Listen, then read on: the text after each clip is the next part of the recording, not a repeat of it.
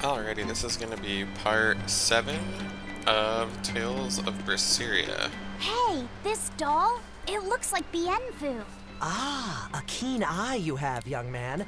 That is a doll of the Empyrean Aminoch. That's... Empyrean Aminoch? Yep, no doubt about it.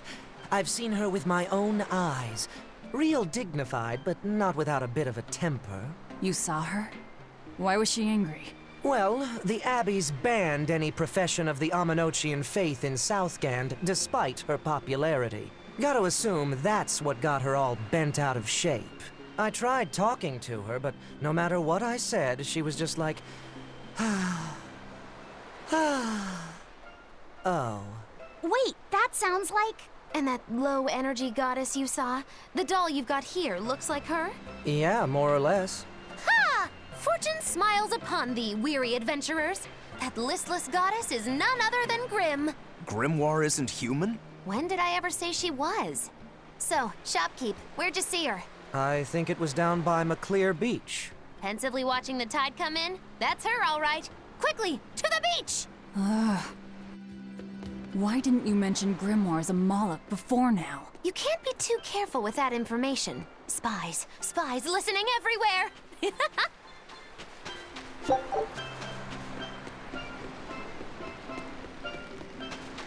But yeah, as like a mini recap, This recipe... we're looking for that person to Show him how I... translate a book. Beautiful waters. So this is Muckler Beach. I hope she's actually here. I don't know, I think I would have pronounced that McClear myself, but what do I know? I'm just a bunny. This Grimoire who we're searching for is a Moloch like Bienfu, right? To be honest, I don't see how someone so different can be a Moloch just the same as Laphicet or Eisen.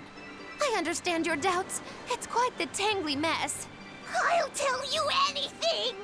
In that case, I've been wondering, what's underneath your hat? Oh no! Anything but that! So, we've hit a wall already. But that ribbon flaps around and gets in the way, right? Could I take it off for you? No, that's not possible. You mustn't remove the ribbon. Why not? That's another thing I can't say. It's all cants with you. All right, is there anything you can tell me? I could talk about what type of Malachim we are, or our position in the world of Malachim, or our abilities. Oh, I'd like to know all that. Then I will tell you. Listen closely. We Norman are a well-established race of Malachim. Compared to other Malachim, we aren't as adept at manipulating natural forces, but we excel at drawing out and heightening the abilities of others. Think of them as a convenient power-up. They're also known as common spirits. Don't even say that! We Norman hate being called that. Why is it so painful for you? Because it makes people think we're average and unremarkable. That's why we work so hard to show how we're all different. That does explain your quirky speaking mannerisms. Don't sweat it. That's a perfectly common thing to worry about. Don't say that!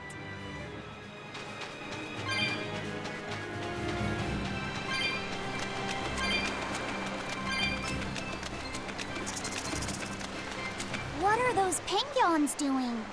Probably keeping their eggs warm? Most likely. They look like a mama and a papa. Penguins are monogamous, faithful creatures. They never leave their mate. Isn't that romantic? So they lay eggs because they're like husband and wife. But how do they make the eggs? That's... well... So, Laffy said, here's an interesting fact. A single penguin egg actually contains dozens of smaller orange eggs. Oh, so their eggs must be small and crunchy. Yep. They have the texture of caviar and the rich flavor of sea urchins. Interesting. So they're more like fish than birds. So you've eaten them. How cruel. Look how much they care about their young. While it may be a bit cruel, they taste amazing. They're considered a delicacy in some circles. Top a bowl of rice with these crunchy eggs and some rich Penguin thigh meat, and you get a dish called family fricassee. That's a horrific name. I wasn't the one who named it, okay? Those eggs look tasty, but I think I'll pass.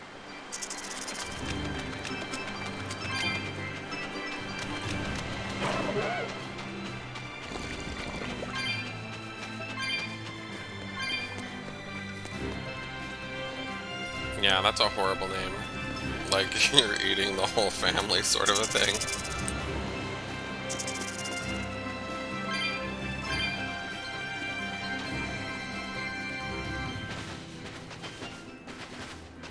Is that? Grimoire?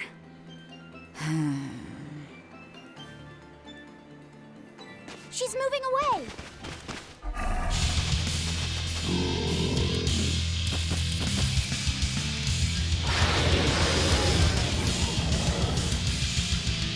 A dragon? No, just a big lizard demon. Is it friends with Dial? 1, 2! No escape! Killing flash! But I'm this close, I won't miss! Form 0! Thunder! Here! Holy Serpent! Armor Crusher!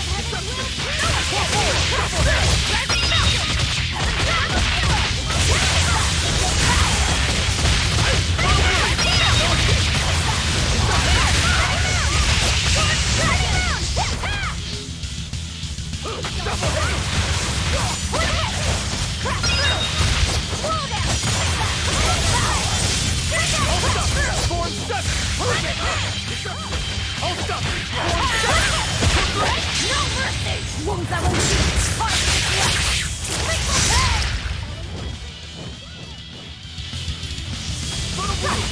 No escape! Armor Crusher! Holy Serpent! Here! Crushing Land! Hold up! Crushing Land! Holy Serpent! Whew! I thought we were done for.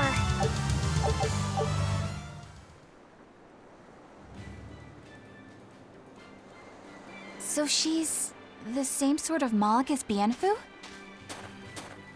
You're Grimoire, right? We've been looking for you. We need your help. Who are you? I'm Velvet. I know your witch friend. Oh. Grim, so wonderful to see you. It's been forever! Ah, you two. Still as outlandish a pair as ever, I see. How exactly do you know her? Witch training? She was an upperclassman. And? We found this fascinating ancient tome, and we were hoping you could read it for us. Goodness, Magilu. You, of all people, joining a team? I didn't know you had it in you. They keep me entertained. Well, I don't need entertainment. Bien! Come on, Grim! Isn't there any way you can help us?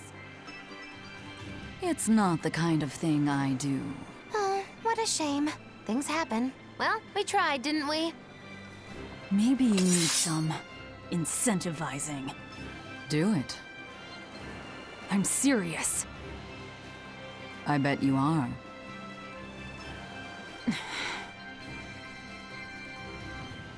Your eyes tell me you're dangerous. Trouble follows you like a hawk tails a rabbit. And at my age, trouble is something I'd rather avoid. How old are you? Ask me again and you'll get a firework in the tush. My apologies. It appears we've wasted our time. A walk on the beach is never wasted, but sorry.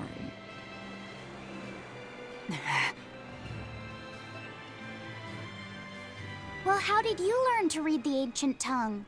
Are there books for studying it or something? My. Are you actually thinking of learning it on your own? Well, I love reading, and I want to learn more about history. Besides, we need what's in this book. You have passion, child, I'll give you that. Not to mention you want to be helpful to Velvet, don't you, kid? Yeah. My tuition isn't cheap, you know. You will teach me? No, I won't. But I admire your dedication enough to read it for you. Now where's this book? Here it is, ma'am. You needn't be so formal. Oh, yes, ma'am. Not ma'am. Right. Let's see what we're looking at here.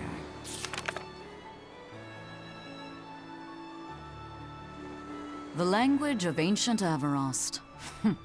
Had to be the hard one, of course. A lot of wear and tear, too. This'll take some time. We're in a hurry. That may well be, but this isn't the place for study. Let's move to someplace more comfortable. You've redeemed yourself, young man. There's a village called Haria just a little ways away. That works. Thank you. Fine. Haria Village. Whatever gets the job done.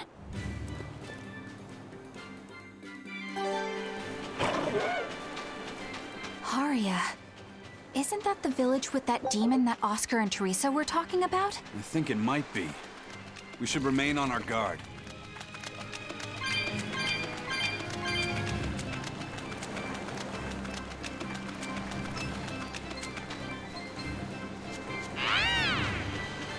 We will need to be extremely wary. Shelling flash! But I'm this close, I won't miss! Form zero! Form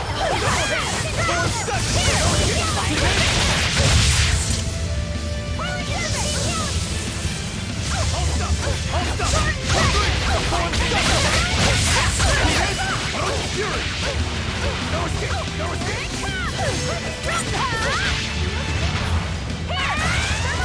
Give way! Double haste! I'll stop you! Form two!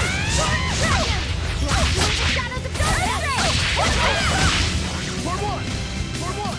Armor crusher! Armor crusher!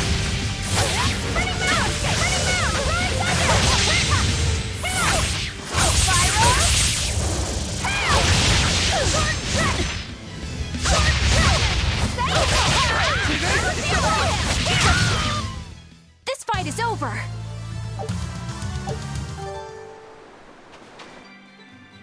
I apologize if I'm being rude, but I have to ask. You're not Aminoch the Empyrean, are you? Of course I'm not. What would even make you ask such a thing? A shop in Isolt was selling Aminoch figurines that looked just like you. Oh, that. I distinctly remember whispering to the shopkeeper in his sleep, telling him not to sell those things. You showing up in his dreams probably only convinced him you were the real deal. You should sue for his use of your likeness and get proper compensation from that shopkeeper. Forget it. It's no concern. Yeah, you're right. It's not like they'd ever sell anyway. Oh, you think a figurine of mine wouldn't sell? You've got this whole somber ennui thing going on. A figurine needs to be cute, like me. Then how about I turn you into a product? Me? Really? Oh yes. I'll have you stuffed and mounted. But since it'd be a unique piece, I'd have to price it a bit higher. Mounted? No, count me out! Oh, you're no fun. Now, what was it we were talking about? Whether or not you are the Empyrean Aminoch. Ah, yes, that's right. I'm no Empyrean. I'm just a simple girl. It would be hard for anyone to worship an Empyrean like me, right? That's true. I mean, it just seems like you're the type who can see through anything, so perhaps an Empyrean seems less intimidating from a certain point of view. You're saying I'm scarier than an Empyrean? Not scarier exactly, just more of a savvy sort of woman. That's not a bad answer, but it won't get you out of the doghouse.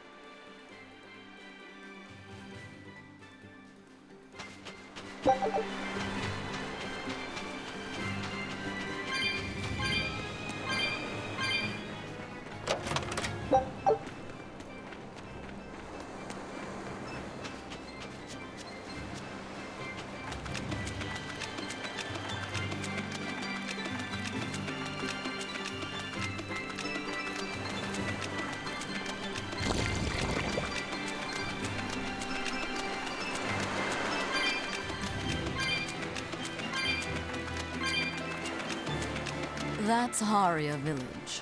To the inn, one and all!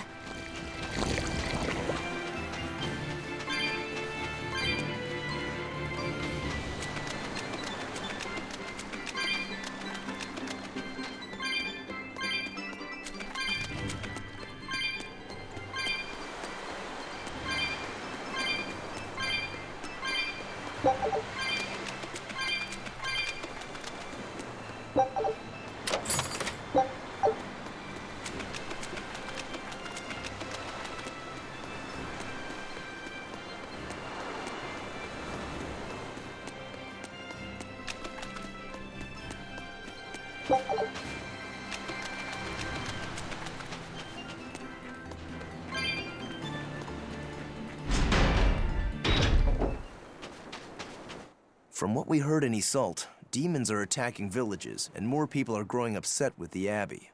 So I hadn't expected things in Haria Village to be so laid back. They might be on their best behavior because you're accompanied by an exorcist. I didn't know you could see the world in more than just black and white. The Abbey wouldn't entrust my responsibilities to someone who couldn't see beyond the surface. I have seen many things in my work. I've beheld both the light and the darkness in the world of men.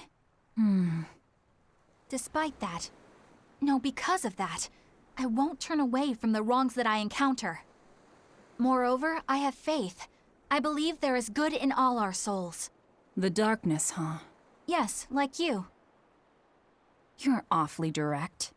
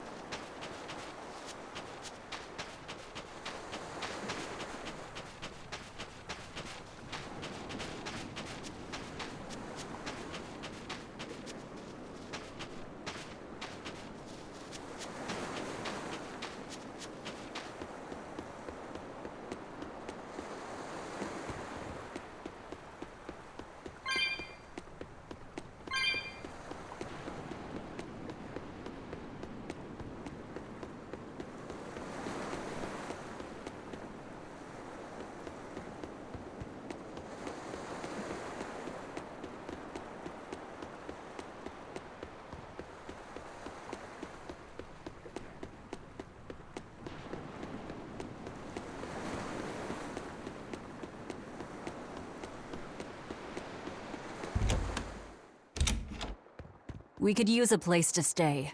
Any rooms open? Yep. Just finished cleaning, in fact. You can help yourself to that room there. All right, time to start deciphering this scroll. Let's wait somewhere outside so Grim can concentrate. Do you think maybe I could stay and watch? I really do want to study the ancient tongue. I promise I'll be quiet and not get in your way, teacher. What did you just say, child? That I'd be quiet and... No, what did you call me? Teacher? You said you didn't want to be called ma'am, so I thought maybe that'd work. Yes, satisfactory. All right. I'll teach you how to read Ancient Avarost. Thank you so much, teacher! We'll leave you two alone then. Let us know if anything comes up.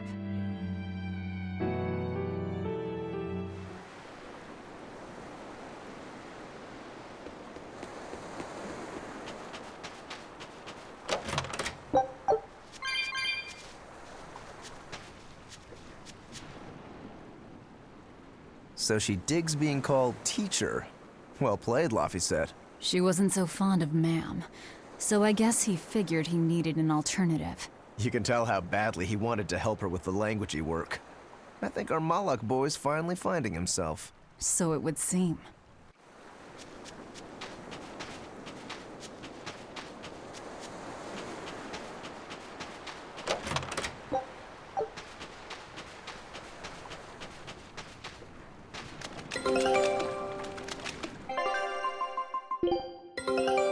All right.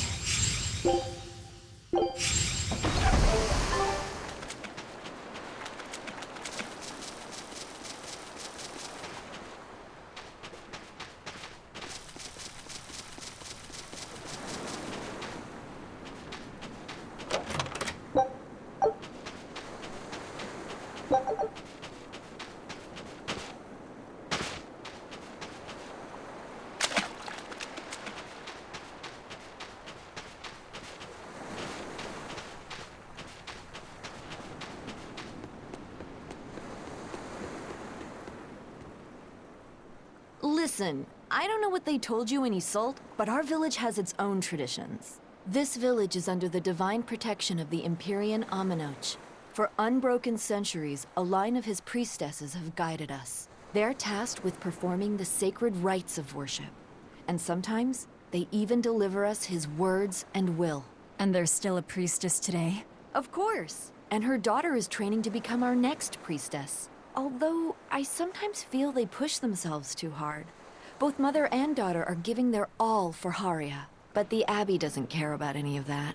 And they stole our temple from us. By force? An exorcist named Teresa came and heard us out. But from the very beginning, she always intended on taking our temple. Her words may have been kind, but that doesn't change the fact that she demanded that we worship her god, Inominat. In all the years we've worshipped Aminoch, not once did we ever try to force others to adopt our beliefs. Why haven't I seen this priestess she's talking about?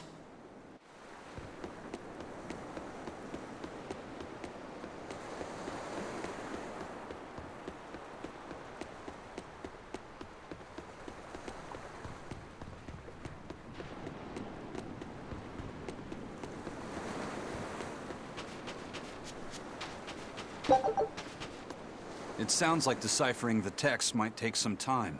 We should be prepared to wait it out here a while. Hopefully it'll all be worth it in the end. I hope so too. But ancient Avarost is complex. It's not just a matter of knowing the grammar and vocabulary. Oh? Then how exactly do you read it? I'm not sure about the specifics myself, but from what I understand, you kind of have to intuit a lot of it. A language based on guesswork? Thanks, old dead people. You're officially the worst.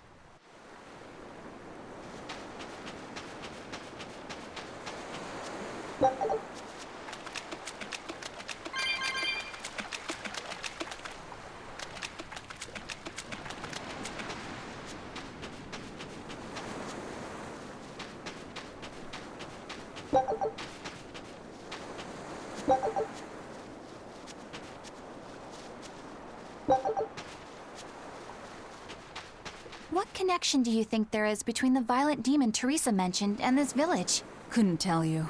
Could there have been a demon blight breakout here? This village doesn't look like it's been attacked, but... Whatever it is. If it keeps the Abbey's eyes off us for once, that's good enough for me. You really will use anything and everything towards your own aims, won't you? Yep, and that includes you. As I'm sure you've noticed.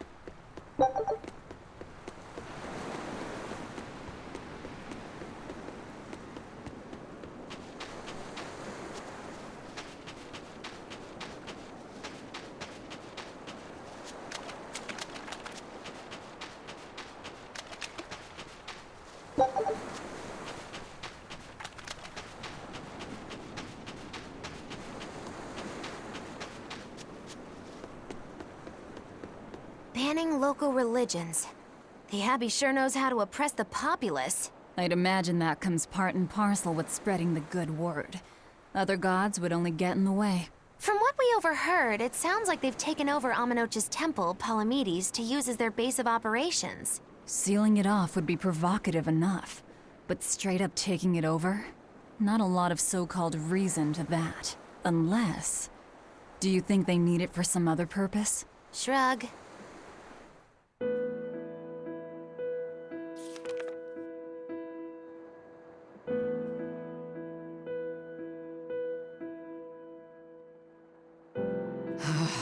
Oh, ancient Avarost. You have the obstinacy of a spurned lover who refuses to move on. Even for you, teacher? It's this one crucial line. I can't wrap my head around it.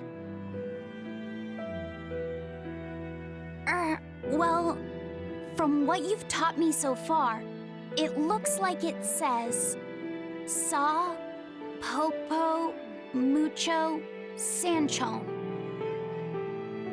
Correct, but if you merely translate it word for word, it ends up saying, the parent hates tomatoes, the child eggplants.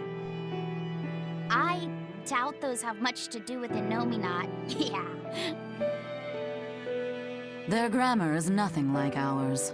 Sometimes you have to reorder the words, and even then the meaning can require leaps of logic and flashes of intuition. Reordering? So like... San-san, Pocho Pocho, Pocho Musan, Pocho Musan. Can you read it that way? Pocho Muson. Now where did you get that from? These words are lined up, like they repeat. And when I read this part that same way, it just felt right. Pocho Muson. If that's repeated here, then the passage turns into... the Nameless Empyrean.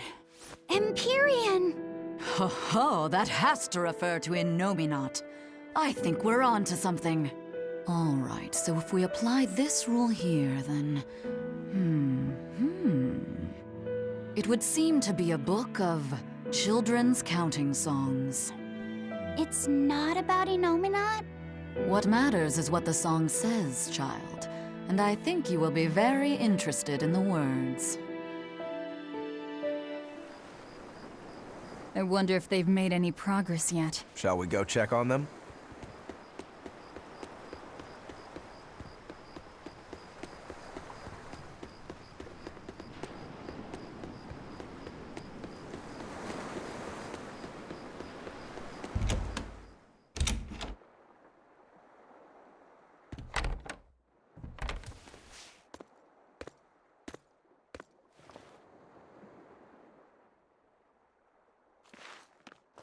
Well, any results? Yes. Well, thanks to the boy here. As it turns out, he has quite the knack for languages. Only because I've got the best teacher. Careful, honey tongue. You'll give this old girl ideas. Huh? Now, child, I'm sure they're curious about the song we unearthed. Why don't you read it aloud? Yes, teacher. Song? 8-headed is the lord of the land, with 7 mouths to devour malevolence. Through pulses of earth doth base nature's flow, as he awaits the time of awakening. 4 Empyreans may tear him asunder, but so long as there is one receptive to divine power, Therions shall be forever reborn, in sight of the full crimson moon. The Nameless Empyrean hath one heart. The Nameless Empyrean hath one body. Therions? Essentially, this ancient text you found is an annotated volume of drawings and songs pertaining to Innominat. Annotated? Then hurry up and just tell us what it means. I'm sorry. So far, we've only figured out how to read the song lyrics.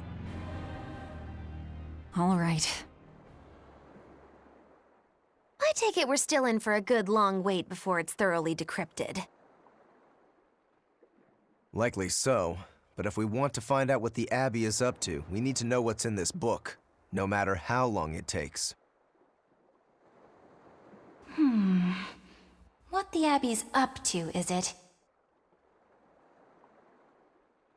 I think we can learn much, even from the lyrics alone.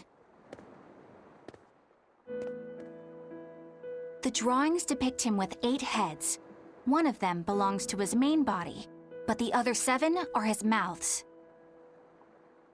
Those mouths consume malevolence, sending it along Earth pulses back to that main body so he can awaken. The 7 monsters fitting that description are called Therions. Right. Now as for this malevolence, I have no idea what that means. What about the second part? I haven't studied much ancient history, but it said this world was created by 4 Empyreans: Earth, Water, Wind, and Fire. But they also call Innominat an Empyrean. Perhaps a war broke out between Innominat and the other Empyreans that resulted in him being sealed away. But if there is someone to connect with this divine power, the Therions will keep spawning. And just like that, Innominat will be revived. If we assume that Shepherd Artorius fits that bill, and that he's trying to reawaken Innominat, everything lines up. Which means our job is to find these Therions and cut off Innominat's heads, so to speak. But where do we even start looking for them? Remember, the song states that the Therions in Innominat's body are connected through Earth pulses. If their job is to feed Innominat, the most effective place to position them would be at the Earth pulse points. Points? The places where the power of Earth pulses is concentrated. Places with that sigil. Hey, remember the barrier that was keeping this bug in the forest? Wait, are you trying to say that thing's a Therion? And yet, it would explain why the Abbey was keeping it locked up. And there was that same barrier at the villa, too. That's right. Do you suppose that was also a Therion? Does that mean the Therions all come in different forms? Should we go to Logres and check? We've just started deciphering the book. I'd hate to lose time on some fool's errand. I'd rather know at least a little more about what's in it before we make a move.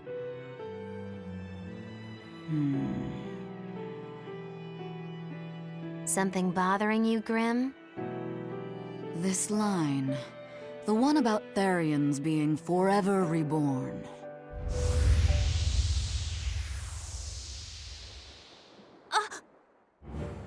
I just felt the same thing as I did in Warg Forest.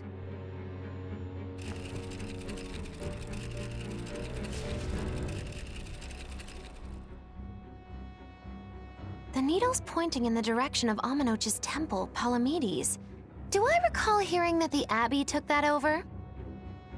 Temples and ritual sites are often built on places thought to be rich in spiritual energy. Could the temple possibly be an Earth Pulse point? There's lots of Earth pulse points scattered all over the world. If there's only 7 Therions, most of them will be empty. It's not like we have any better leads. If there's even a chance, shouldn't we go check it out? Better than sitting around waiting on the book. If nothing else, we'll find out what Laphicet is sensing. Just a theory, but if you were to kill a Therion... What? I guess there's only one way to find out. Never mind. Good luck out there.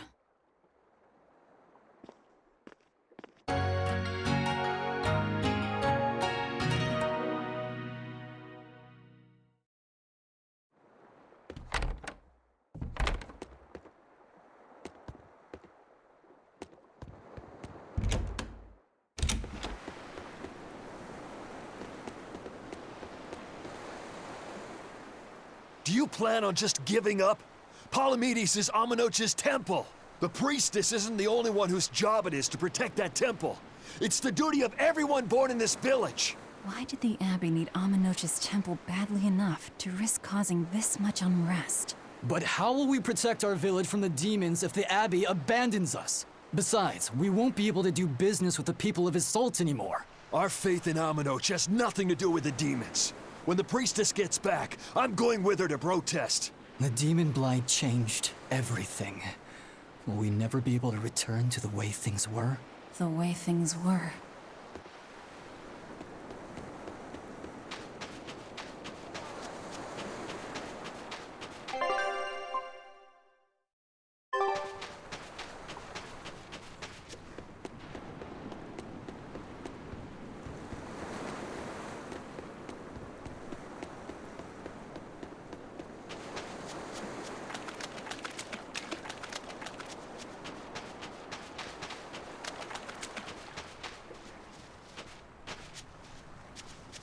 I can't deal with this anymore. What's the matter? Everyone's sick of all these fruit-flavored gels, right? So, I made gels using the giant cacao beans only found here on this island. It gave them a nice bitter chocolate taste. But people complained that they weren't avant-garde enough. Ugh, chocolate-flavored gels, how prosaic, bah! This got me fuming! So I caught some maiden bonita fish you find around here, ground them up, and made some gels with them. You put fish into chocolate gels? Well, people do braise meat with chocolate. Chocolate and fish may go surprisingly well together. Exactly! It was the discovery of a century. The bonito flakes crunchiness and the gel's gumminess made for an exquisitely bad combo, which made it interesting. So if you made an innovative new type of gel, why are you so angry? That's exactly my problem. I outdid myself. Now I need to make my Gels World debut as amazing as they are. So I thought up the ultimate plan. And that is? I'll put my Choconito gels in toilets all over the world. I'll call it the Great Choconito Toilet Gambit. No one will go to the bathroom without finding my gels. I think everyone will have a lot of fun. So, genius, right? Yeah, it's weird, but I think it's funny too. Right? I knew that kids would get it. Who's a kid? But all the adults in my village called it silly and lowbrow. They forbade me from selling my Choconito gels at all. Isn't that just horrible? That's the most ridiculous thing I've ever heard. Aw, man. Things used to be so much better. Mom would make me dinner, and all I had to do was goo goo goo ga, and everyone would smile and praise me. I don't want to become the kind of grown-up who can't find any fun in looking for gels in toilets.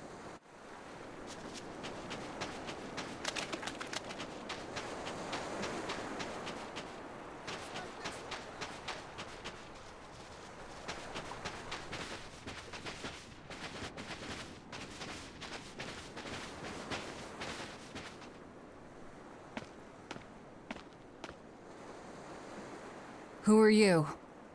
The innkeeper's daughter. I happened to overhear you all talking about going to Palamedes, and...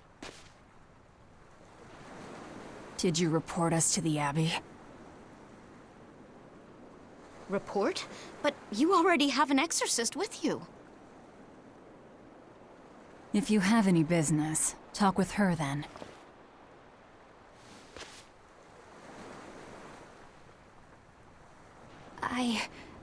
I'm Eleanor Hume, an exorcist with the Abbey.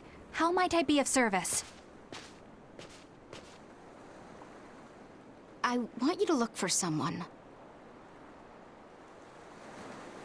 A mother and her child went to visit the Abbey grounds, but they haven't returned.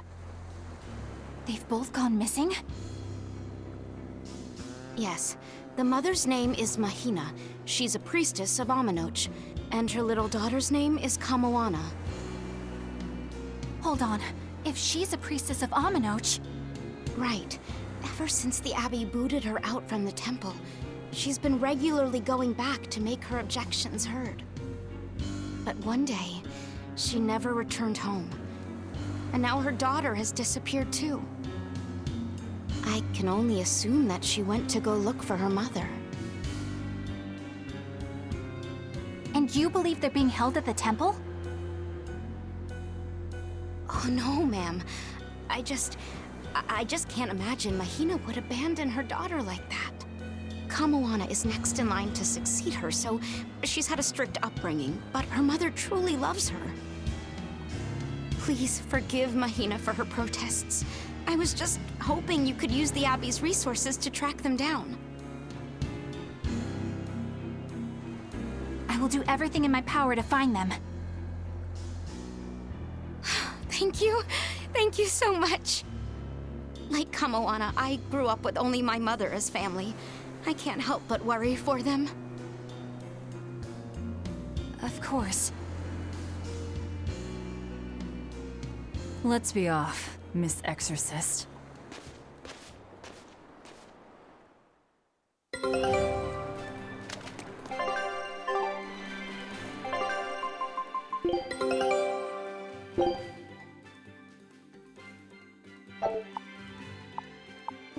Scout ships.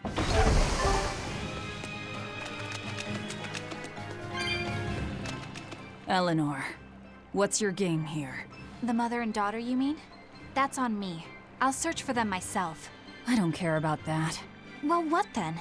Why are you actively helping us decipher the book, when we're using it to thwart the Abbey's plans? You think I might be deliberately misleading you? Laying a trap of some sort for you all? Are you? I think you're a lot of things, Demon. But foolish is not one of them. I want to know the truth. I want to know what Lord Artorias is trying to accomplish. And there's something happening in the world right now. I want to know what it is. Unfortunately, little old Eleanor has never been deemed trustworthy enough to be given such information. So, my only option is to find out for myself. You've got the soul searching down at least. The Abbey and your band of rogues follow two different paths. But something tells me either will lead me to the same destination. And so you don't see any need to lie to us? Exactly. And what'll you do if those truths don't line up cleanly with what you believe? I'm not sure yet. As honest an answer as any. Either way, it looks like you'll be working with us for the near future. Yes, for now. Hey, could I ask you something? What is it? About the Therions. I've heard you call yourself a Therion before. Is there any particular insight you have about them? No, none. Artorias said I was one, that's all. And that doesn't bother you? Does it bother you? Nope, not at all. If you're not worried, then neither am I. I'm surrounded by freaks. But was that truly the reason Ceres chose me?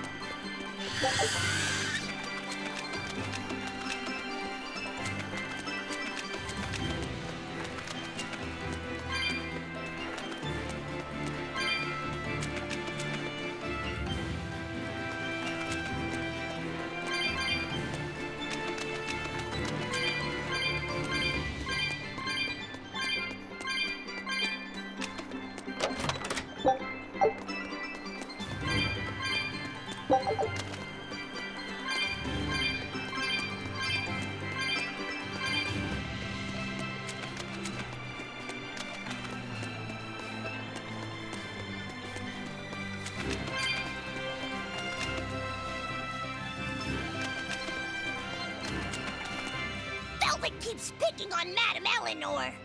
There They're total opposites, so I know they're just gonna clash sometimes, but Velvet takes it too far! You really think they're totally opposite? If Madame Eleanor is a white lily, then Velvet is a black rose.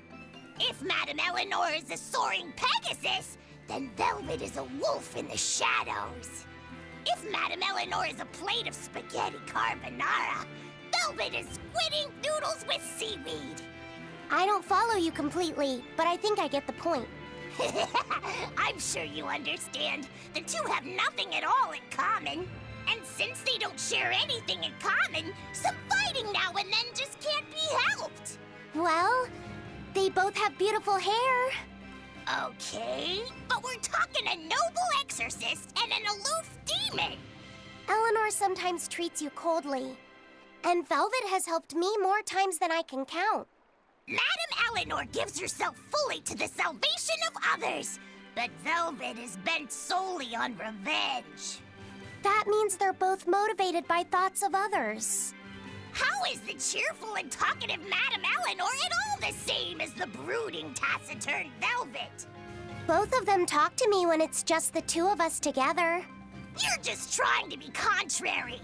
I'm only telling you what I've experienced.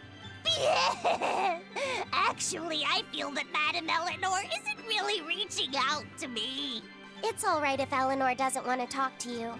I'm here for you, Bienfu. You aren't alone. That just makes me feel lonelier.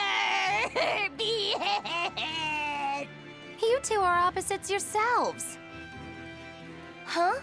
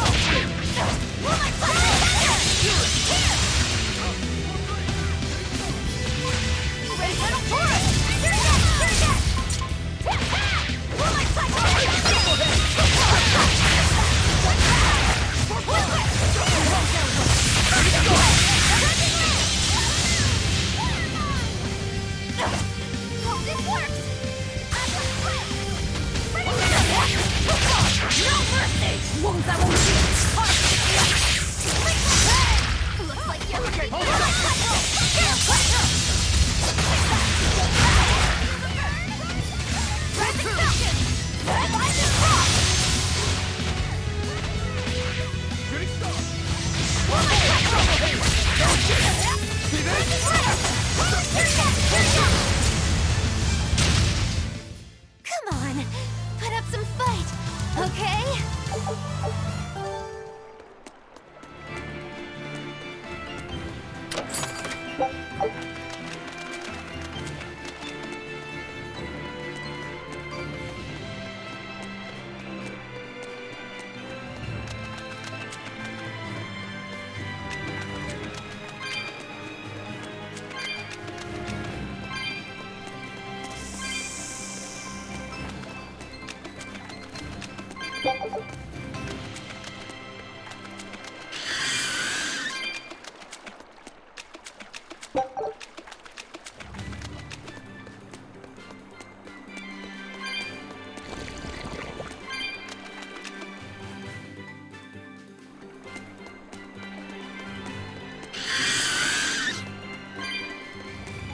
This rocky shore just keeps going.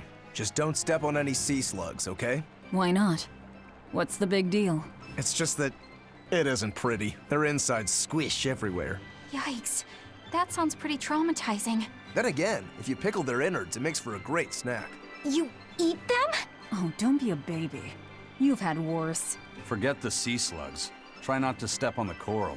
Good point. Coral is alive and needs our protection. Or maybe it's because some of it can be sold for jewelry. I didn't mean either of those reasons. Although Manon appears similar to Maclear Beach, it was formed by a completely different process. Now that you mention it, this area is covered by rocks. Maclear is just your average seashore. But Manon here was made by the slow corrosion of seaside caves. They were worn away by the waves? That too. But mainly, it was the handiwork of a rock-eating species of coral, known as ravening table coral.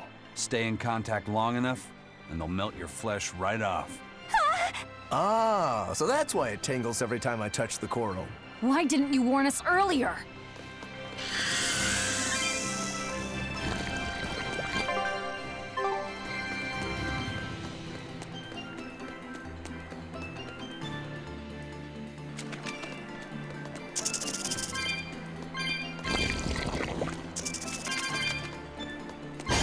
I'll finish this quickly. Looks like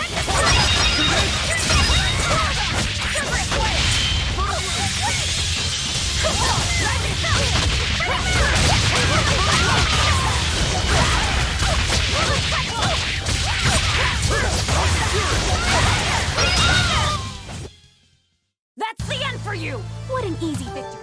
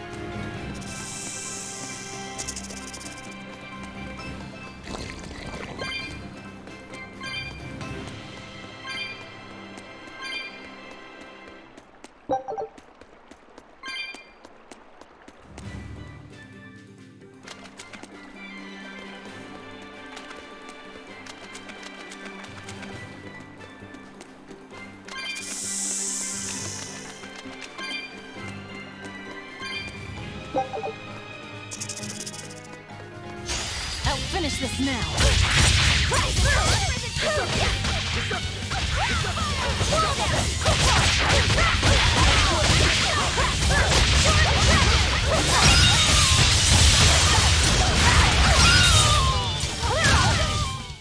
I had no problems here.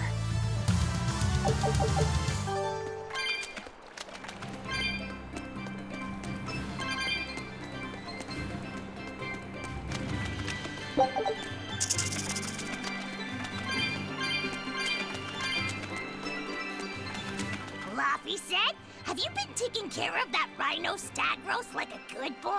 Of course. I make sure to feed it every night before I go to sleep, since it's nocturnal. How long are you going to keep on calling it a rhino stag roast? I don't know.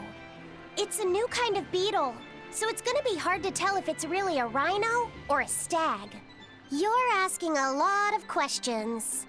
Bienfu, do you like bugs? Duh! I love rhinoceros and stag beetles both! What guy doesn't find them fascinating? Right? So which kind of beetle do you think it is? Rhino or stag? Oh, that's a tough question. But guess what? Miss Mogulu taught me a surefire way to tell. I didn't know there was a way to tell. Yeah, but if I do it, you gotta name it after me, alright? Come on!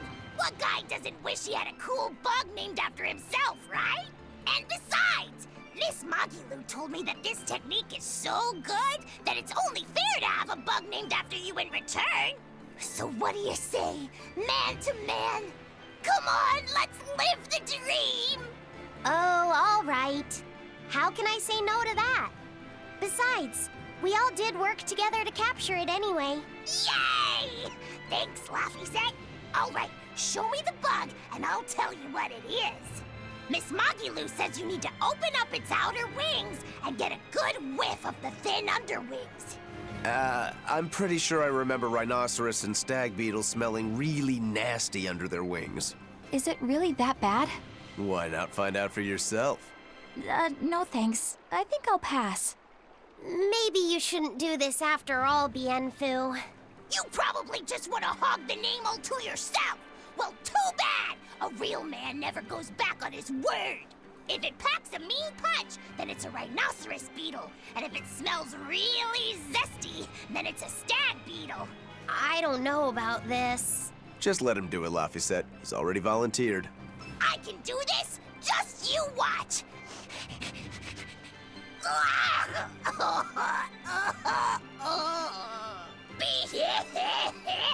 This smell is the most bad thing that ever bad it! Whoa! He fainted with his eyes still open! Hey! Wake up! Wake up, Bienfu! Miss Magilou, as soon as I smelled it, my nose literally exploded.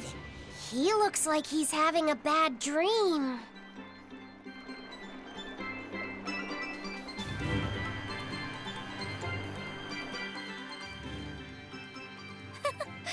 I spy with my little eyes a kiddo who's spying at my bewitching waist. Oh, sorry. I just couldn't help it. What are those books anyway? Oh, that's a great question. Since you asked, I'll reveal the secrets of my tomes just for you. On the right, I've got my household ledger in the back and my magic encyclopedia in the front. That one I mostly use for oil blotting paper. What's oil blotting paper? It's a girl thing. The two on the left are my heavy book, which I use for flower pressings, and then my super pop-up book. A super pop-up book? When you open it, it pops out with the force of a raging river! When an enemy has me cornered, I can just open it up facing a nearby wall and pop! Instant getaway! The only downside is that it's a real pain to try to get closed again, so I haven't used it in years. What about the book right in front? That's actually layer cake. Whoa, really? Seared into its batter are precious bits of knowledge. Eating it is just as good for your brain as it is for your stomach. Wow! I had no idea that was possible. He's taking this so seriously, I almost feel bad. All of your books are so interesting, Magilou. That's really cool. There's no end to your curiosity, is there? What do you say? Want to take a closer look? Boy, would I. If you really do, then say, Magilou, I want to get to know you better. Magilou, I want to get to know you better. All right, I accept. I'll reveal to you my most private secrets. Wow, so that's what's on the other side of these books. I wouldn't have ever guessed that. What the? What are you doing with Laphicet? He said he wanted to see, so I'm showing him. You have no right to stand in the way of his desires. It's my job to protect him as his vessel, especially from someone so wicked as yourself. Also, what you're doing runs contrary to public decency. Witches aren't supposed to be decent. These bindings with the locks on them. This style used to be really popular during the Meliodas dynasty. Now that I know you're such a bad influence for him, I'll be keeping a closer eye on you. If you can't learn to take it easy, nobody's ever gonna want to marry you, you know. Like you're a shining example of marriage material yourself. Hey, Magilou, could you turn them over one more time? I want to see how the books attach to your belt. Yeah, sure.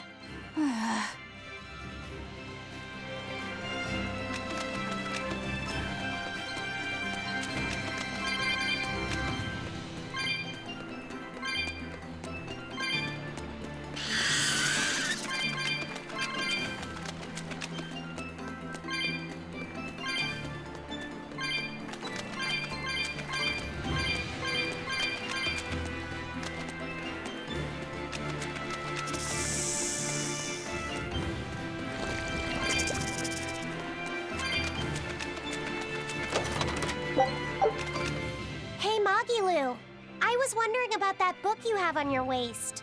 The one you called your heavy book, for flower pressings. Your curiosity truly knows no bounds, does it, kiddo? Okay, nobody else knows this, but since you're so interested, I'd hate to leave you hanging.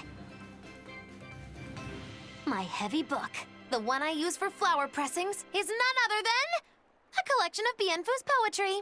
Bienfu likes to write poems? Yep. You'd never guess it, but he's actually just about the best Moloch poet around. Some people even call him the Great Norman Poet. Here, I'll read you my favorite one.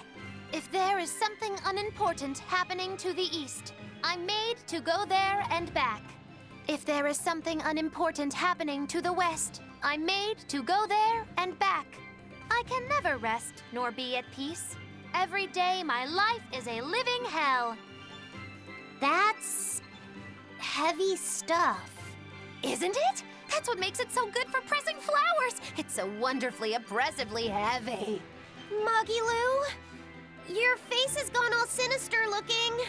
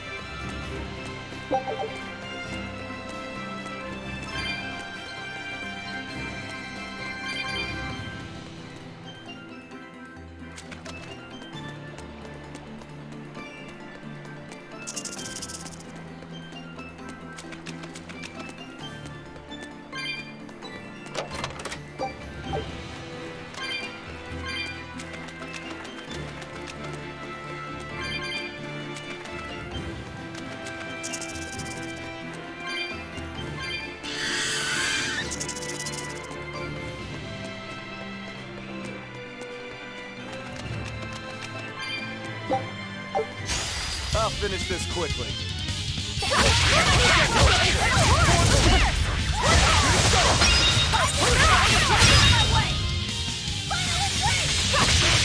Killing flash! But I'm this close. I want this! Form zero! Looks like you're gonna be put on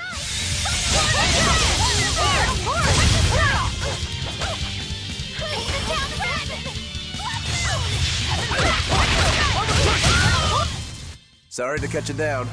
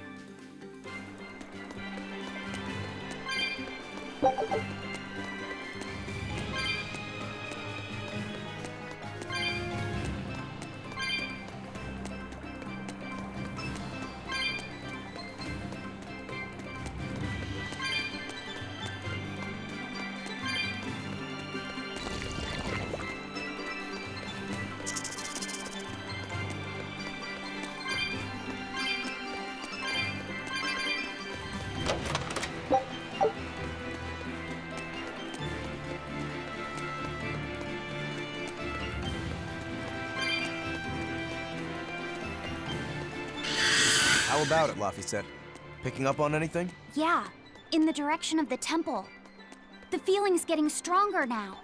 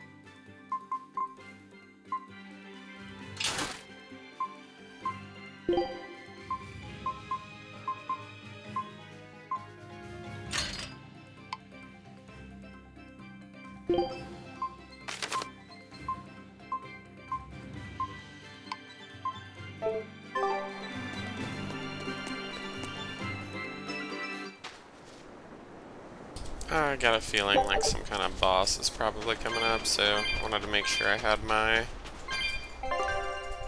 mastered equipment removed so that I can potentially learn some new skills. Oh yeah.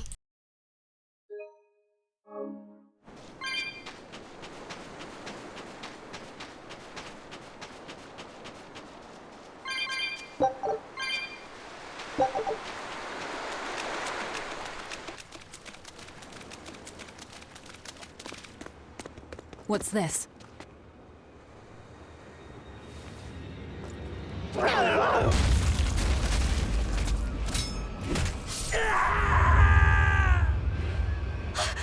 demon! The demon we heard about? Sounds like it's having fun. Then we'll use this distraction.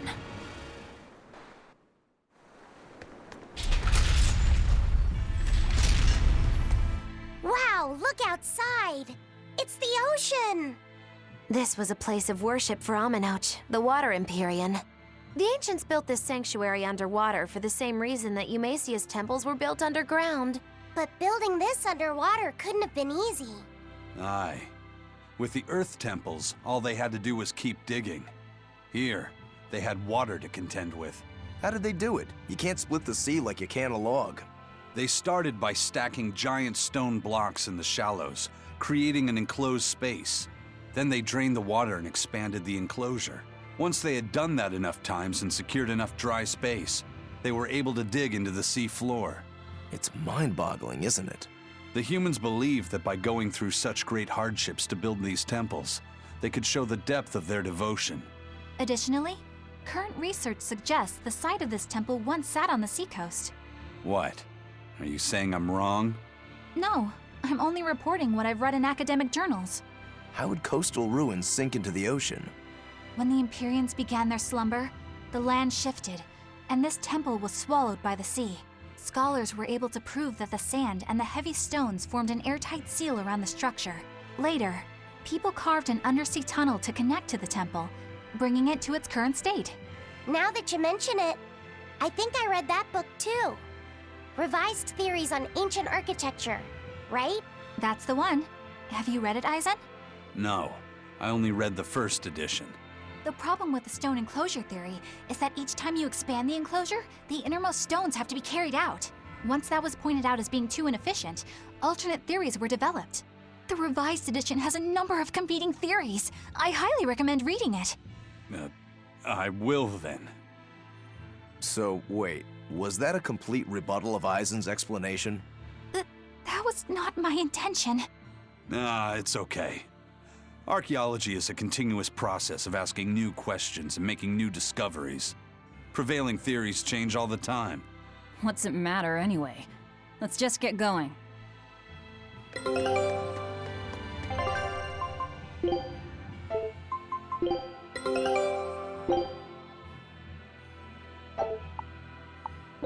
Scout ship. There's no Empyrean here, right, Aizen?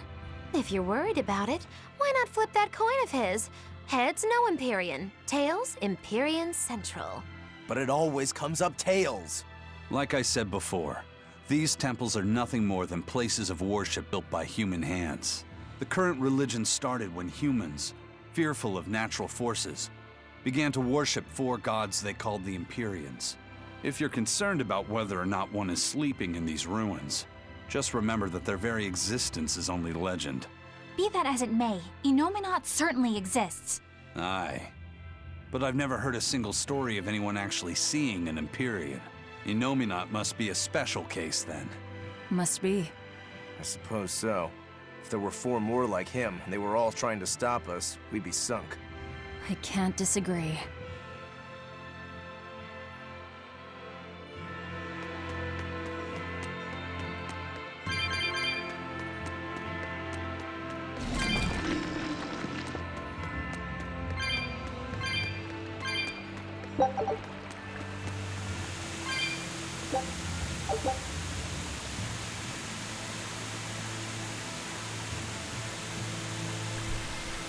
Should the chalice be filled with water and its mark turned blue, the water shall be as a wall to thwart your path.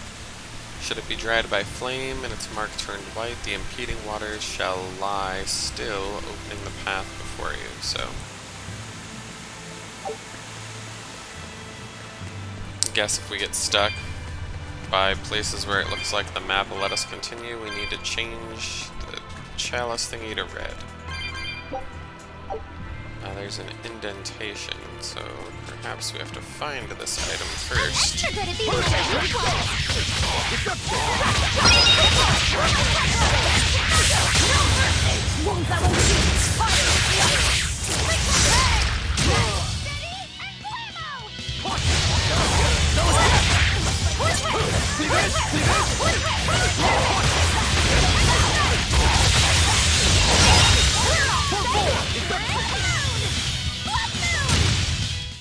This fight is over!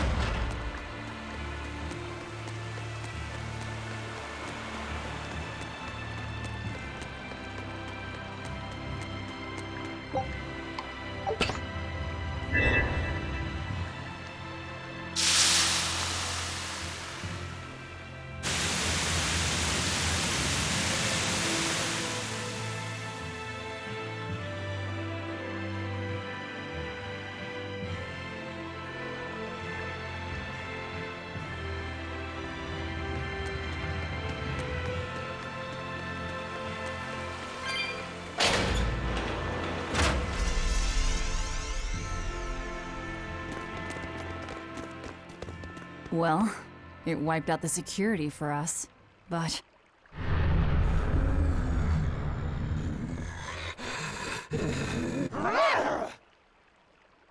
Well, look at that. Wolfie's got the crest of Aminoch.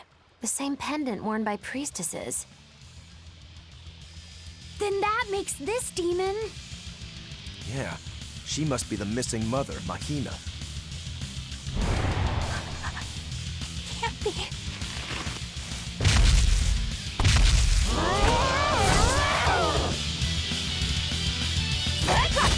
Don't just stand there. It's gonna eat you. I know that, but... Rising Falcon! Thermal Fury!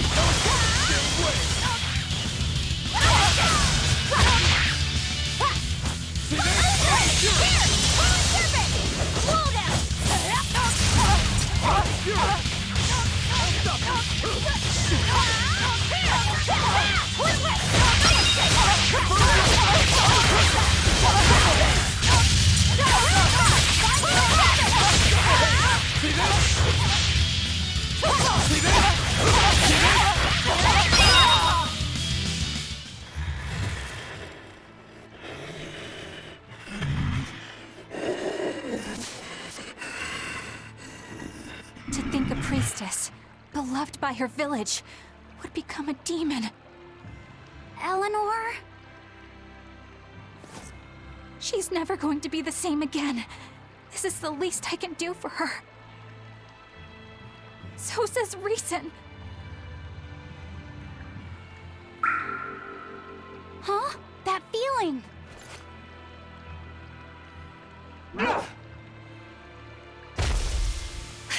Damn!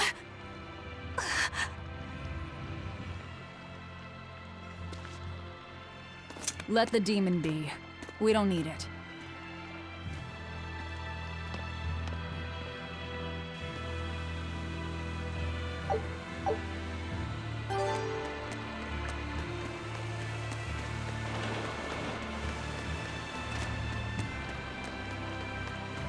That demon. I guess she caught demon blight when she was looking for her daughter. Yeah, that's what the girl at the inn said. But even after turning into a demon, she's still searching for her daughter.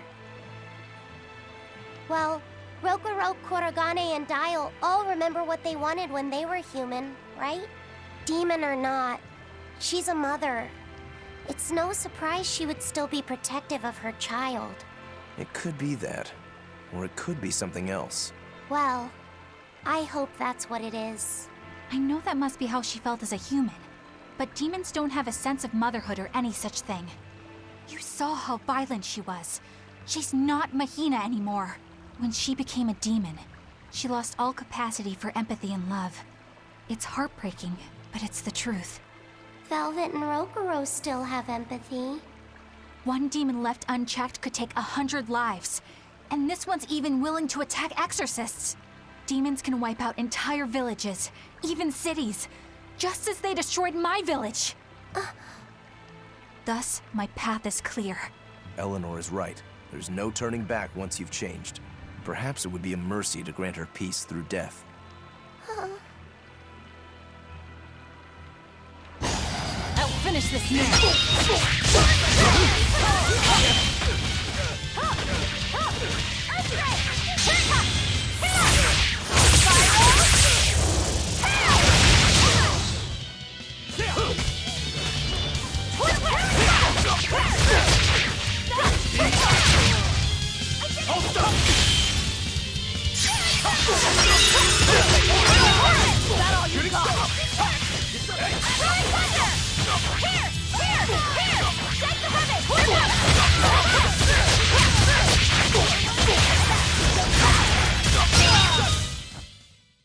You really do have a peculiar air about you.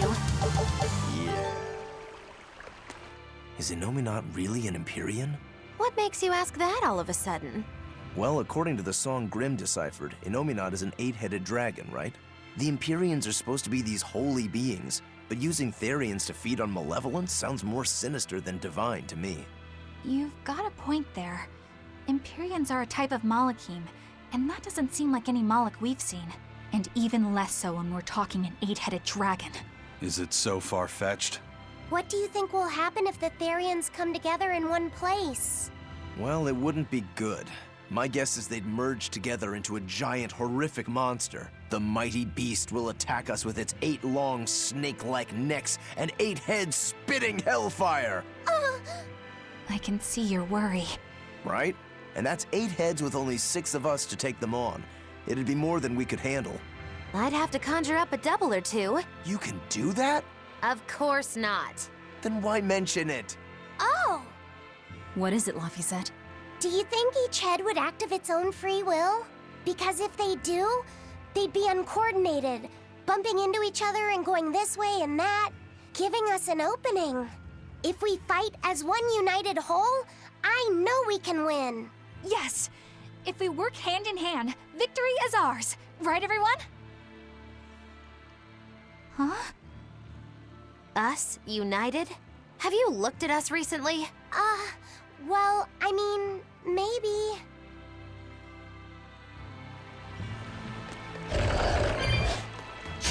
I'll finish this quickly.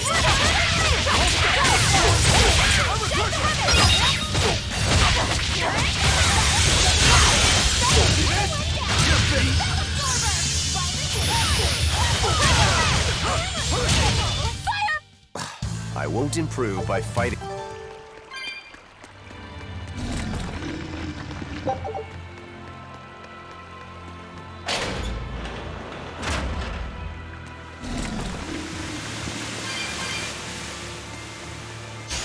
I'll show you the beauty of my spear work. Hope this works!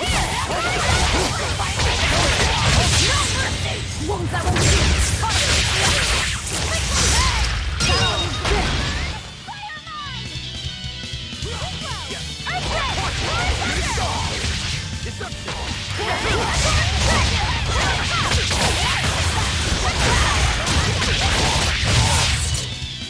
No escape! Deception! Offside! No escape!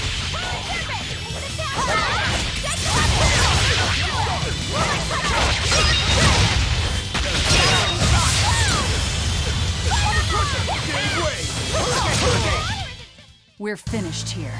Let's go.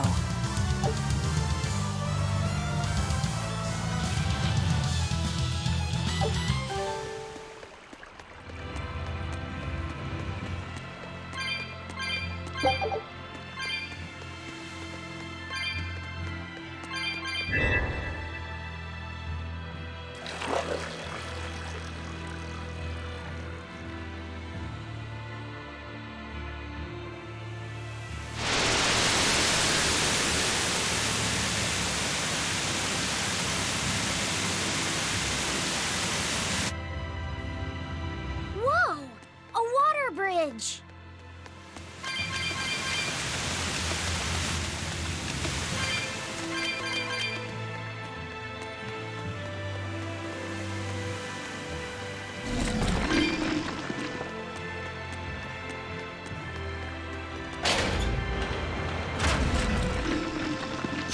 I'll finish this quickly.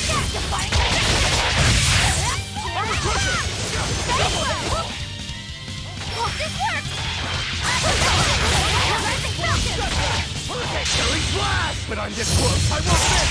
Form zero!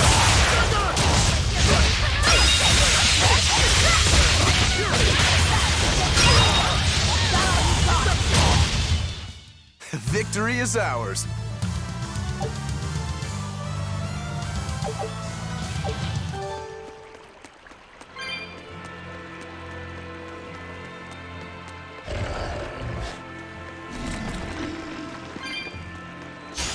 I'm extra good at beating up the weak ones!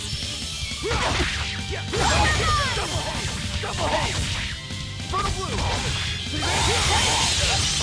Fertile blue! See this? One down!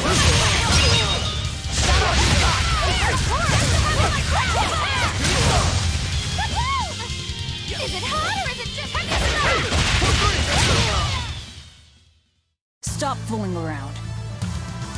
But I'm serious about my fooling around.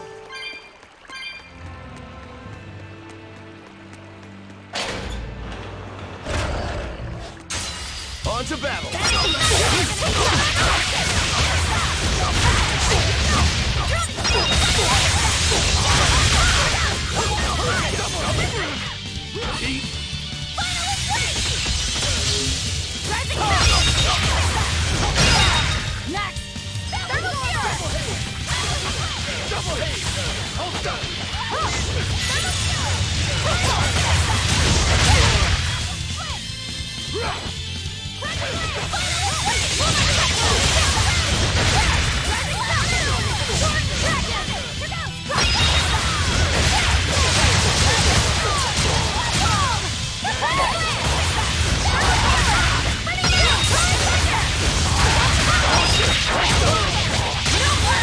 You thought I'd stop there? Annihilating!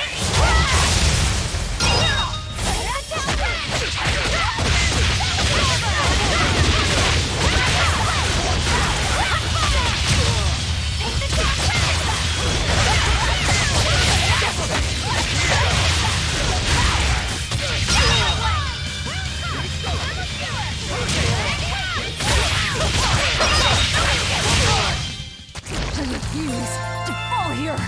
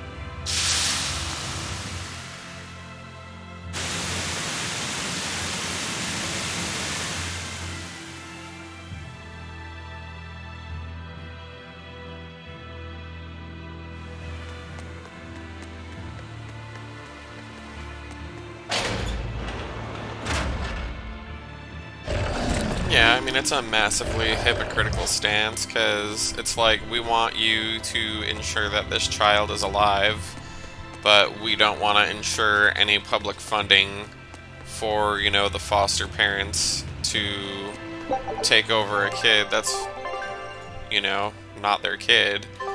We don't want to ensure any public funding to, you know, do essentially like what are welfare programs, which is something like in the US we have like WIC, which is Women, Infant, Children, and that's like a voucher that provides a parent with money for formula.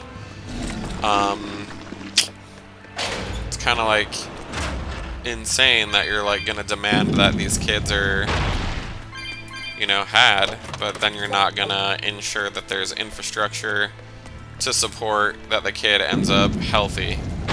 So, I mean, if I just look at it from the perspective of the state that I worked as a counselor in, or rather a social worker, it's kind of insane. Like, the outcomes are wildly different across different states, because the amount of money that different states are willing to put into the programs is wildly different depending on, of course, you know, things like population, how many, if it's a red state or a blue state sort of a thing. But believe it or not, options tend to be a little bit more better, outcomes rather, in places where the funding is higher. So it's like shocker on Shock Street. If you help these people, the good things tend to happen. Outcomes rather. But no matter what the outcome is, it's still really messed up for the kid, because you have to essentially strip a parent of their parental rights in a courtroom. And a lot of these kids prefer their biological parent to the strangers or whomever they're living with, because not everybody gets into foster care to help kids. Some of them, you know, unfortunately bad things happen in foster care as well. So it's a tricky situation. But it's completely hypocritical to be like, yeah, I'm gonna let that shit work itself out, even though I'm demanding that all these kids, like, must live, otherwise it's a horrible abomination against God or whatever. Huh, I wonder how I get in there. Maybe I have to turn that thing back on.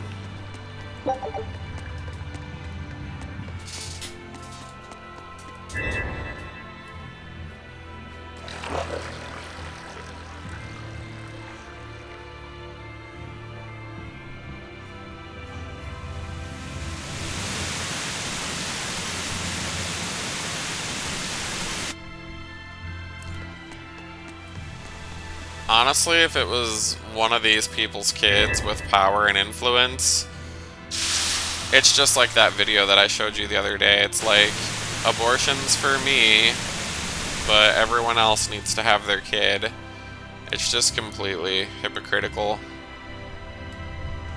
Like, very few conservatives actually, like, align with their own value structure. They just basically do whatever the fuck they want.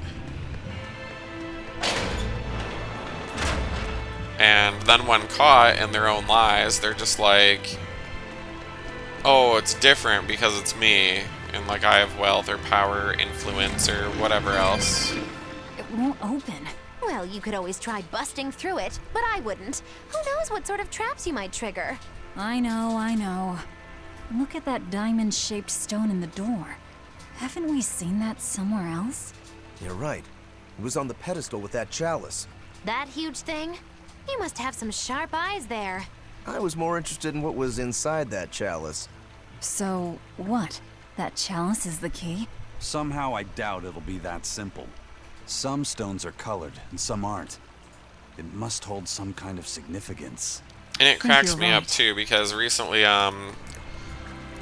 there was a Supreme Court justice that came out and said, like, oh, like, I have a right to privacy, these people shouldn't be able to come to my house and protest.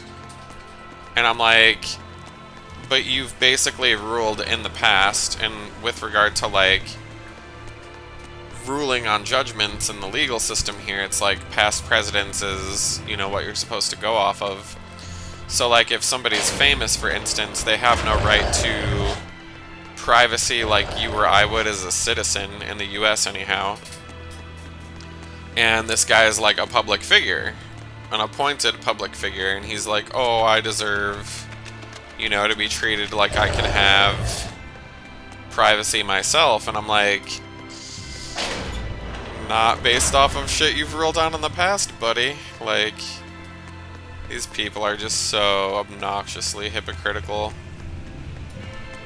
Just blows my mind.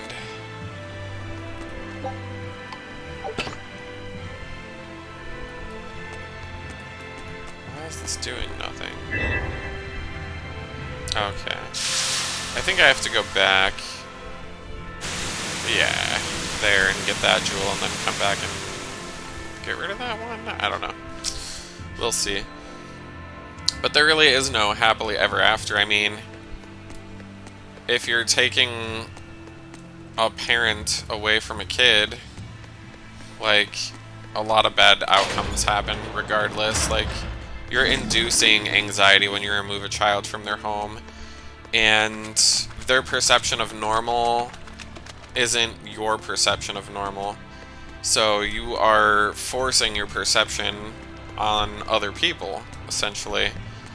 And it's almost never a good thing for any of the parties involved. Like, you can either be legally stripped of rights, or shamed, or have your kid taken away.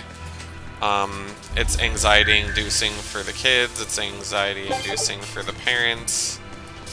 There's really no, like, saving grace regarding it.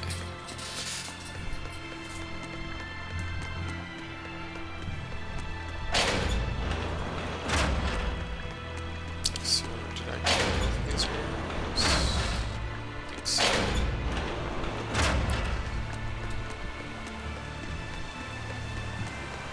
Like, ultimately, you're just supposed to do as much good as you possibly can.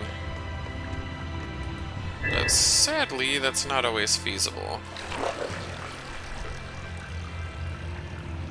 Sounds great on paper, rarely works out as well as you'd hope it would in practice.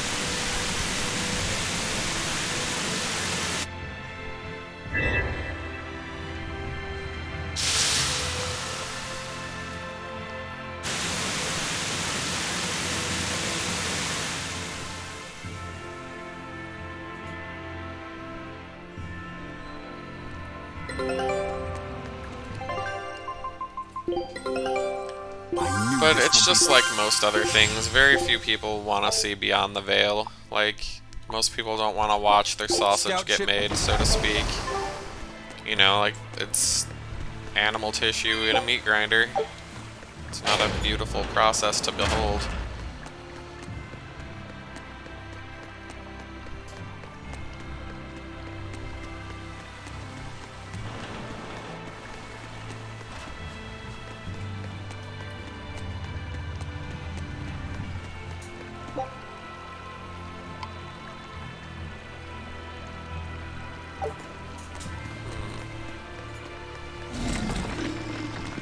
Guess I gotta keep messing around with this. I thought I saw like a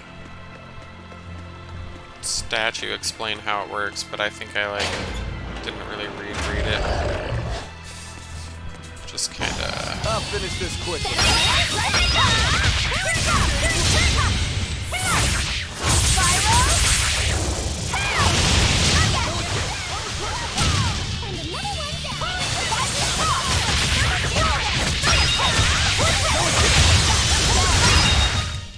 Not even worth my time. I'm actually thinking I need to just go back and turn off all those pedestals and then warp back up here, and then that might solve it, but I'm not 100% sure.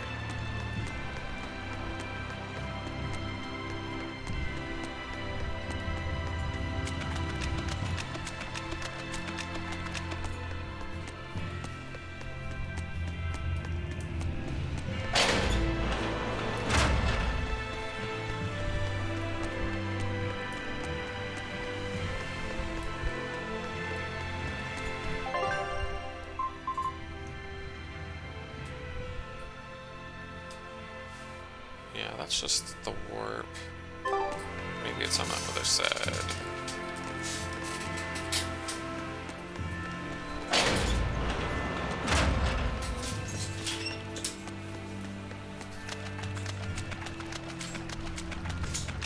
I don't know, I look at it this way. If we tax rich people more, a lot more, then you can have more money for social programs.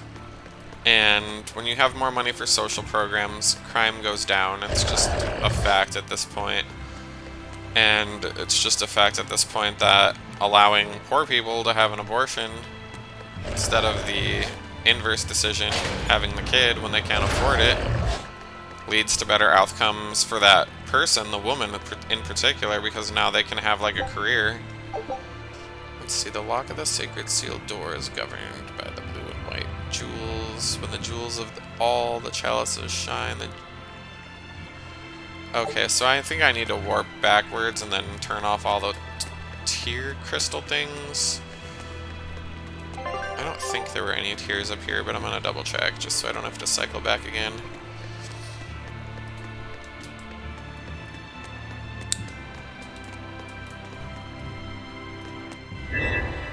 Okay, so that's one of the tier ones.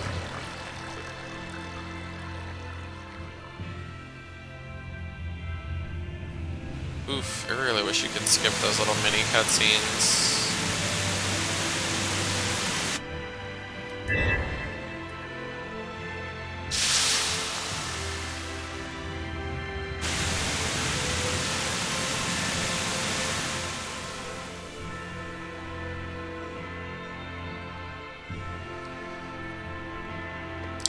Like, life is better for everyone when you can make a mistake and it doesn't destroy your life.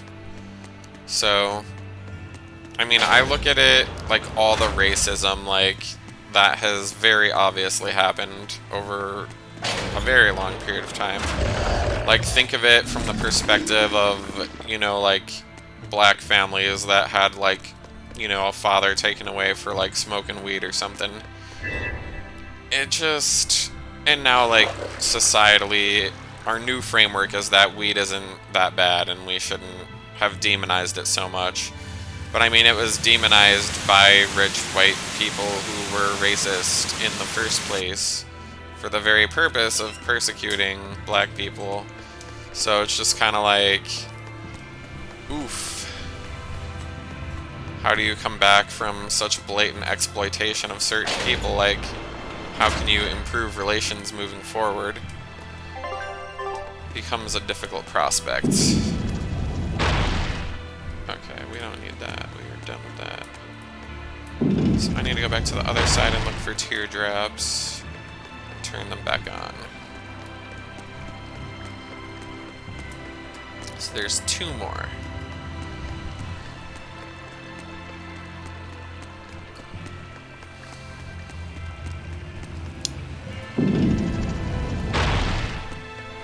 Those are diamond shapes.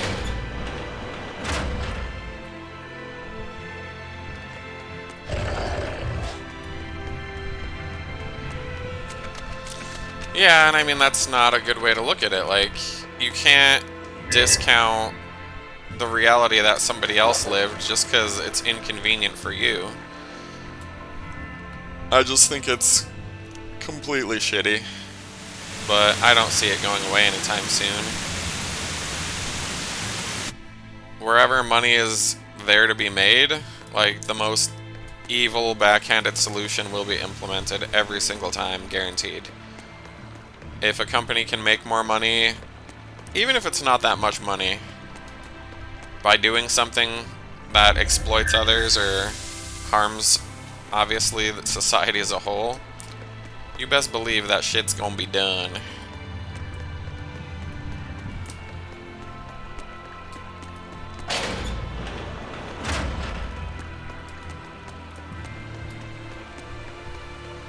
Alright, so that's another teardrop. But because we can go backwards and use that warp, we don't have to worry about that blocking that path off. Yeah, I mean, you can't make changes unless you actually want to make them.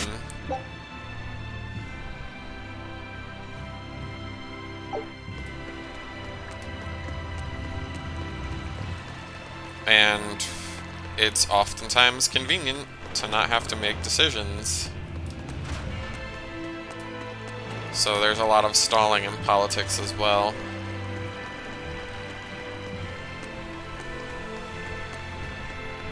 But I feel like we're at a point in politics in the US where both sides of the equation have zero interest in actually, like, helping people. Like, it's all become a self-serving situation. Like, I want to win this popularity contest, and once I do, I'll have basically unimaginable wealth and power. And not only that, but corporations are legally allowed to do lobbying practices here. So they're trying to make best friends with politicians by paying for their entire campaign, etc., so that they can, you know, secure their position essentially forever.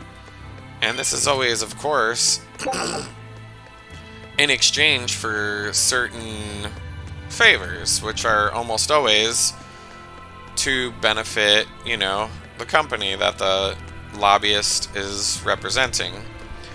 So we have this situation here where it's just like, it's basically just fuck you. Like, rich people are paying for both sides of the equation, so the political party that's supposed to be representing the working class is not doing that, because they don't have to. And it's like, as an individual person, do I want to make $300,000 a year? Do I want to make, like, $300,000 a year plus a free campaign so I don't have to spend my own money, plus deep connections. I feel the power coming from further inside. How very intriguing. And not only that, but pretty much every politician, once they are outside of their political career, moves into executive positions at organizations that funded them with that lobbying money. And then they use that influence even further with inside stock information that they cannot get prosecuted for to enrich their own lives and create dynasties so that their family is well taken care of for, you know, the unforeseeable future. It's just a big shit show. So that's why so many people are apathetic to politics here in the US. It's Well, like, there you are. well, I'm damned if I vote this way, and I'm damned if I vote another way. So the fundamental problem is what has to be addressed first. And that's, for me, Looks like you were campaign right. finance law. Another Therion. There shouldn't be outside Just as money in Velvet politics. conjectured, That's each of the 7 heads seems to assume the a first different step, form. in my opinion.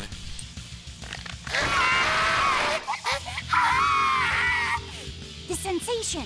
It was here. Well, look at that. I guess your hunch panned out too, kiddo. This is just how I felt in Ward Forest. That must have been an Earth Pulse point back there, too. Well, what are we going to do with this one? Can we get it to shrink like that bug of yours? I don't care whether it lives or dies. As long as we defeat it and take out one of Inominat's heads, that's all that matters.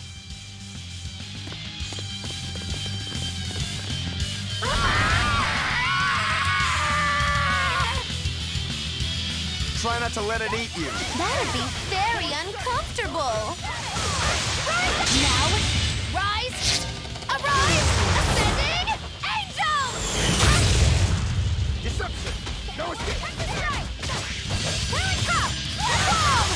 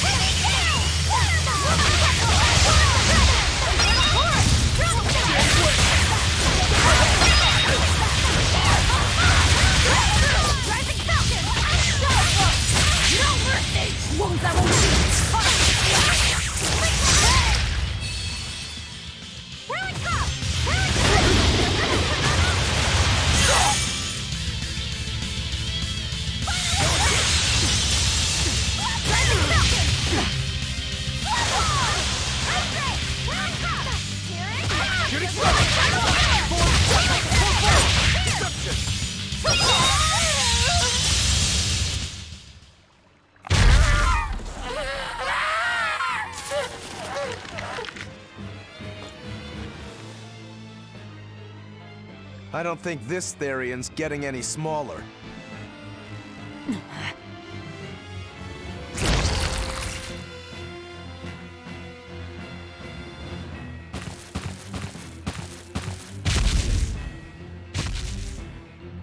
The demon again!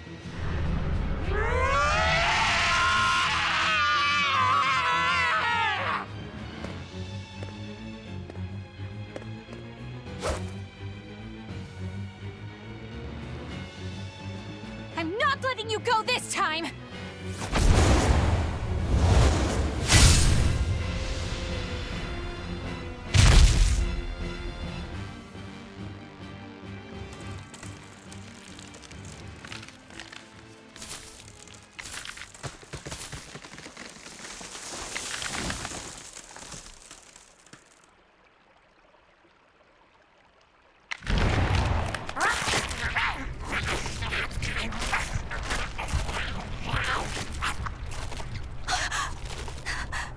Is that Therion eating the demon?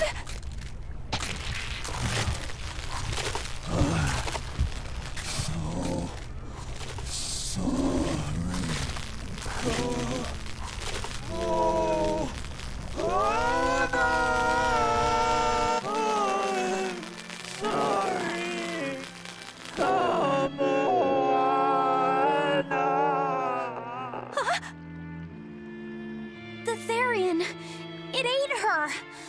Malevolence must refer to demons then. Feeding on demons. I know what that's like.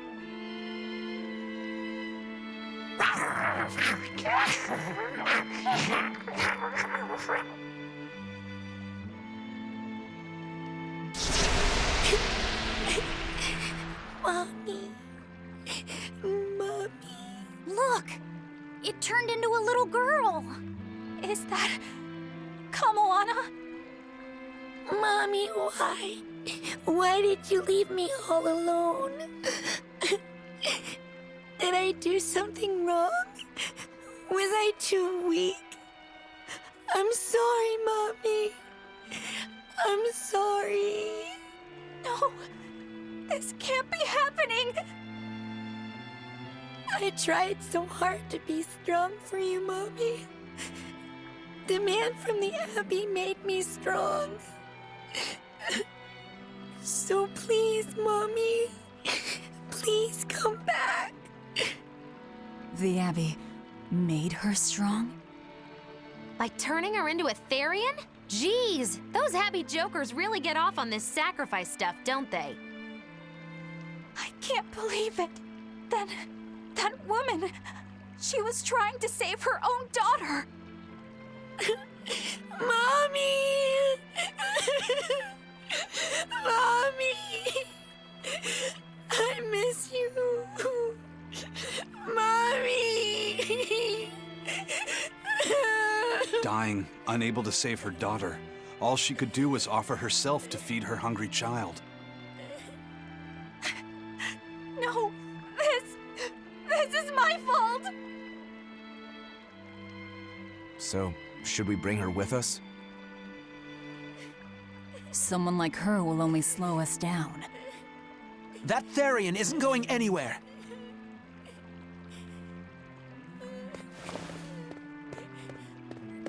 Oscar, what is the Abbey doing? Please tell me, I have to know. Eleanor, the less you know, the better. I must know. I killed her mother, and then the poor girl, she... Ah, so she must have devoured the demon. But don't let that trouble you. The demon was a necessary sacrifice to bring an end to this world's pain and suffering. It wasn't just some demon. She was a mother. She was all this girl had. Her one and only mother. Be that as it may, those who possess strong wings must...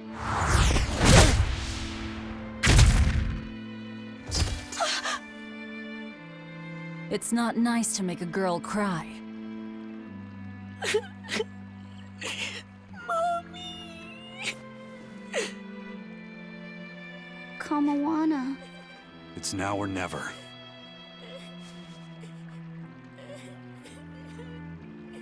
Out of the way, Laphicet. Wait! Have you no compassion? This isn't up for discussion. I thought you just wanted to weaken Innominat! You can sever the link! You don't have to kill her! Velvet!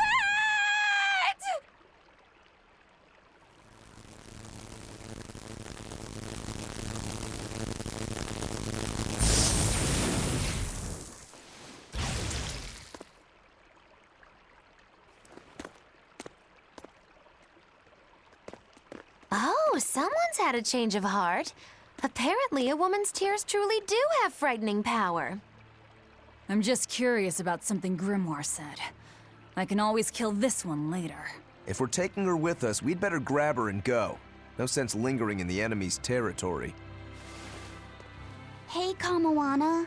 My name's Laphicet. Do you want to come with me and my friends and get out of here? Where's my mommy? I'll be lonely without her. You're not alone, sweetie. I promise. Even if she's far away, your mother will always be looking over you. How do you know? Because that's what my mother does for me, too.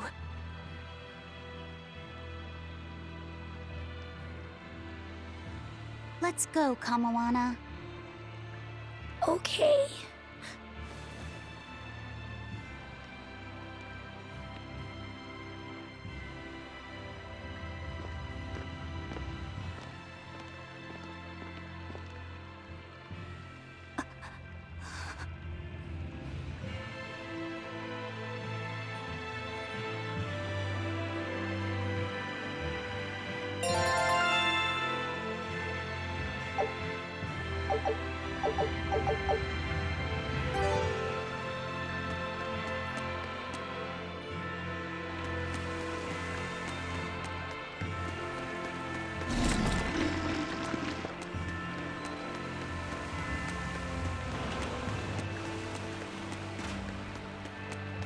But yeah, it's not one person, one vote in the US. I mean, you live in a designated area. That designated area has a population. That population corresponds to a number of electoral votes. Starting to show. And those electoral votes are tallied up at the end to figure out who is president. It was done that way to prevent the populace from essentially making a bad decision, but it's been re-engineered in recent times to essentially allow losing candidates to win by exploiting various different territories. So it's kind of a hot mess.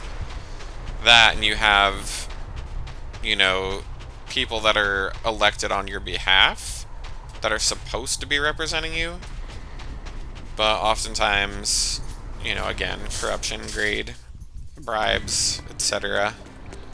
And very little punishment, especially with regard to, like, before the coronavirus, a bunch of politicians sold all their shares because they knew what was coming before disclosing it to the public. And somehow nobody was arrested for stock market manipulation or insider trading. So it's just kind of like, at what point do we start to, like, hold these people accountable? But that's not what we want to do here. We want to pretend that everything's alright, and we don't want to limit any opportunities for these people, because what if that limits an opportunity for my future self, who's going to become a politician who could manipulate this same system? And, you know, it's just a lot of that shit going on. Like, it's very much self-serving nonsense. I think there needs to be, like, a fundamental, different, like, community approach to both politics and healthcare, like how they do in the East. Like, it's not all about you as an individual, it's about your household, your name, your family, the organization itself. I know there's flaws on that side of the equation too, but here it's just completely individualistic, and I think we need to rethink that a little bit.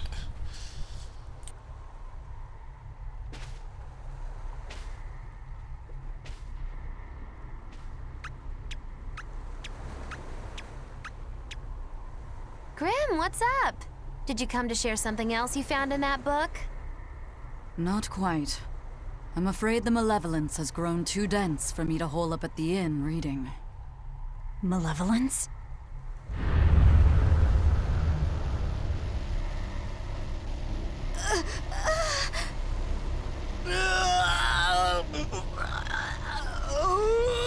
The hell? What's that coming out of their bodies? Malevolence. They're all hitting their limits.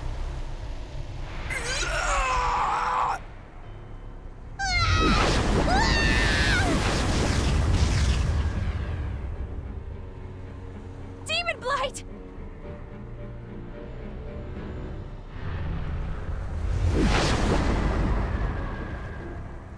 Even the inn girl! Why is this happening? They're demons now. Their malevolence is spilling over. The malevolence. All of that energy spilling from their bodies? That's what causes the demon blight?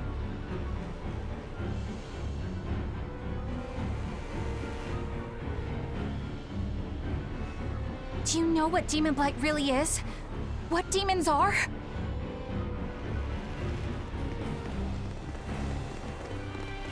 They couldn't have gotten far. Track them down at all costs. We'll talk later.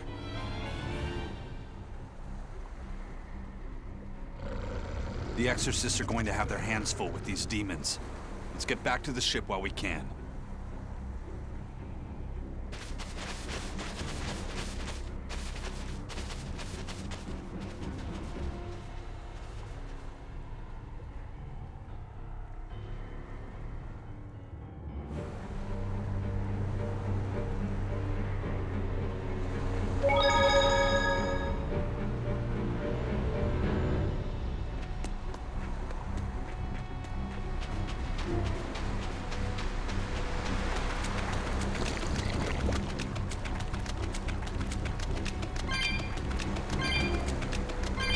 But yeah, it's kind of funny because somebody who would counter-argue me in this particular situation would likely say that the lobbyists are doing the right thing for the companies, which in turn is right for the market, which in turn creates wealth, but I would argue against that.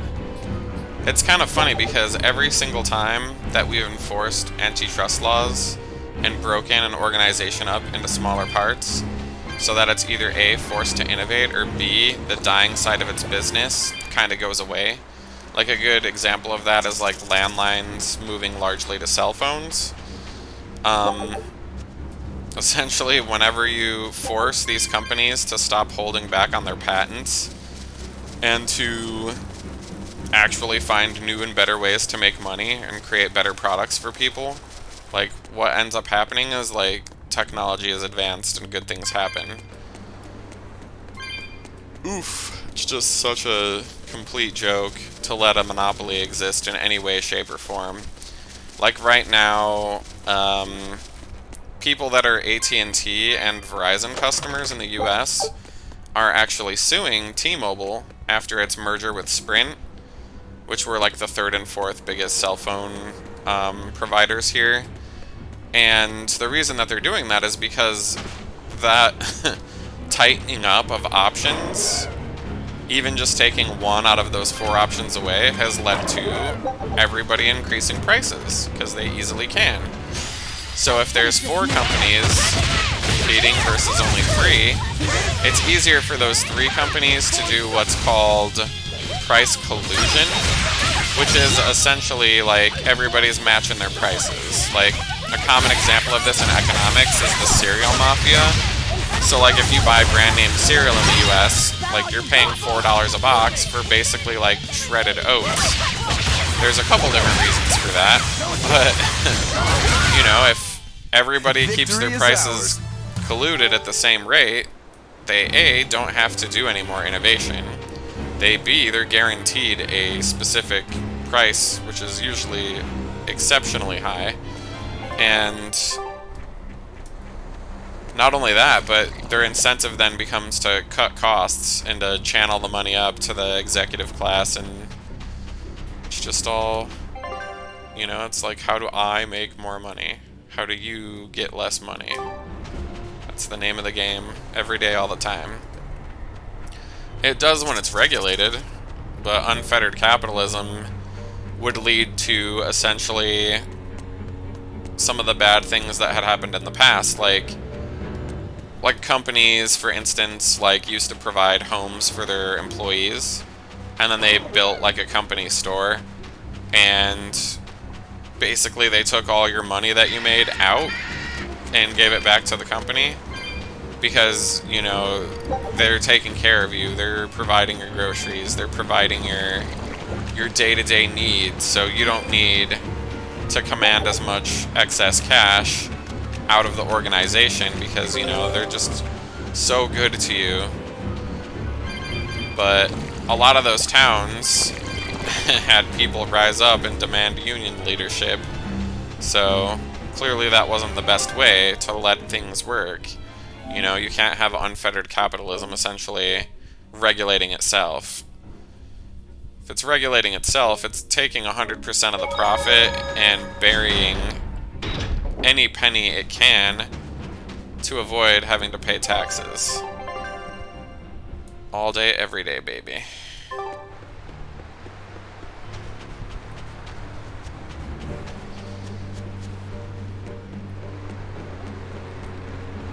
But this isn't stuff that I feel like is taught or as pronounced as it should be.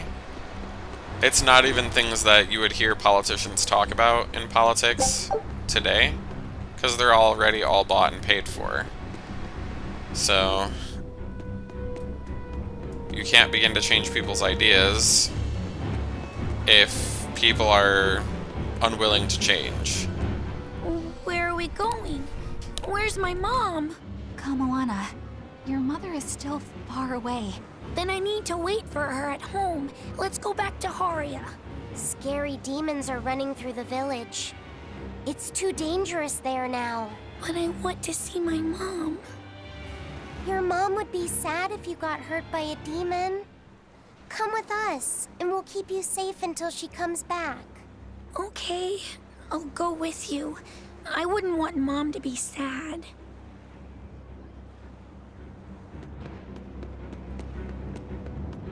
Something that might be interesting would be to like impose a 1% tax on people who make over a certain level of income and have that money be a public pool for campaign funds so that they no longer have to rely on lobbyists, essentially. All right. You're going to tell me about the demon blight and malevolence. Are you seriously thinking of breaking the Moloch taboo? That depends. Moloch taboo? This is about more than just the demons. You could say it's the truth behind how this world really works. The knowledge can be devastating to humans, throwing into question everything they think they know. And so the Malachim agreed to withhold it from humans, for their own protection.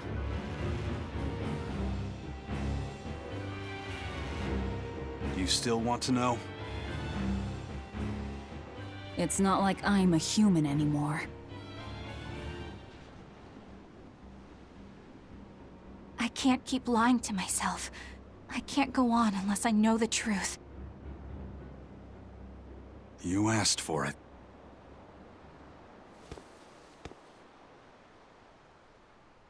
First of all, this illness you call demon blight does not exist.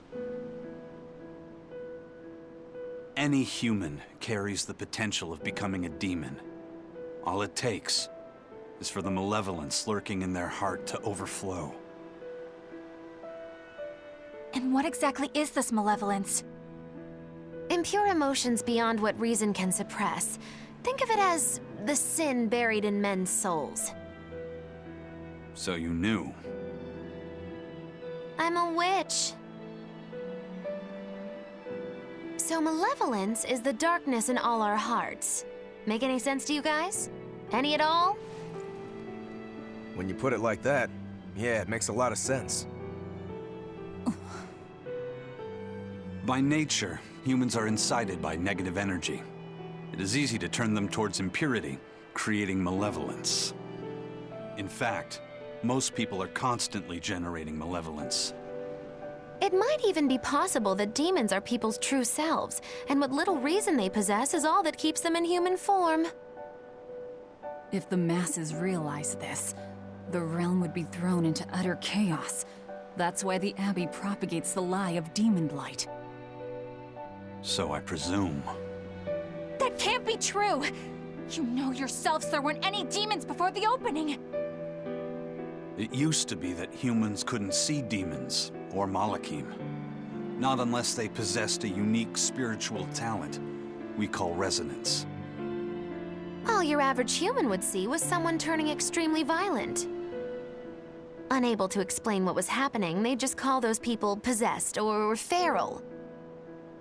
Then what made people see them all of a sudden? I don't know. My guess would be that something triggered greater resonance among all of humanity. And then, on the day of the Advent, all humans gained the ability to perceive Malachim. And in the following days, the exorcist numbers swelled. This has to be Artorius' doing.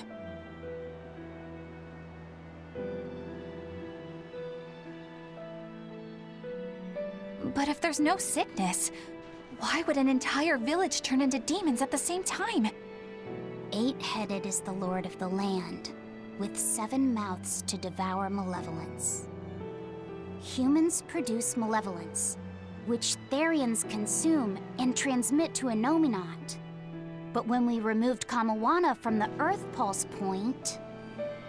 Clever boy. That's right. With no Therion to absorb their malevolence, the villagers could no longer contain it. So you're saying it's all my fault?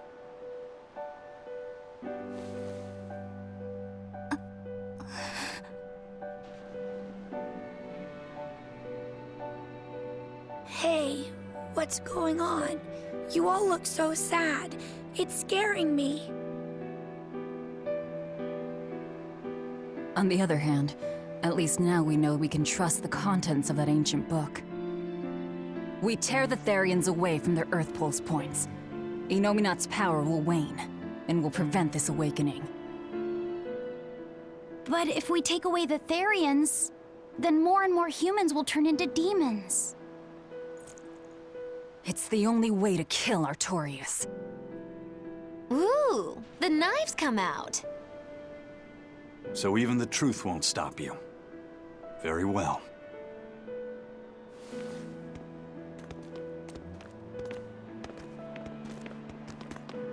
Since each Therion looks different, we'll only find them by capturing the Earth Pulse points one by one. What separates humans and demons?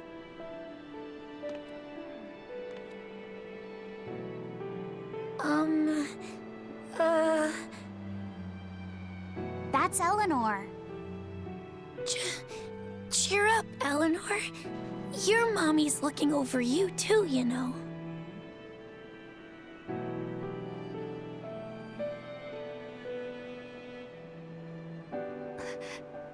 Yeah, so she is. Thank you, Kamawana. Grimoire, I want you to tell me more about what you said earlier. About malevolence? I told you, the subject is taboo. I understand that human emotions create a poison called malevolence that turns people into demons. Is there no way to stop malevolence from being created? As long as humans remain human, no. Malevolence is born of emotion, you see. But your kind must have found a way around it. Malakim experience emotions too. But Malakim do not produce malevolence, unlike humans. That's a lie. I've watched a Moloch turn into a demon. That only happens when we are exposed to too much external malevolence. True. The island was full of prisoners and demons. And Melchior hit that Moloch with something that turned it into a wyvern. Was it malevolence? To Malakim, malevolence is a powerful toxin. We seek those of purity to serve as vessels to protect us from it. It is not a perfect solution, however. If the vessel is corrupted, the Moloch is as well. That is correct. So if Eleanor turns into a demon, then Laphicet... That must be what Eisen meant when he said he'd hate to see Laphicet's vessel broken. A small crack in one's soul is often all it takes to break a person apart. So try not to pick on our squeaky clean exorcist too much, hmm? Thanks for the warning.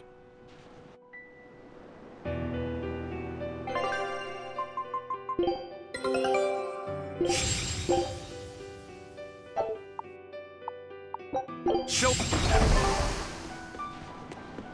Sir, we just received a Sylph J from the boss of the Bloodwings. She has a job for us and wants us to meet her in Logres. How should we respond? Let's do it. Besides, we need to see if that demon in the villa was actually a Therion. Good point. And the Bloodwings might know something about the other Therions, too. We're heading for Logres. Prepare to set sail. Ready anytime!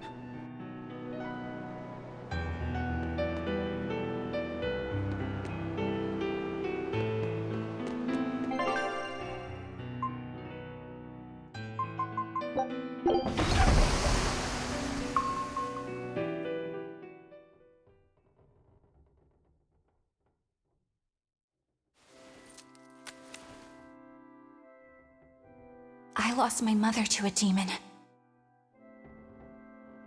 Yet that girl's a Therion. I don't even know what I want anymore. Hey! Hey, that's pretty. You like to look at that thing, don't you? Yes. My mother... Someone very important to me gave me this. I treasure it a lot. Looking at it gives me strength. Do you want to see it? Yeah! Ah! What's wrong? My face. It's scary. I don't want to look like that. I don't want my mommy to hate me. Mommy! Mommy! When I was her age, that's just how I cried. Come, Moana. I want you to see this. That huge owie. What happened? It's big and ugly, isn't it? There are scary things about my body, too. But do you think I'm scary, Kamoana? No, not at all. But are you all right? Does that hurt? Thanks, sweetie. I'm all right, I promise. What about me? Do you think I'm scary? You're such a sweetheart, Kamoana. Nobody could ever be scared of you. Not me, not your mother, not Laphicet. You don't have to cry anymore. It'll be okay. I promise. Okay. That scar, was it from a demon? Yeah. They attacked my village when I was a girl. I was so hurt, I couldn't move. But my mother lured them away from me so I could survive. What happened to her? The last thing she said to me was, "Stay strong and keep living." Oh. Come to the deck. Grimoire says she's learned something from the book. Hey, why's your face so red? It's nothing. Somehow, I doubt that. It's nothing, I swear.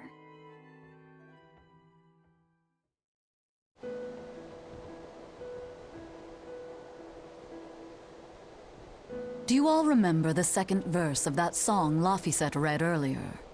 4 Empyreans may tear him asunder, but so long as there is one receptive to divine power, Therions shall be forever reborn in sight of the full crimson moon. Right. That's what I've gathered you all here to discuss. And we think that passage means that Innominat and the Therions will be revived by a chosen one, right? Yes, but the shall be forever reborn part kept bothering me. I've reconsidered my analysis. Suppose that instead of someone being chosen by Innominat to create Therions, the song means that Innominat chooses who becomes Therions. But so long as there is one receptive to divine power, Therions shall be forever reborn. What do you think that could mean? That someone receptive to Innominat's power will be reborn as a Therion. Like Kamoana. Which is to say that the Abbey figured out how to turn people into Therions, and then got right to work. That's... Are you really that surprised? Artorias has always been one to prioritize the many over the individual, as I well know. Another thing to consider is this wording about Therions being forever reborn. This could mean that one Therion will be reborn again and again, or it could mean that different Therions will be born to take their place. Meaning that even if you kill one, there are more waiting in line. They can't be wiped out. Looks like prioritizing the one over the many was the right call this time, eh, Velvet? I never said I wouldn't kill her, if it would prevent Innominat's reawakening. But Therions can't be killed. Not truly. So, in a nutshell, if you kill one, another person who's receptive to Innominat's power will be reborn as one. Right. But the song says that 7 mouths feed the body, so there's only so many around. If you don't kill them, the next ones won't be born. Exactly. So we removed the 7 Therions from their Earth Pulse points instead. But then, we also have to protect them so the Abbey doesn't steal them back. Or kill them. Sounds tricky. We've got to protect my bug, too. Yeah, you take real good care of that thing now. Got it? You bet I will. In that case, we should probably work on securing a proper hideout for ourselves. You got a secret base or anything, Eisen? It's every man's fantasy, but sadly, I don't. We need a hard-to-find spot. One where we can guarantee a steady supply of malevolence for the Therions. Somewhere devoid of people but full of malevolence. Real poser you got there. With the Abbey in control of the entire continent, finding a place like that will be easier said than done. Meanwhile, Inominat's reawakening draws ever closer. We'll have to keep collecting our Therions while we search for a hideout. For now, let's just get to Logris.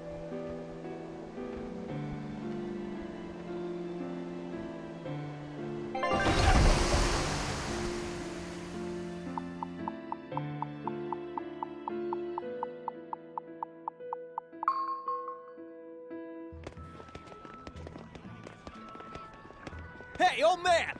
Give me all the water and food you got! Wait your turn, moron! I was drifting out at sea for 3 days! Almost died out there! Poor you! You probably deserved it! Say that again, wise ass! I dare ya!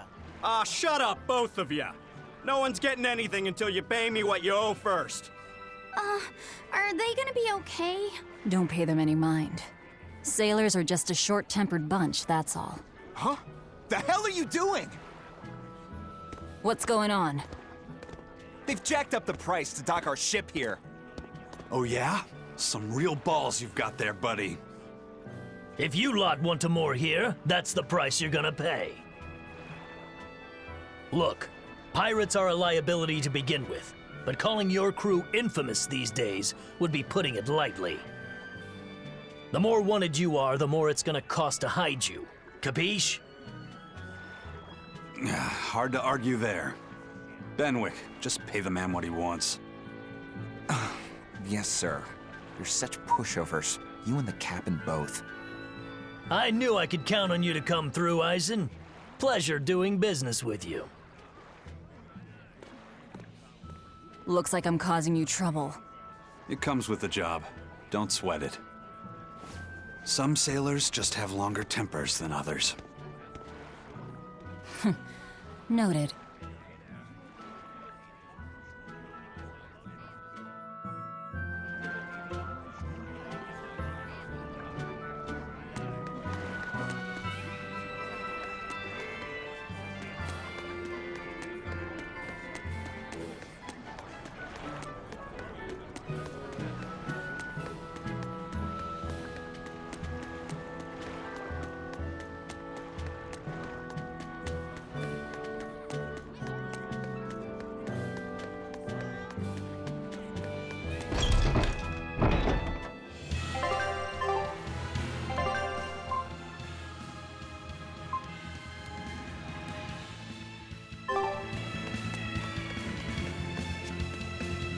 The Bloodwing butterflies operate in the Empire's shadows.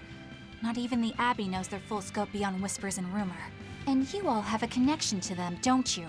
Dark and interconnected is the underworld. We've heard voices in the shadows, glimpsed faces behind paper-thin masks. The attack on High Priest Gideon. Was that at their behest? Yeah, the Bloodwings asked us to take him out.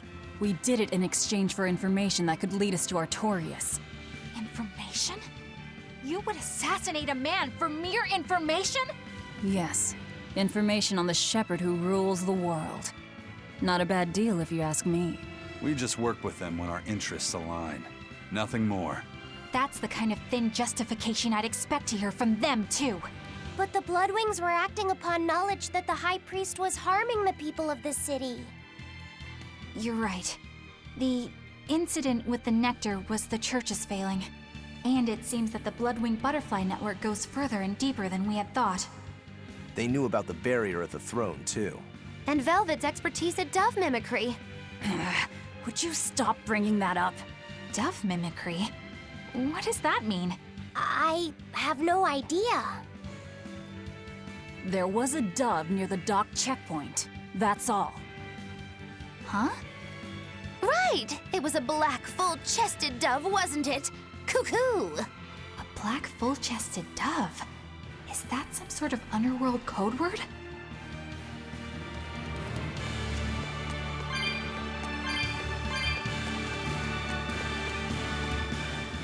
Here we are, back in Logris. It was a lot tougher to get in the first time. More funny than tough, if you ask me. Oh, you mean Velvet's little dove act? Coo, coo! I'd be careful teasing her if I were you.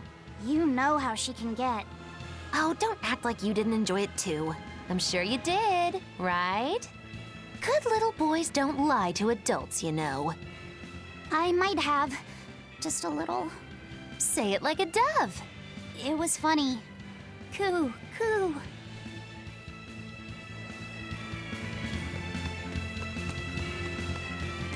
Is Inominat's book so difficult? Grimoire seemed perplexed by it. Yeah. She said it was written in ancient Avarost, a language that uses Impressionist script. I've never heard of Impressionist script. Each character can have many different meanings and readings, depending on the emotion it's expressing and the way it relates to the characters around it. Some modest records on its grammar and structure survive, but none that say how to read the emotion the characters express. Grimoire said that you have to recreate the writer's feelings as a sort of starting point in order to read it. I see. And you have a talent for that sort of thing? I guess I do. But a script based on emotions? That's as far removed from modern language as can be. Yeah, it's completely unrelated apparently. How can it be completely unrelated? After the temperance of Avarost, the entirety of human civilization vanished. The language went with it. Much as a blooming flower loses its petals, the Avarost civilization grew too far and came to its final end. The surviving buildings and ancient tools, the likes of which our technology cannot replicate, were the beginning of that end. In any case, it sounds like deciphering that writing will take quite a while.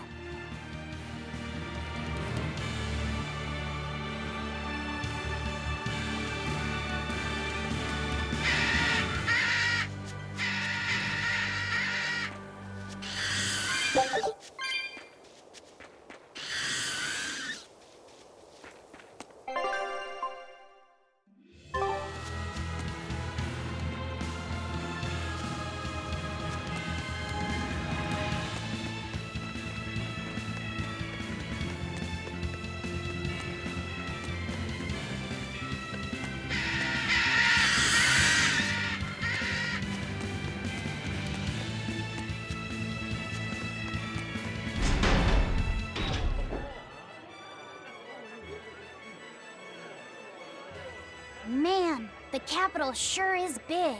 Yeah, with historical buildings and artisans and all, there's much of interest here for a boy who loves to learn. Uh-huh. Sightseeing's nice and all, but don't wander off and get lost. Oh yeah, sorry. Don't worry about him. He can take care of himself. I know, I was just saying.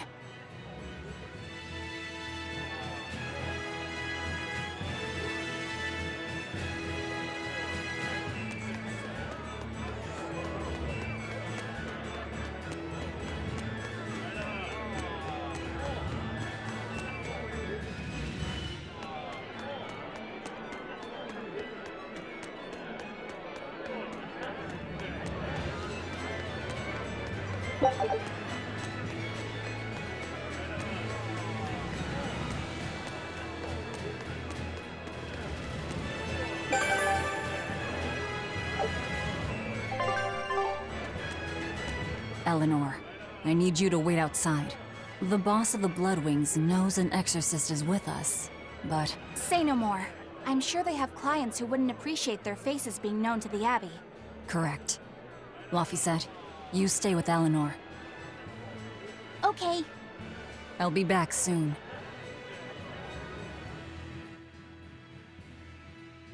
My thanks for coming all this way. It's been a while. Would you care for a peach pie? What do you want? Oh, it would do you good to unwind every now and again, you know. Stretch a bow too far and its string is bound to snap. What do you want? I would like you to escort this person out of the capital. Something smells about this. Literally. Where am I taking them? Somewhere the authorities can't reach them. Sounds nice. I could do with such a place myself. No joke. We've been looking for a place to lay low, but we haven't had any luck yet. Well, come to think of it, I've heard a rumor that it's been a while since the Abbey has had any contact from Titania. Prison Island. Titania? But I thought the Abbey was in direct control of that place. Has the situation there gotten that bad since you left? Sometimes the answer is right under your nose. I think it might work. Yeah, could make a decent hideout, actually. The Therions could definitely get their fill of malevolence there. And the Abbey is far too goody-goody to imagine an escaped prisoner would ever return to her prison by her own free will. At the very least, I'd say it's worth checking out. I take it our intel has proven useful. It has. But before we go, have you heard anything about the Abbey harboring demons? I'm aware there was a demon in the villa, and that it has been relocated. Where? I can't say right this moment, but I'm sure we will find out shortly. All right, then in exchange for this passenger's safety, I want more information on that demon. You've got a deal. Eisen, I heard about your confrontation with Melchior. I'm sorry I wasn't able to help you find him. Yeah, you really blew that one, Toots. It's fine. What's done is done. Have you given up on finding Eifried? No, I haven't. The crew and I will do whatever we can to quash the Abbey's plans. We do them enough damage, and the Abbey ought to start thinking about putting their hostage to good use. They'll set him up as a trap for us, and that's when we'll steal him back. Attacking the Abbey to create an opening for his escape. Clever. It's what Eifried would do. That's all.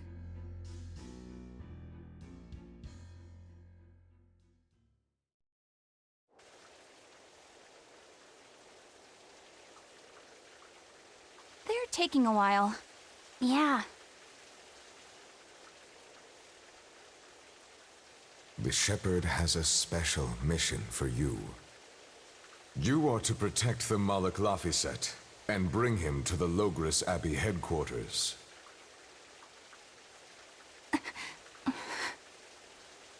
What's wrong?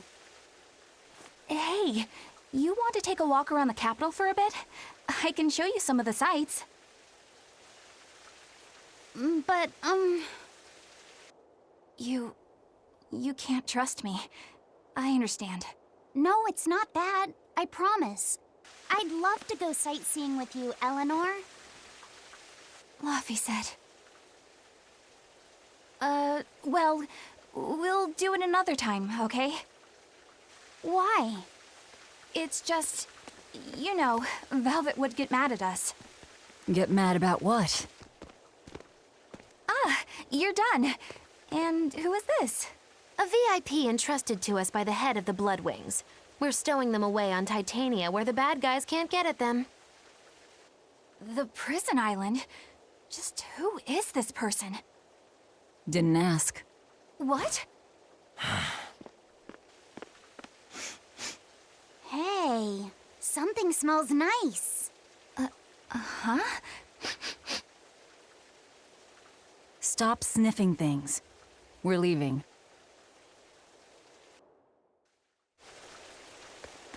I can't believe you take a job with... Who is that caped man? I do not know, but his hawk seemed extraordinarily well trained. Trained to hunt, maybe? I'd imagine. It takes a great deal of time and money to train a bird like that. What is it? I smell something nice. Indeed. The scent is somehow familiar.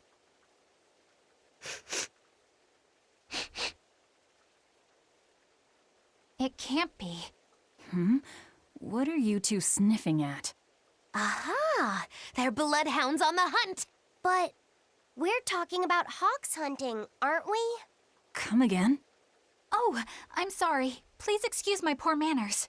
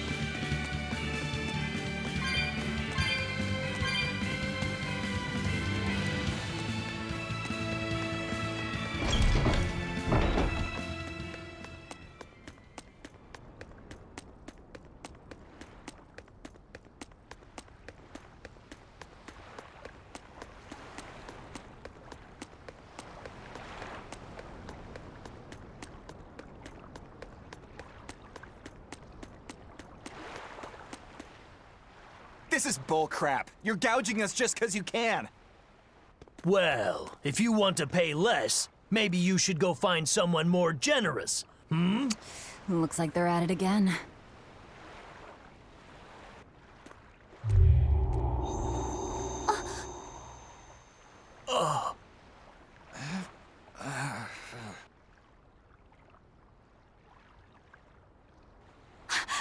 Huh?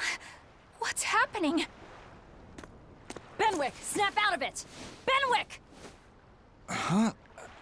I was haggling for supplies, and... Tell you what, I'll give you a fair price. Actually, just take what you need. We should all endeavor to help contribute to the common good of humanity, rather than selfishly pursue wanton profit. What? Are you sure? No. Wait. What was I saying?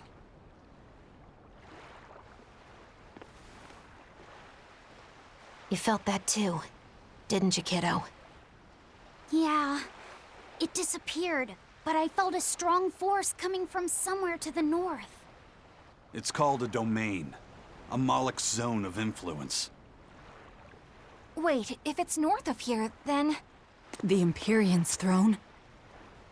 Did that happen because of something Innominat and Artorias did? I don't know. I've got a bad feeling about this. We should get far away from here, and quickly.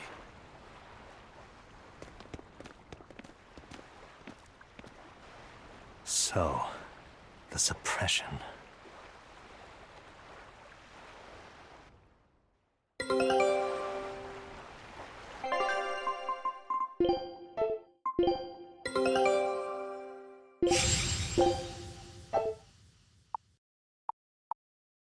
Scout. Well, that was certainly off-putting. But our job with Tabitha comes first. And we need a hideout soon, too.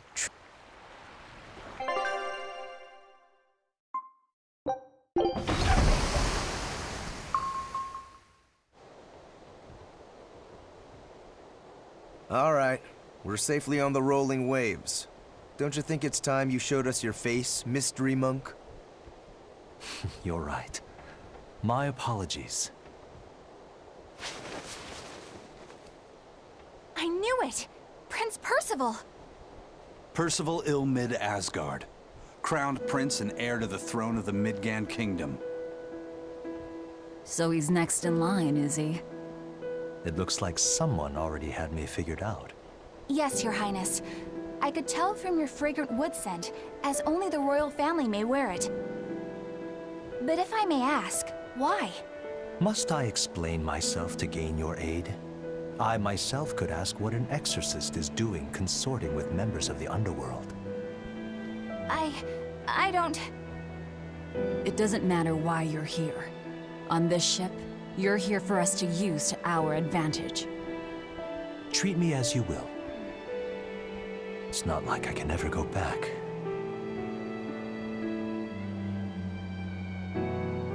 For a fellow born with silver spoons spewing out of his mouth, Princi Poo's rather laid back. Prince Percival is an upstanding man, renowned for both his intelligence and his fair, just demeanor.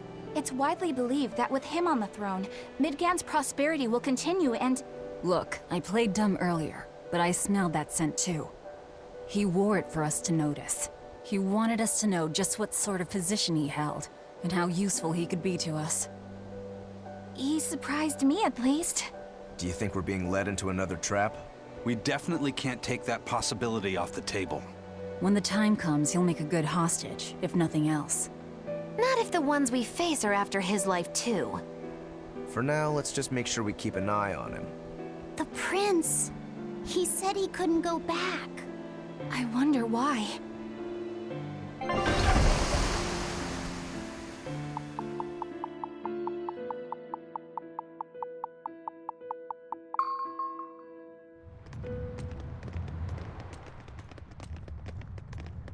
The whole island's a prison. It's like a secret fort or something. Weirdly quiet, though. Yeah, I don't see a single exorcist on watch.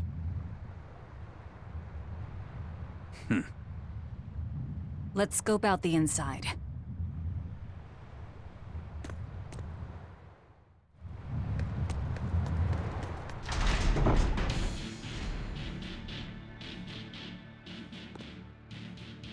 An exorcist! Are you all right? Headless Knight's back. She's dead. The Headless Knight is back?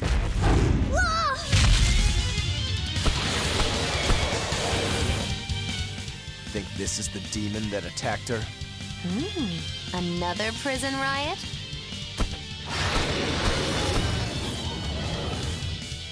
Kurogane, Dial. You two protect Kamoana and the prince. Understood. Stupid monkey. You're giving me a headache. Stay sharp! This one must have survived the riot! Killing flash! But I'm this close. I won't miss! Form zero! Thunder! Be proud. You made me unleash my full power. So did the Abbey actually fail to quell the riot? I find that hard to believe. The prison was heavily staffed with exorcists. Perhaps it was venomization. Venomization? A dark ritual, forcing demons to eat each other in order to produce ever stronger demons. So the demons devoured each other, creating a demon too powerful for the exorcists to control? I imagine the riot didn't help. Now whose fault could that have been, I wonder? Whatever happened doesn't matter to us now. We need to focus on how to take this place for ourselves. That exorcist from before said something about a headless knight, right? That one's probably the leader. Then we hunt it down and destroy it. Until we capture the island, let's use this room for our staging ground. I'll leave the prince and Kamoana to you two. Eliminate any enemies who come in. Understood. Don't expect much from me, but all right. Kamoana, if anything happens, call for me and I'll come running to protect you, okay? Okay, you stay safe too, Eleanor. Let's go.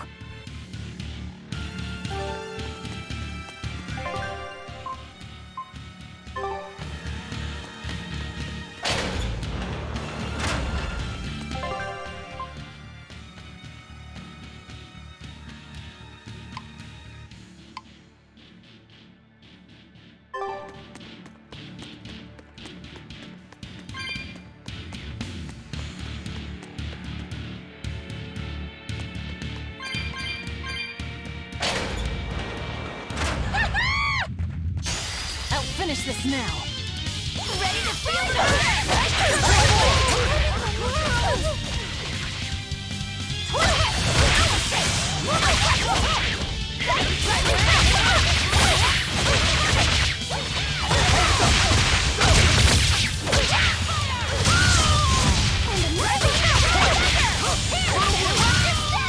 You're finished. Even a short weapon is effective up close.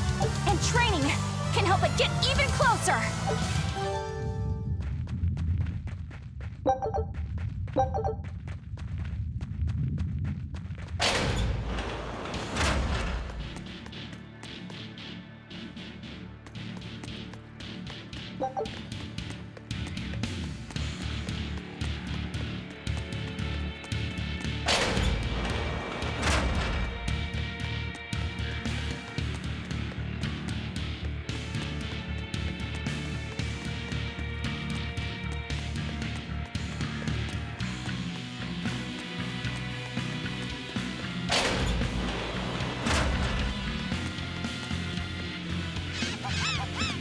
This island reeks with malevolence. I imagine it's emanating from all the big old demons roaming about.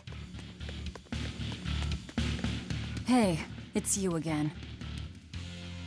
I'm so busy. I'm so busy I can't even notice what's going on around me. You're not fooling anybody. Why bother? I was hoping to not have to deal with yous guys. Whenever I run into yous, I always lose so much monies. Because Velvet always forces unreasonable demands on you? Oh, Miss Exorcist, your concern warms my little turtle's heart. I'm not forcing anything. I just think he's trying to take advantage of us by fixing his prices well above market rate. Price fixing? As in deliberately marking up items so as to take advantage of the less fortunate? I was under the impression that the Abbey strictly forbade such unscrupulous business tactics. Ah! Perish the thought, Miss. Our accounting is always above board. 25 hours a day, 8 days a week. No matter whens and no matter wheres, you can get whatever you needs for the same fair price. That's good to hear. Eleanor, give the nice turtles that smile he so desires. I'm sure running a business is hard work. Hang in there. Much obliged.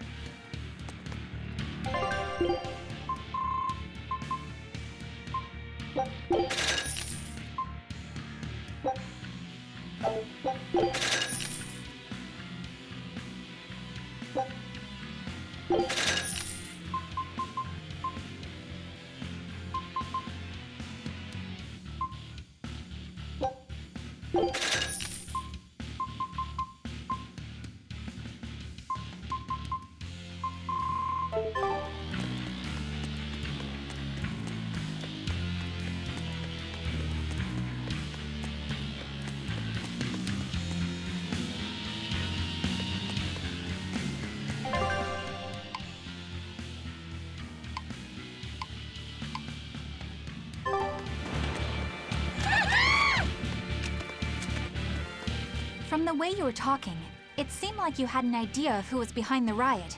What happened here? I'd think someone in your position would know. There were reports of a large riot, but I was caught up in chasing you, so I heard little else. It was a small affair, really. Velvet Rokuro and I were being held on this island. Velvet instigated the other prisoners to riot so that we could escape. She used the prisoners? Yeah. You'd expect different from me? How did it end?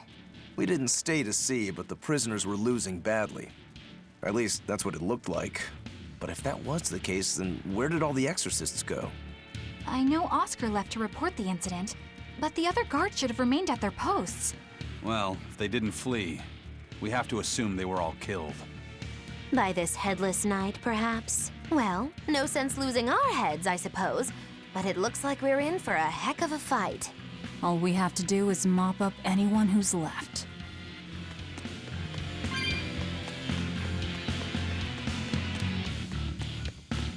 What was it called? Venomization, right?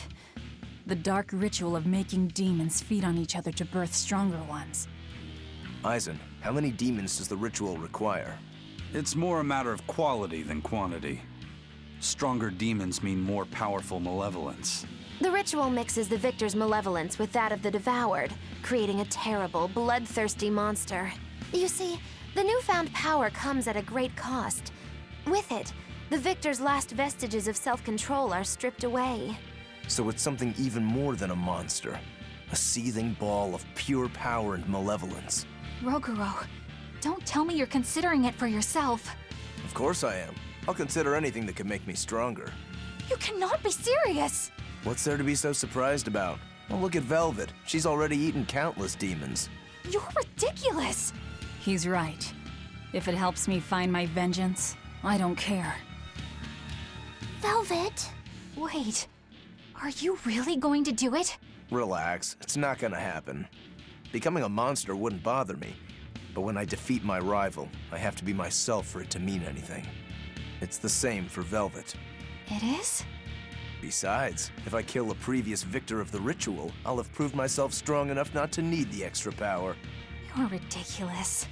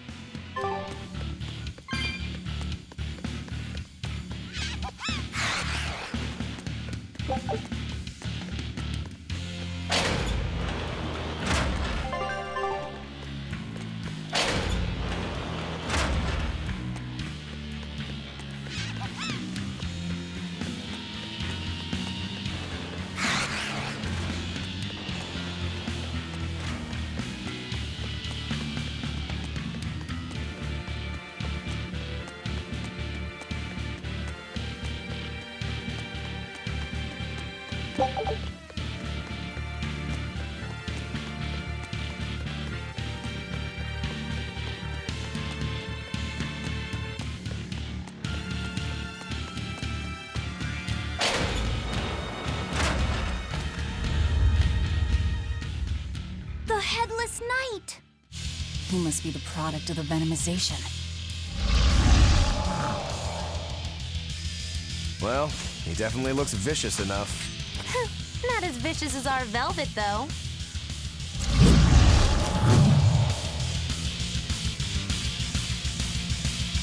Better watch. Where's his voice even coming from?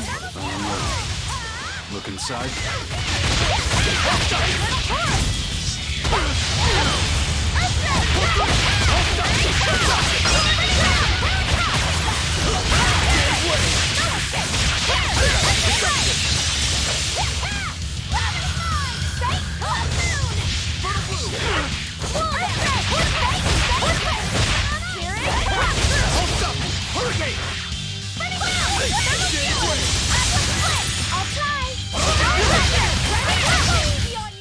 Well, that takes care of that.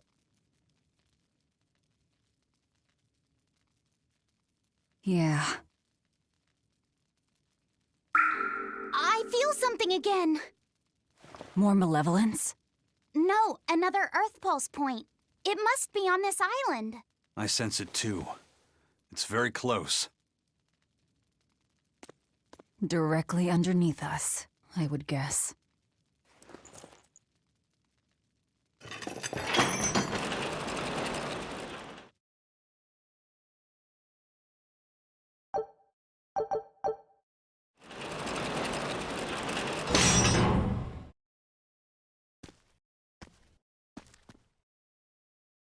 What is this place? Welcome to the most secure cell in the entire complex. The darkest hole in Titania. Feel anything, Laphicet? Yeah, I think this is the Earth Pulse point. If this cell is where the Earth Pulse point is, then does that mean it housed a Therion? Yeah. And a real hungry one at that. Every day, they would toss demons into its cell. It would devour its fill, then wipe the blood from its lips. Never once realizing it was delivering to Innominat the malevolence of hundreds of demons and prisoners.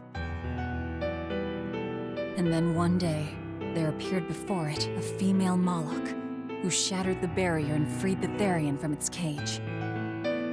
But the Therion knew no mercy, and it devoured its liberator. And it was then...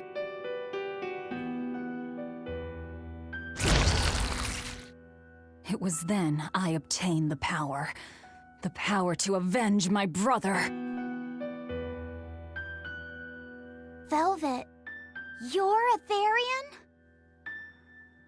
This prison island was a feeding ground for the Therion, harnessing the malevolence created by the prisoners within. But because Velvet escaped, the malevolence went out of control. Wow, the same darn thing that happened back in Kamoana's village. Lord Artorias would never have done such a thing. No. What's so unbelievable? That he used his wife's brother as a human sacrifice? That he imprisoned his wife's sister? Because that's what your damned Holy Shepherd did! All to get his hands on Innominat's power! I'm sure he had a reason for... A reason? To spare the world of its pain? Don't give me that! Who will spare my brother's pain? Who will soothe my brother's despair? He murdered my little brother, Laffy! And you'll stand there and tell me it was for the greater good?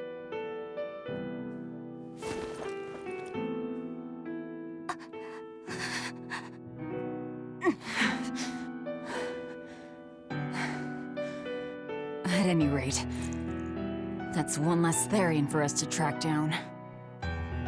Velvet.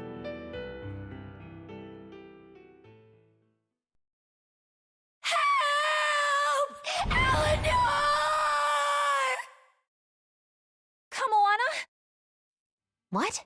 Did Velvet yell at you so hard you're starting to hear voices now? I have a feeling something's wrong. Kamoana could be in danger. But we already beat the Headless Knight. I still can't shake this feeling. Please, let's go back and check on them.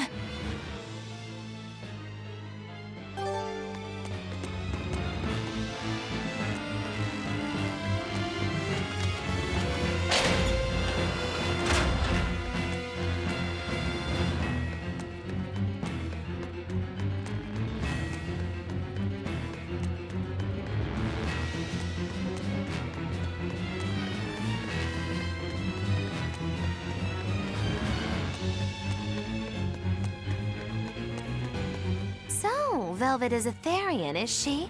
I knew there was something off about her. But it's what she cried out that's really on my mind. Laffy said, is Velvet truly Lord Artorias' younger sister? She never told me.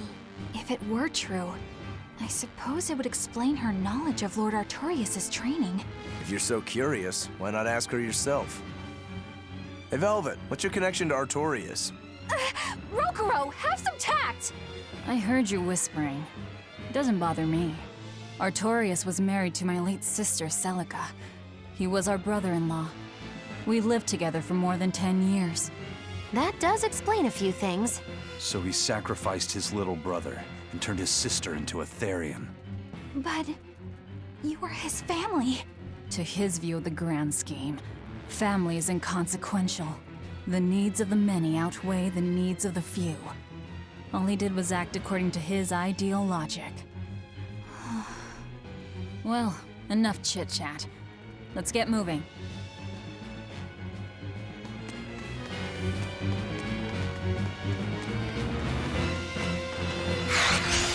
I'll show you the beauty of my spear work. To get a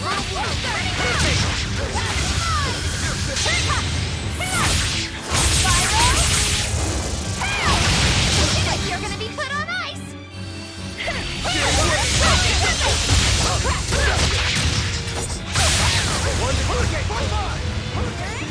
Is it hot or is it just me? I'm not one to go easy.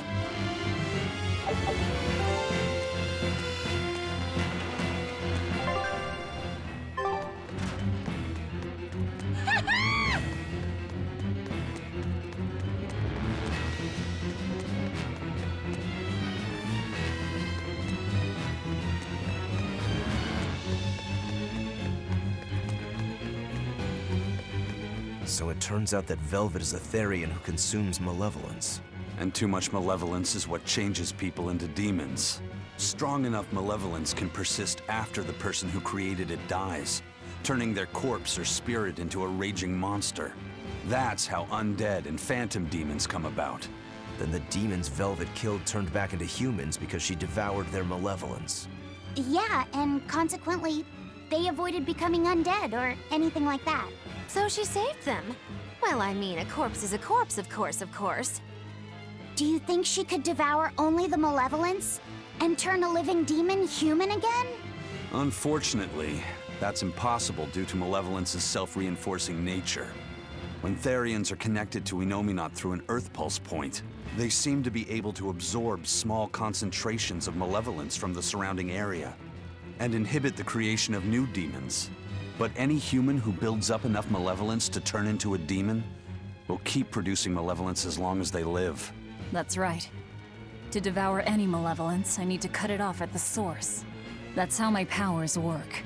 Velvet, I'm sorry. I don't mind it. Actually, I find it convenient. This way, I'll never forget my hatred for Artorias. Plus, as long as you stay away from an Earth Pulse point, you get to keep the power of any malevolence you consume. Fuel for my hatred, yes.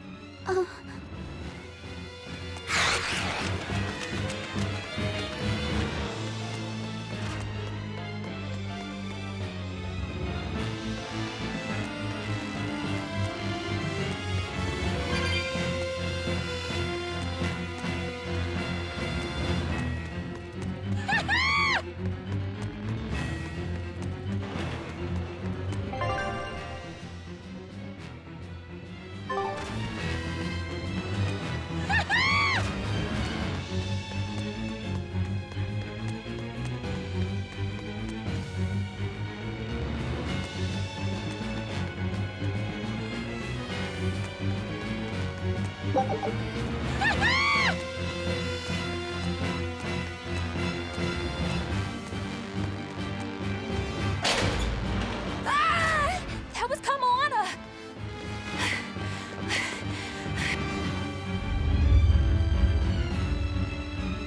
Kamana!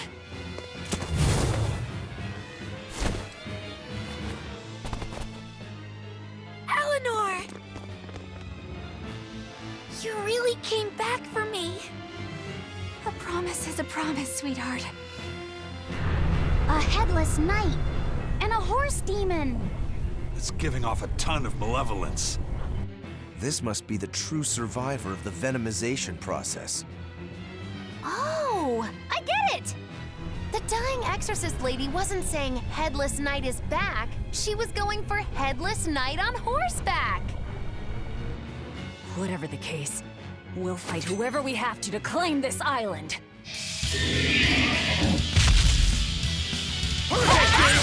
Now I can't help Killing flash! But I'm this close, I won't miss!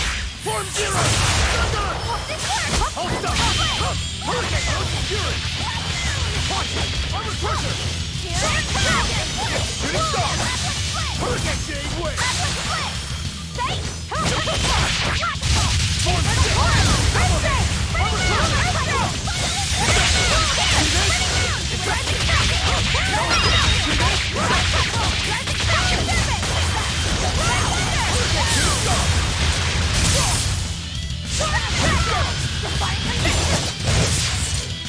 Looks like you're gonna be put on ice! Little blue! Double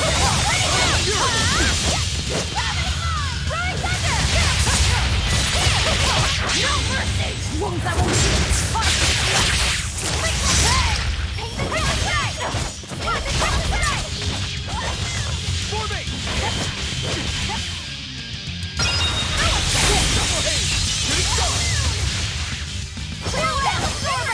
Looks like you're gonna be put on ice!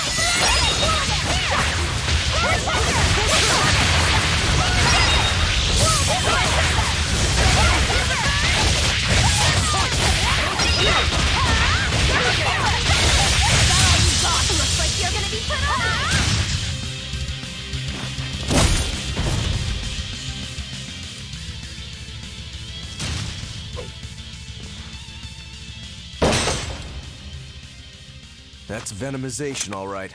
Definitely stronger than that headless lump of armor. I beg your pardon? Not you. The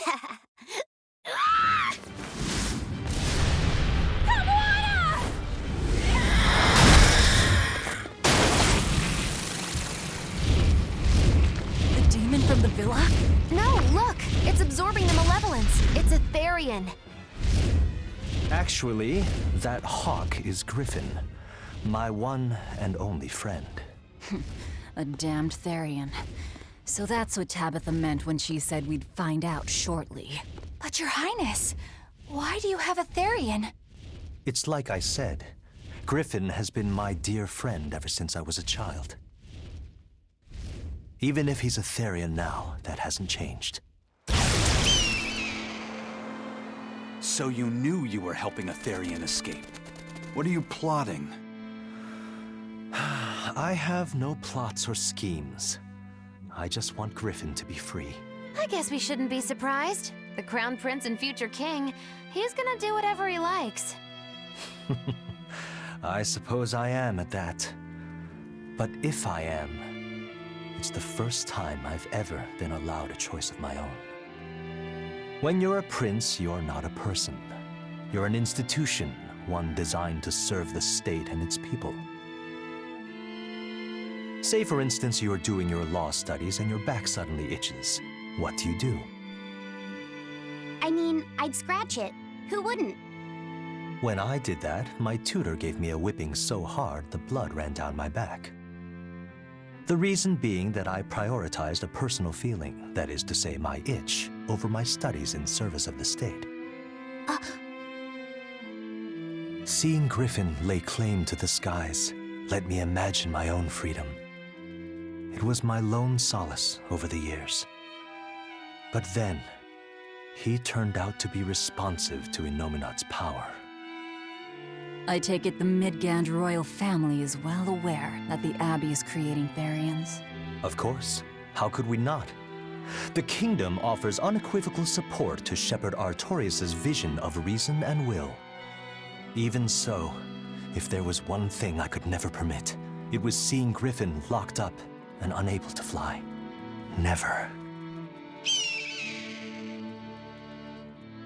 I tricked the Exorcist on guard and disabled the barrier. But then Griffin attacked the Exorcist and killed him. That's why you said you could never go back.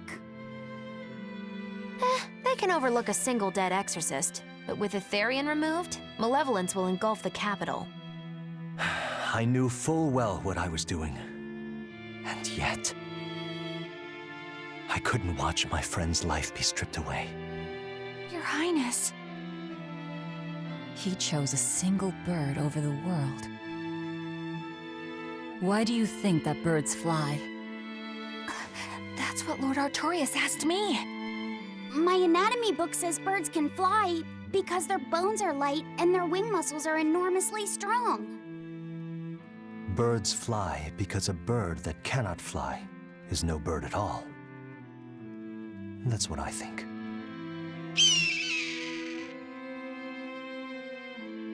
I understand now. As long as you remain on this island, you may do as you please. But if you try to escape, I'll kill you. That should work. This way we'll have him on hand if we ever need a hostage. Understood. I appreciate you letting Griffin and me stay here. Well, now that that's taken care of, let's build ourselves a hideout.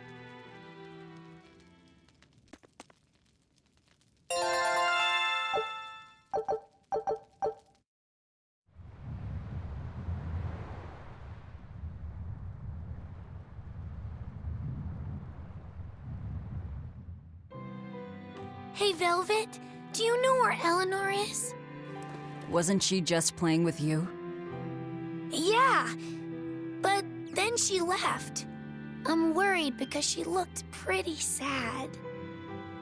Can you go find her? Why me? All right, fine. Just don't cry on me, okay?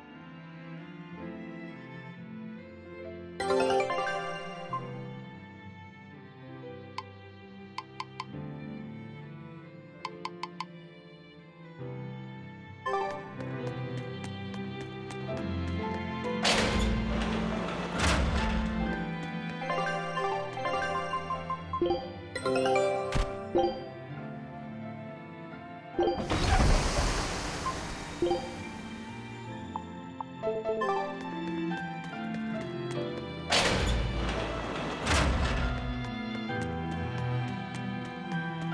Rokuro, have you seen Eleanor? Probably. I don't know. Bit drunk. Just try not to go overboard. But man, are we a bunch of screw-ups or what? I mean, we've kidnapped a prince now. They gotta have laws against that. Broke out of prison, flattened Helives, tried to assassinate a shepherd. Hey, how many infractions do you think we're on the hook for? Pardon me if I don't stop and count. If you don't like it, nobody's forcing you to tag along. No. I still haven't repaid my debt to you. You say that, but you really just want to beat Shigure, don't you? Whoa, to me they're both connected. It's a long story, but I can tell you if you... I'll pass. Well, join me for a drink then? Can't. I'm 19.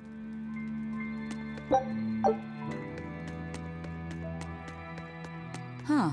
A most interesting interpretation. What do you make of this part here, then? Well, if you pronounce it Loney Kyle, then it'd mean midriff, which probably isn't right. Maybe Muse Mila? Well, that would make this passage read, Pornges are nummy. Okay. Yeah, that's not right either. What's wrong, Velvet? Have you seen Eleanor? No, I haven't. Sorry, I know I'm supposed to watch her. Just read somewhere where there's more light. You'll hurt your eyes like this. Okay.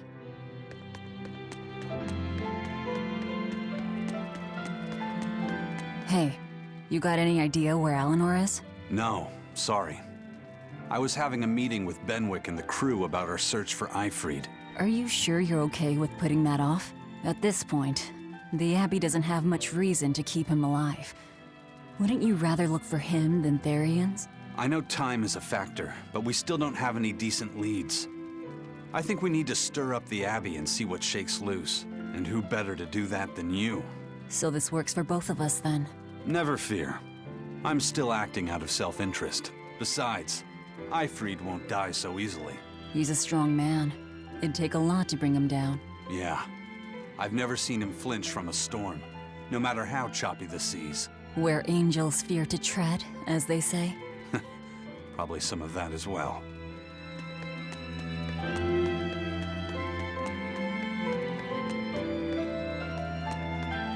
Hey, any idea where Eleanor went? How should I know? I'm too busy to spare any time worrying about anyone else. You look pretty distinctly unoccupied to me right now. Right. I'm busy being unoccupied. You're... what? It's simple. When you have free time, it means you're busy trying to avoid having any business to do. You're too weird for this world, Magilou. Says the woman with the world's blandest personality. I always figured you'd be the type to take off as soon as things got hairy. So what keeps you here? I am utterly, completely, totally, wholly devoid of anything else to do. Which is to say I'm... unoccupied. Right, now you get it. Besides, I have to stick around to see how our bet turns out, don't I?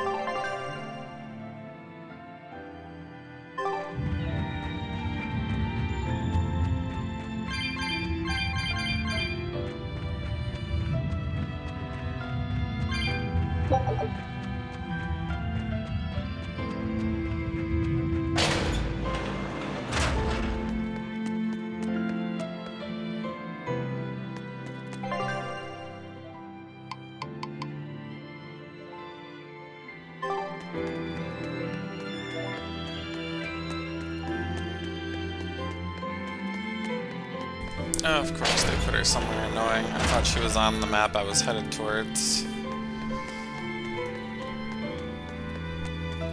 this game has just too many points where they, like, hey, go talk to this one person, and they're, like, really far away.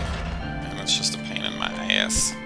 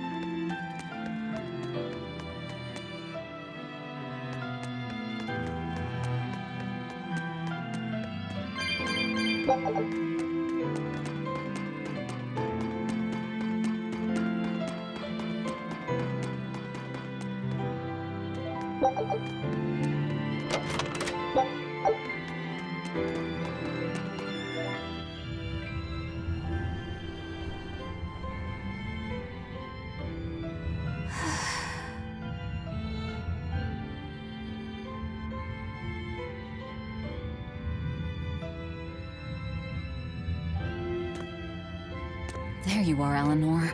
Kamoana's worried about you. You actually came looking for me? Can't say no to a crying child. Indeed. She may be a Therion now, but deep down, she's still a lonely little girl. That's something I've come to realize in traveling with you all.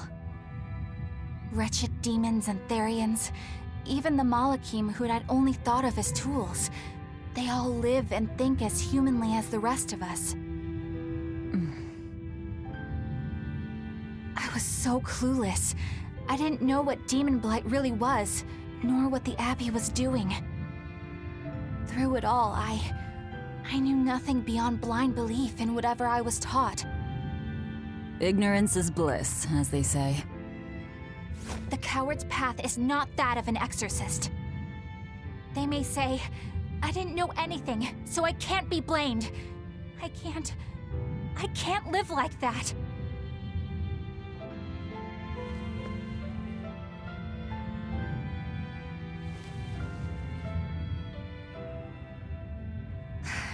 I think I'll stay here a little longer to cool my head off. Please tell Kamoana I'm alright. Don't stay out too long. The sea breeze can get cold. Thank you. Don't get the wrong idea. If you got sick or something, Kamoana and Laphicet would worry. That's all.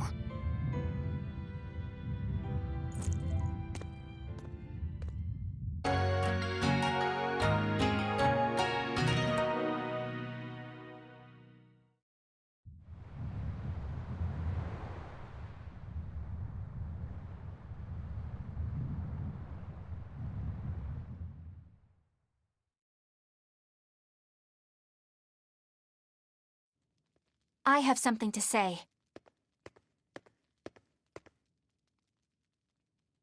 There's something I've been hiding, until now. I've been acting undercover on a special mission for Lord Artorias. I was to watch over the Malik Laphicet and bring him to Abbey headquarters. So vital was the mission, I was to do whatever it took, even kill my fellow exorcists. You were gonna take me to them. I'm sorry for deceiving you, Laphicet. Originally, I was going to get you to lower your guard, then take you in. However, I no longer intend on following the Abbey's orders. You're turning your back on Artorias? No. I still believe in the sincerity of Lord Artorias. That the world he seeks is one that will benefit all humankind. But nevertheless, I simply cannot bring myself to condone the methods he has chosen to achieve that vision, so...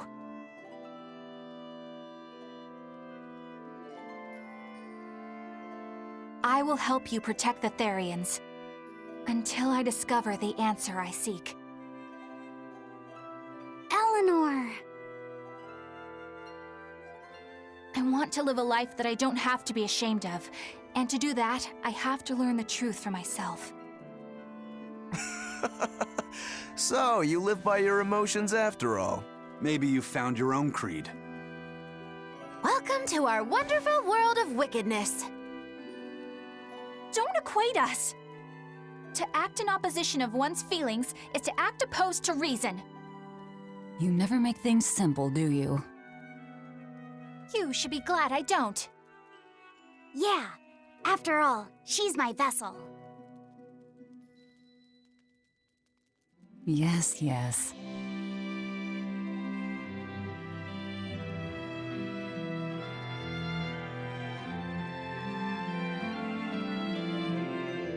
So, I think our next order of business is to find ourselves another Therion. Well, that's the extent of my insight. Anyone got any actual leads? What if we had Eleanor swipe some intel on them from the Abbey? That could work. I don't know. It wouldn't work. Officially, the Abbey still considers her a traitor. So who would leak anything to her? Yeah. Besides, we can't put Laufeyset in danger like that. And anyway, Eleanor's terrible at being a spy. Ungracious, but accurate. You know that special underground cell from yesterday? I want to go back there.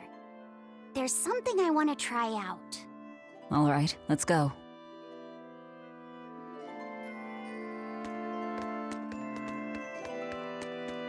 Laufeyset, I must offer you an apology. What for? For spying. I was plotting to take you back to the Abbey. I am truly sorry. It was your mission, wasn't it? Somehow I think I always knew. You did? Call it a hunch. Besides, Velvet was really suspicious of you. Whenever you feel you're doing something wrong, you start to sweat a lot. It seemed odd. How long have you known? Ever since you became a vessel for me. I think Velvet knew too. That's quite a shock. I failed completely in my role as a spy. It's pathetic. Shameful, really. Well, I think it says something good about you. Huh? Someone who can't lie well seems like a better person than someone who has an easy time of it. Thank you, Laufeyset. I think you're the better person here. I wouldn't go that far. What are you doing here, Bienfu? I was hoping you'd let me join in! We're in the middle of something important. Please leave us be for now. I'll be quiet. Just let me hang around, all right? Afraid not.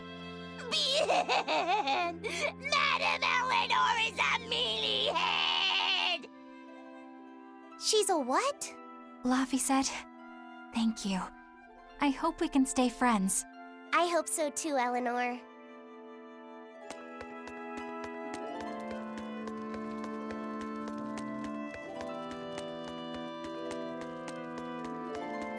I think I'm finally getting the hang of cooking without testing the taste. You know, I've always thought you were a really good cook, Velvet. It's not so hard. All you have to do is follow the recipe. After my sister died, I always did the cooking. The most important thing is adding just the right amount of salt, and the final adjustments of flavor. Oh, and once you're just about done, you have to make a wish that it turns out tasty. You wish for flavor? Yeah, so long as you do that, anything will turn out tasting good. Celica taught me that. It sounds like your sister was quite the master chef. Oh, I don't know about that. But now I'll never be her match. I've lost my taste, sure, but I've also forgotten what it even feels like to taste something delicious. What I make isn't really food. It's merely sustenance. I don't think that's true, Velvet.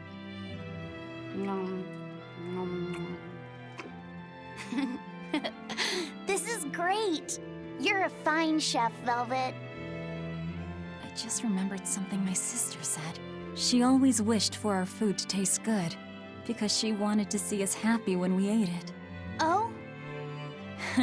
And she said I ate like a pig, too. I don't think you do. It's a good thing. You should eat a lot, too, so you can grow up big and strong.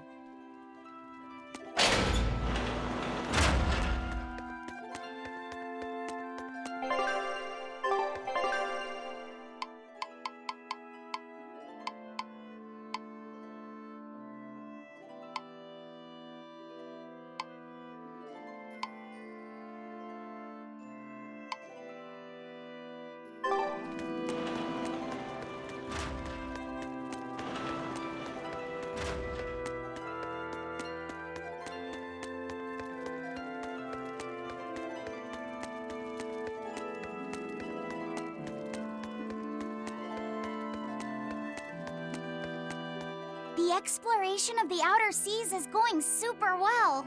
Yeah, it's all thanks to you guys chipping in. Oh, we haven't done all that much. Well, don't rest on your laurels just yet. Worse things happen at sea, you know. The scouting ship could always get eaten by some giant tentacled horror from the deeps. Danger's a part of the job. Besides, Ifreed's pirates are all about venturing into the unknown. I wonder what's still hidden out there for us to find. Terror Island, for one thing. According to ancient legends, it's an island that moves across the outer seas like a ship. Really? I've never heard of an island like that. Nobody knows if it's real or not, which is exactly why we have to try and find it ourselves. Awesome! I can't wait to get to the bottom of this. Don't get too excited just yet, kiddo. It's good to have enthusiasm and all, but I bet this place is called Terror Island for a reason. I'm not too worried. Like Eisen said, challenging the unknown is what Ifreed's pirates do, no matter what the risk. Looks like you've caught the bug too. Ah, looks like it.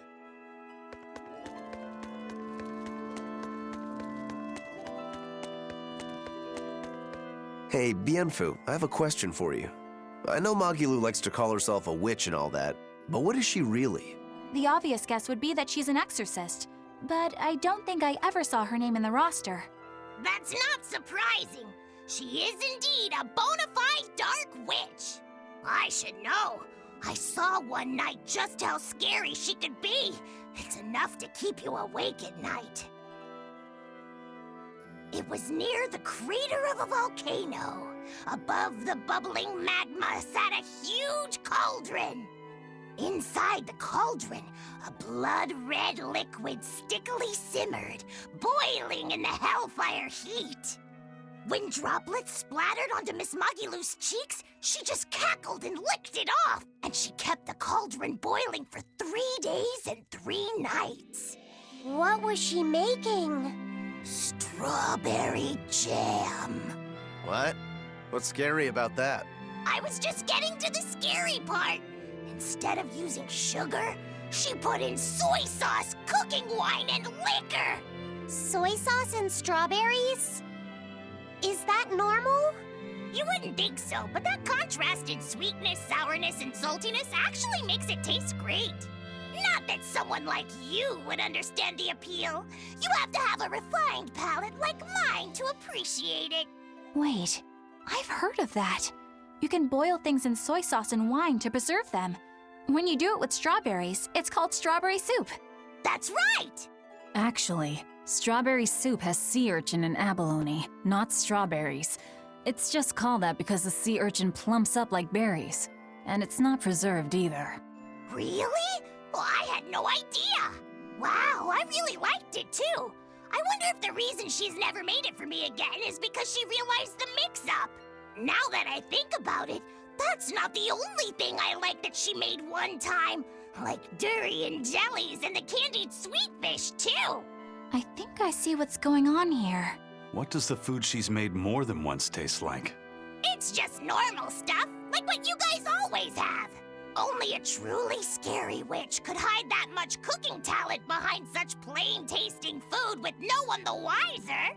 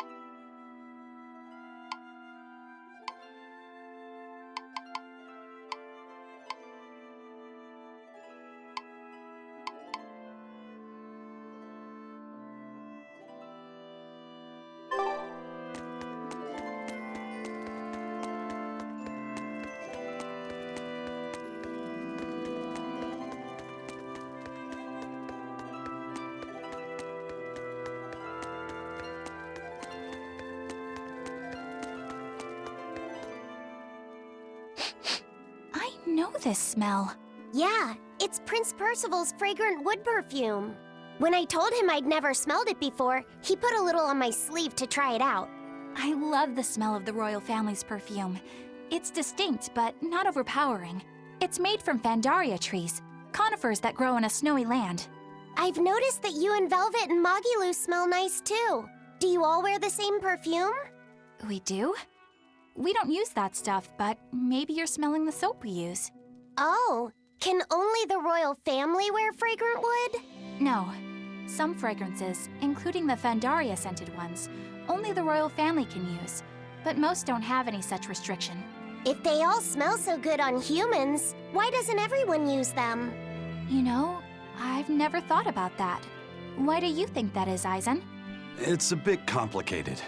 To explain it right, I'd have to start with the history of bathing in Midgand. A few hundred years ago, people believed they would die if they took a bath. They were so terrified of baths that they wouldn't even go near one. I can't believe people would be scared of taking a bath. Why would that even happen? Well, at the time, a deadly plague was running rampant, and people thought that it could be transmitted through bathwater.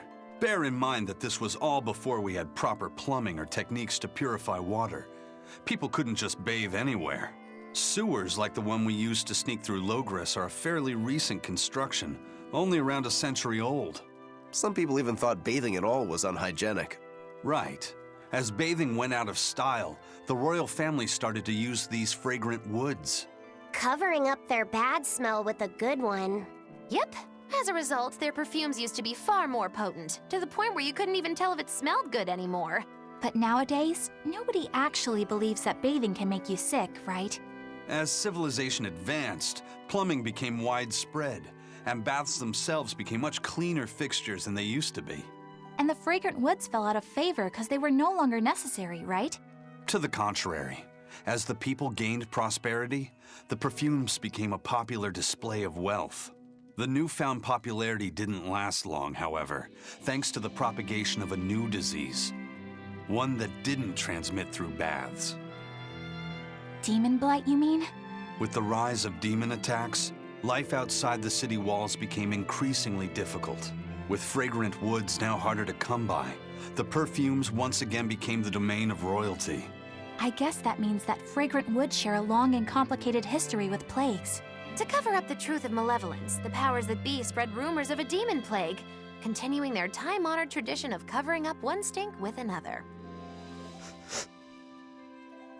So, what do you think of the perfume? Do you like it? Yeah, it smells nice. But I think I like the smell of soap better. Huh?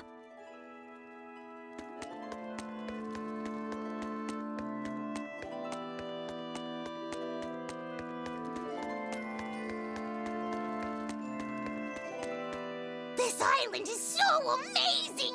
It's far away from any other people and has so much hidden stuff underground! It's such a perfect hideout! Just thinking about it makes me so excited to be here! Yeah, I guess. What's wrong? You were so excited to be here before! Don't be such a drag, Laphicet! It's just that this used to be a prison. People were brought here to suffer. If you're worried about how I feel, don't be. If I really hated this place, I wouldn't have made it my base. Hell, I was imprisoned here too, but now it's the secret fort I always dreamed of. I still haven't forgiven the guard who ate all those marron glacés I was sent. I'll let the past be the past. What part of secret fort are you not getting? Yeah.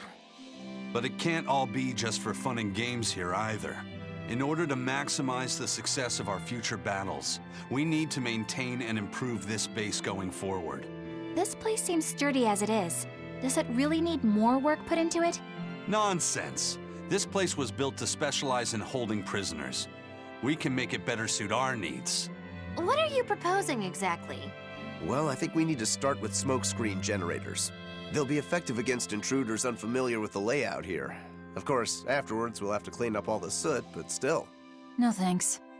I think we need something to put out fires. The fire at Helavi's was really scary. We have Malakim like you who could use water arts, though. If anything happens, you can just put it out. Oh yeah, I guess that's true. What we really need are some secret underground tunnels. If things get too hairy here, we'll need an underground escape route. We can put in hidden doors, and even some fake ones to trick the enemy, too. We have 2 separate docks. That's good enough. No enemy is going to attack without taking both docks into consideration. That's why we need to build underground tunnels before anything else. But we're on an island. You know, surrounded by water. Where would these tunnels even lead to? Isn't it obvious? We'll dig underneath the sea to another uninhabited island nearby. But there are no other islands nearby. If it means getting my tunnels, I'll build an island too. Are you listening to what you're saying? It sounds like he's daydreaming to me. And what's wrong with having some dreams? This is a great opportunity we have here. You guys just don't get it. It's okay. I get where you're coming from. But they'll never understand. You might as well save your breath.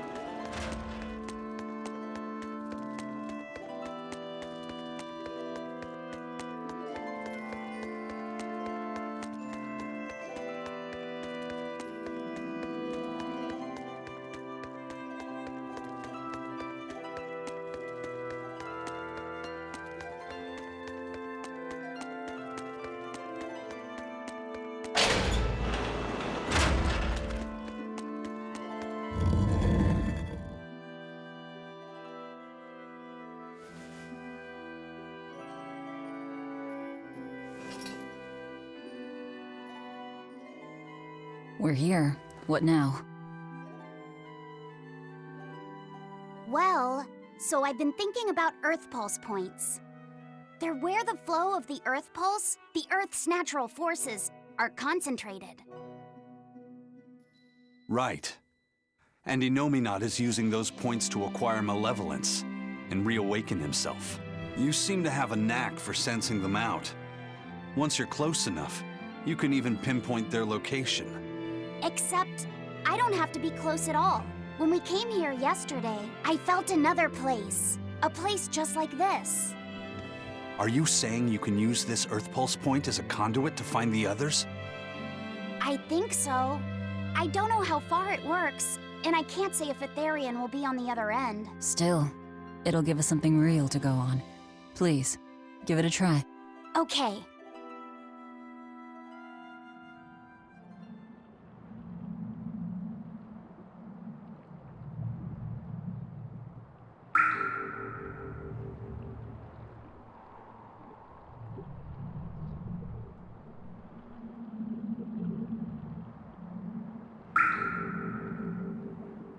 Anything?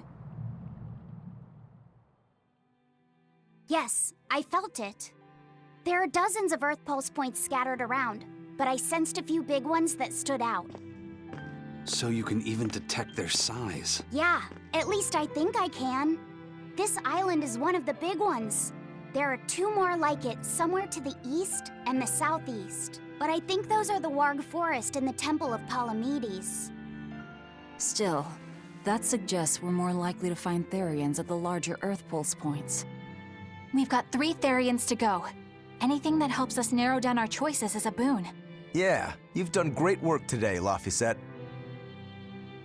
That's for sure. Thank goodness you're here. You're a marvel. One of the wonders of the world, kiddo. It's not that big of a deal, really.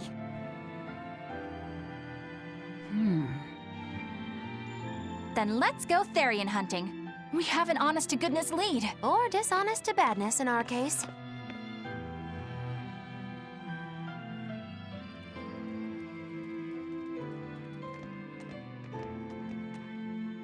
Broke again? Still not good enough. You think it's your swords that are weak? You don't think maybe your body's just stupid tough? No. If it can't cut me, it's just not good enough. I need stronger materials to make a better sword. I'd love to try orichalcum, but getting that stuff is next to impossible. Orichalcum. That's the strongest metal in the world, right? A rare metal that's only been found in ancient ruins, and seldom at that. I've seen fragments of the metal myself, but I've never even heard of a piece large enough to forge into a weapon. I have. I heard a rumor that a block of orichalcum was discovered in an ancient ruin some 200 years ago. Unfortunately, the boat carrying it sank in a storm. From the depths of the earth to the depths of the sea. A sunken ship. Treasure at the bottom of the sea. That would stir any sailor's heart. If we knew where to find it, could it be salvaged? The ship's crew drowned, so nobody knows where she sank. Besides, it's a centuries-old rumor.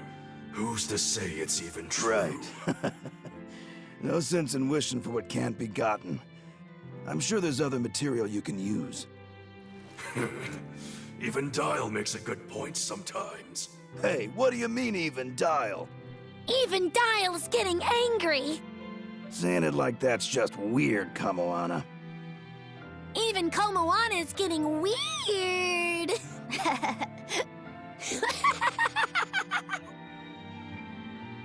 All right, so our target is an Earth Pulse point about as big as the one here. Let's start with the closest one and go from there. Which way is it? The closest one is to the west. Got it. Lead the way, Laphicet. My pleasure.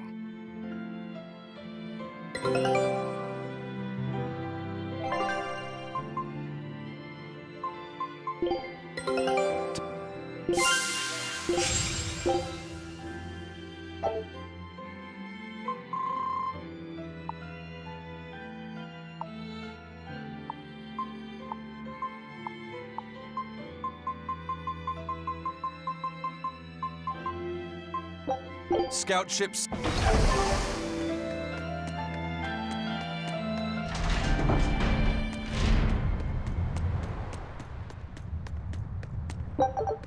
I lost a bet to a young man, and he dared me to prove my courage by sailing out to a Class 4 island. Now, I can handle myself, but man, it ain't fun and games there. I nearly got killed by demons. You actually stepped foot on a Class 4 island? Not even. I was still approaching it by ship when this stuff that looked like spider silk started spreading round. These bug-looking demons were using the stuff to try and climb aboard my ship. Damnation! The crew cut those threads as fast as anything, and we got the hell out of there. Whole thing left me bawling. Well, I'm glad to see you made it out safely. I'd suggest not going near there again. Oh no, I wasn't planning on it. I had enough of that place to last me a lifetime.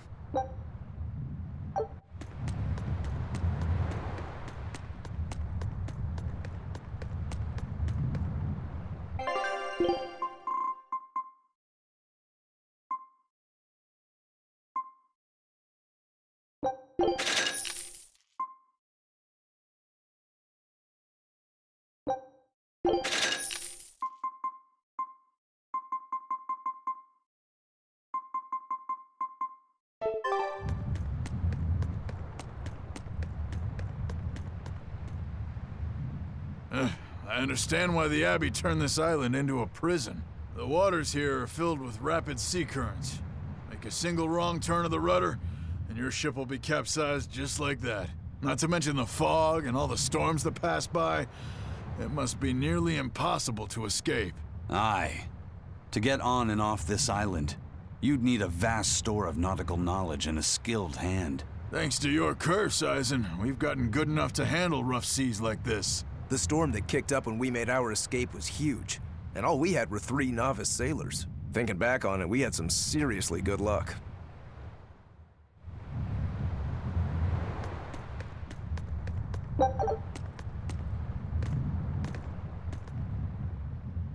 The first mate told me we're going to be looking for an Earth Pulse thingy, right? The ship's ready to leave whenever. Do you want to depart now?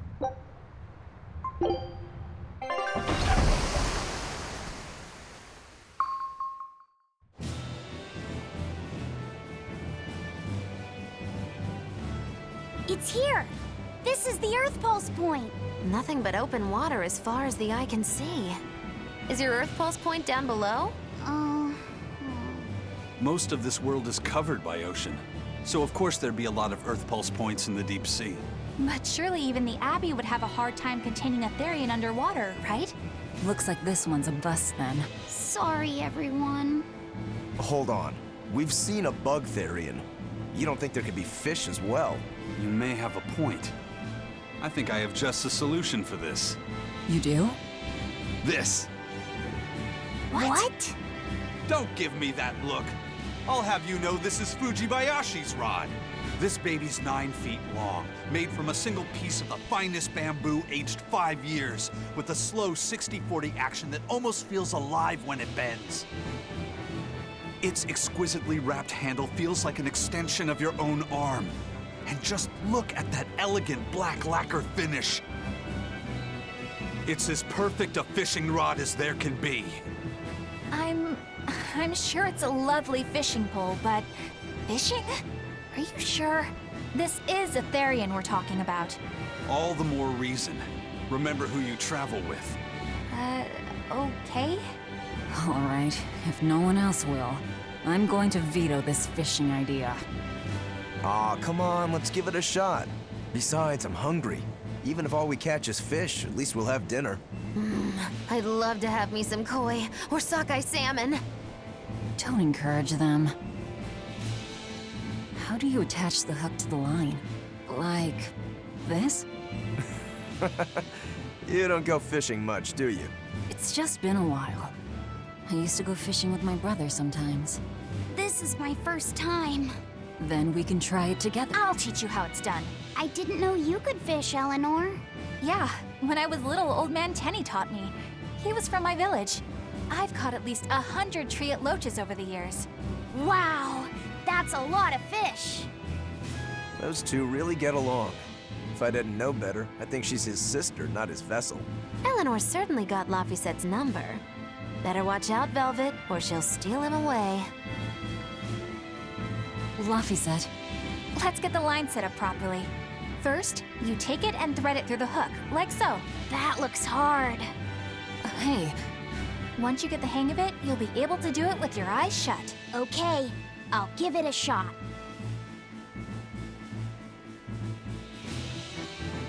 Laffy! Huh? You mean me? Oh, I was just... Be careful there. Wouldn't want you falling into the water or anything. I'm not a little kid, you know. It's just that Laffy fell in once.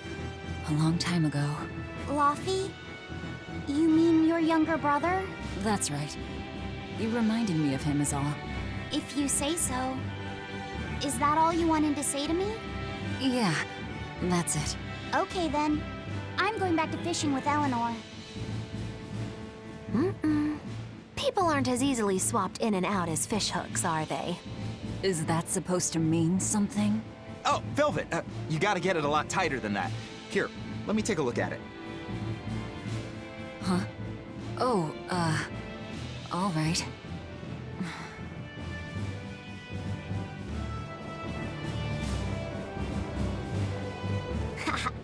Old Man Tenny sounds like he was a real goofball. Definitely. He used to say the weirdest things while we'd be fishing, just to make me laugh. Like what? Oh, it was all nonsense, but it was funny to me.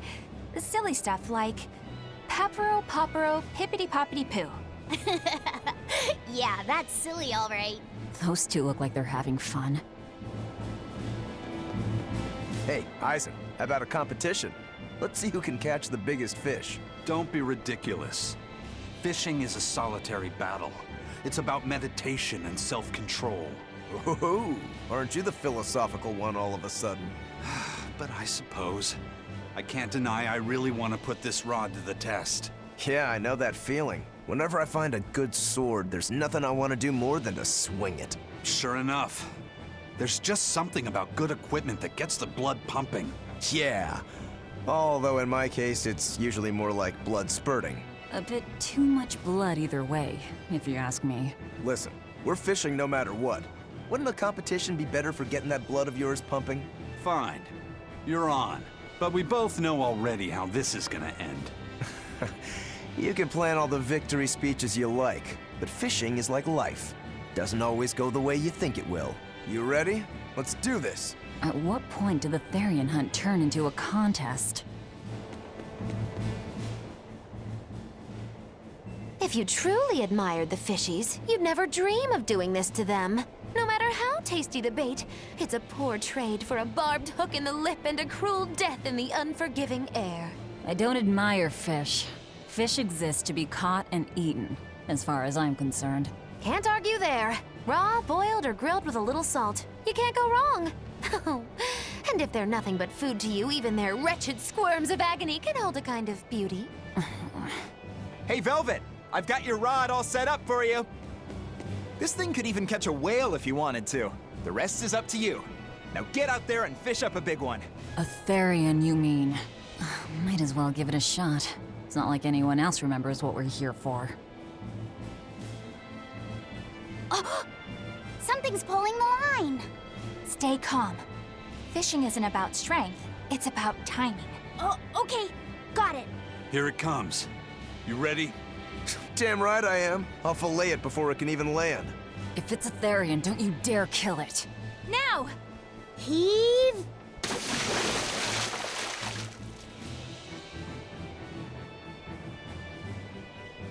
Well, what do you know? Neither a fish nor a Therion. Well, shoot. Can't eat that. Oh. It looks like it fit you though, Laphicet. Why don't you try it on? I concur. Maybe it'll bring out his unique personality. My unique personality, huh?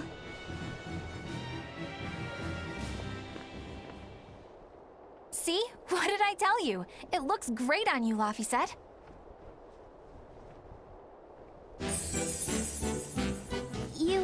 You really think so? Yeah, brings out your special charm, kiddo. Come on, back to Therion fishing. Oh.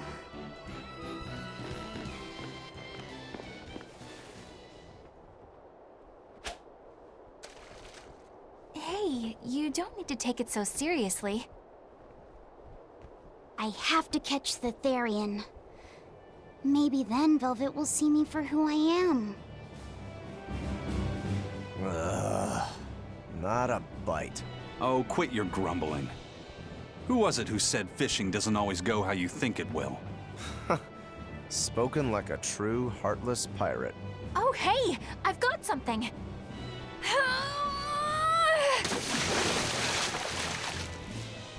Whoa, looks like I'm next.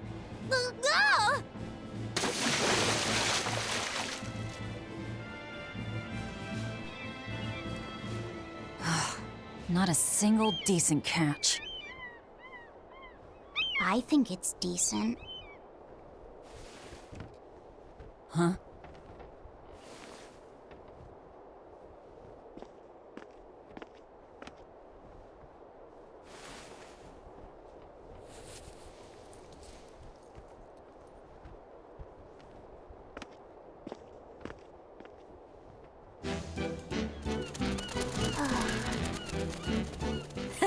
You found a look all your own.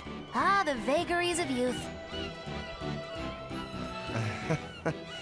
You don't take half measures, do you, kid?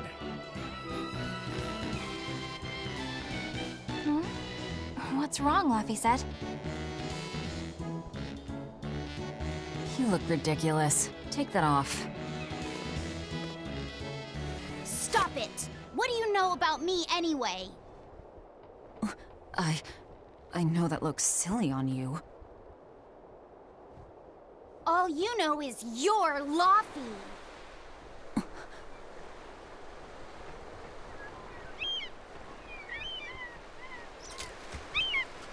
Hey, Velvet! Something's pulling on your rod. Huh? Oh! It's a big one. Give it everything you've got! I know what I'm doing!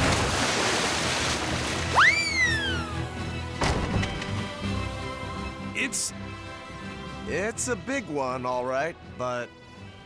A pot. Yay. But what's a pot doing out here? There's something inside it.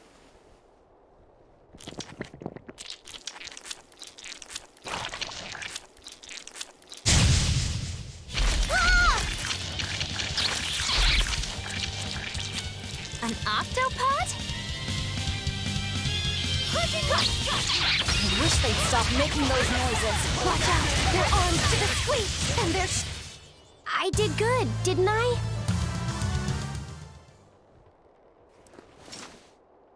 Phew, that was scary. Be more careful before you approach a suspicious object. You think Laufey would have stayed back? That has nothing to do with this! Hold on. There's something else inside.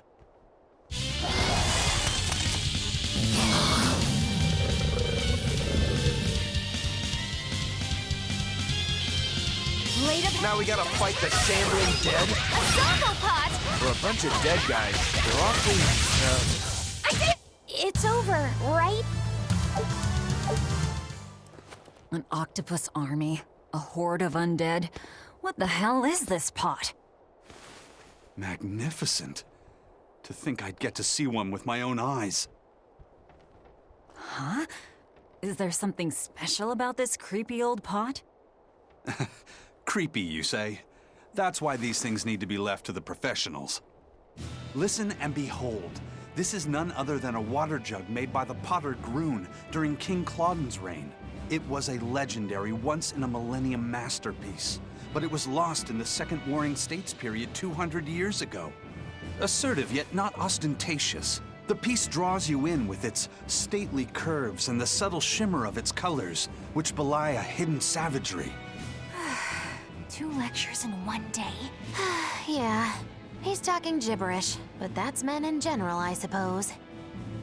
The lost glazing technique of the Orosaurin is so vibrant, it looks like it could start moving at any moment. Huh?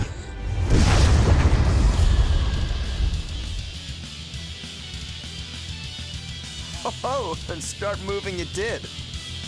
Look out! The pot's a demon! Whatever you guys do, make sure you don't smash it! So, can I slash it? That's even worse! Stop arguing! Spirit release! You broke me! Here's your justice! Fighting order! Crash through! Hurricane! Crash through!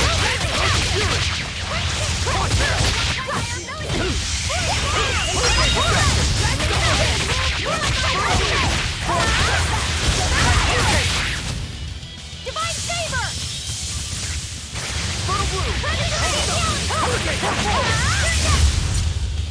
Incandescent Steam! Pyrogenic Wind!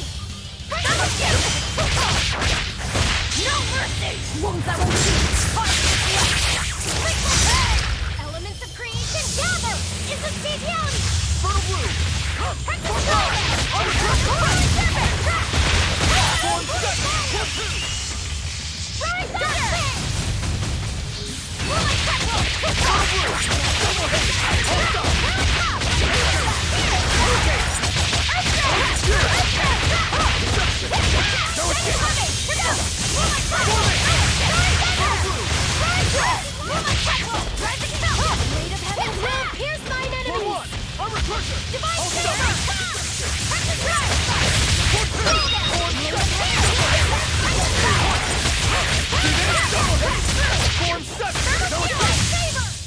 It was a close one, but I am the victor.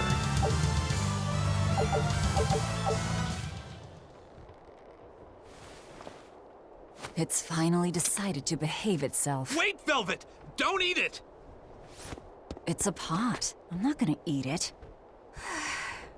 I guess there weren't any Therions to be found here after all. Yeah, if there'd have been any, you'd think ol' Eisen's Reaper curse would have drawn him out. Oh, so that's why all we caught today were weird, useless things. Right. I forgot about the curse. So all this was Eisen's fault, huh? Funny how quickly you get used to it. Oh, my power didn't end up helping us out at all. Nope. Hmm. But I know you're not the type to give up after a little setback. Isn't that right, Fee? Huh? Fee? It's your nickname. Not a whole lot of thought put into it, but... You're you. You're Fee. Velvet. Fee. I like it. It has personality. Thanks. Of course, if you still feel like giving up. No, I'm gonna find us the next Earth Pulse point. Oh, hey. There's something else inside the pot.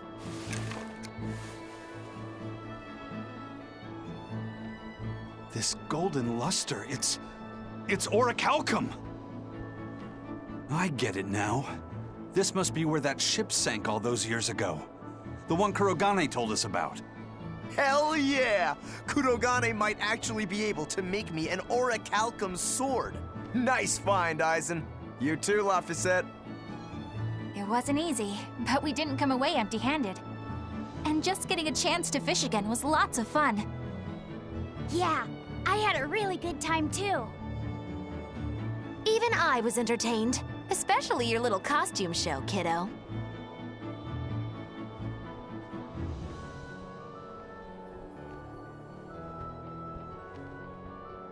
The sun's going down soon.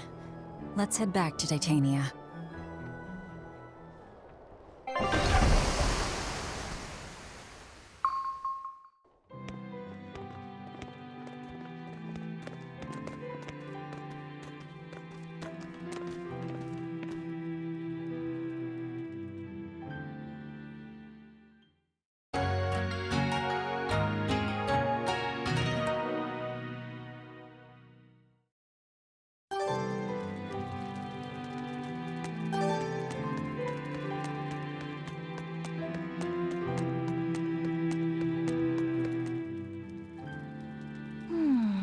What else do they have in common?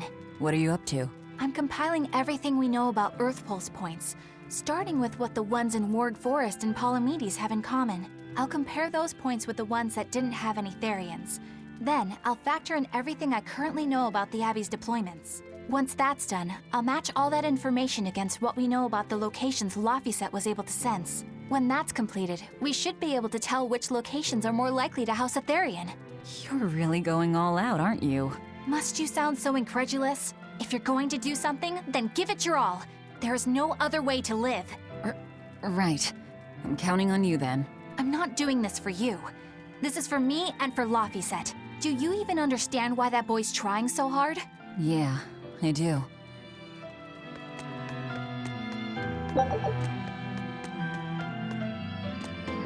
Laphicet! I spy! I spy! I can't, Kamawana. I've got stuff to... I spy with my little eye. Something that starts with V. Okay, I'll try. Is it... Velvet? No! No fair! How'd you do it so fast? Wait, Kamawana, I'm sorry. You don't have to cry. Poor Fee.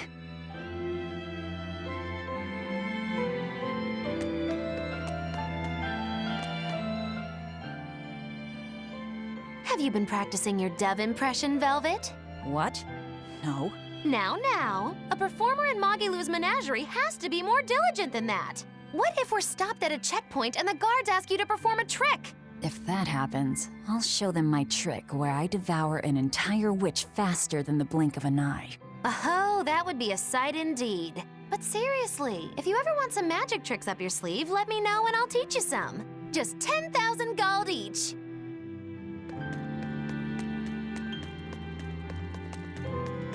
Oh, hey, Velvet. You don't mind if I give Kurogane that orichalcum you fished up, do you? Doesn't matter to me. But do you really think he can make a weapon with that? I don't know. What does the expert think? Conventionally, no, it's impossible. But when has convention ever stopped a demon? I won't argue that. We're dealing with the hardest metal in existence.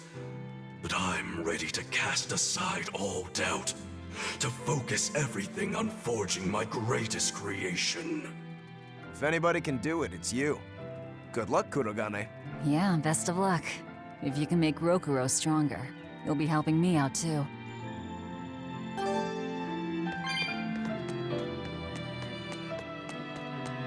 Hey, what do you say we track down another Therion? Sure. From what I can tell, the next closest Earth pulse point is near the center of Midgand. Midgand, huh? The capital's not far from there. I wonder how things are now that Griffin's gone, though. Only one way to find out. Maybe so, but Eisen's not here, you know. You're right. I haven't seen him in a while. We should probably ask Benwick where he wandered off to. Yeah. Hold on. There's a letter here. On pretty cutesy stationery, too. Let's just have a quick look-see. As the cold turns bitter and the snow piles up on the mountains, I cannot help but think of you and hope you are in good cheer. As for myself, I am the same as ever, although I recently acquired a rare item that I shall be sending your... It's rude to read other people's letters, you know. Yeah, but how else are we supposed to find out whose it is? Does it say who the sender is? Uzfamewu Wexov. Who the hell is that? Probably someone on this island, if I had to guess. Hey! Anybody lose a letter? Do any of these folks look like the type to write a fancy letter? Point taken. It could be one of the pirates. Why don't we go to the docks and ask around? Fine, just don't forget our mission.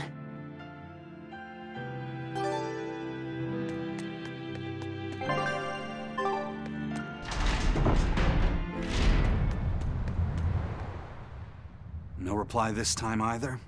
But she's doing okay. I can say's that much. That's good to hear.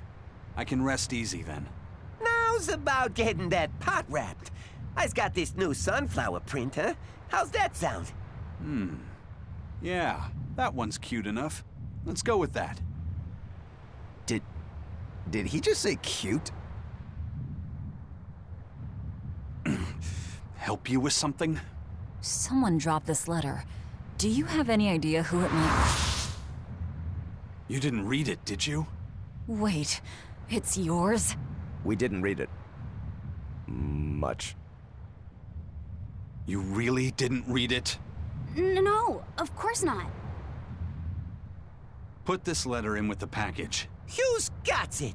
When you ship with the Turtles Express, rest assured your mail is in good hands. If you're done here, we're ready to head out. Our destination is Midgand. Yeah, I'm all set. Was he sending a gift to someone? And with a letter, too. Gotta be a lady friend, that's for sure. You think? Either way, that letter was really polite. And did you see that penmanship? Yeah, I didn't know old Reeps had it in him. I can hear you two, you know.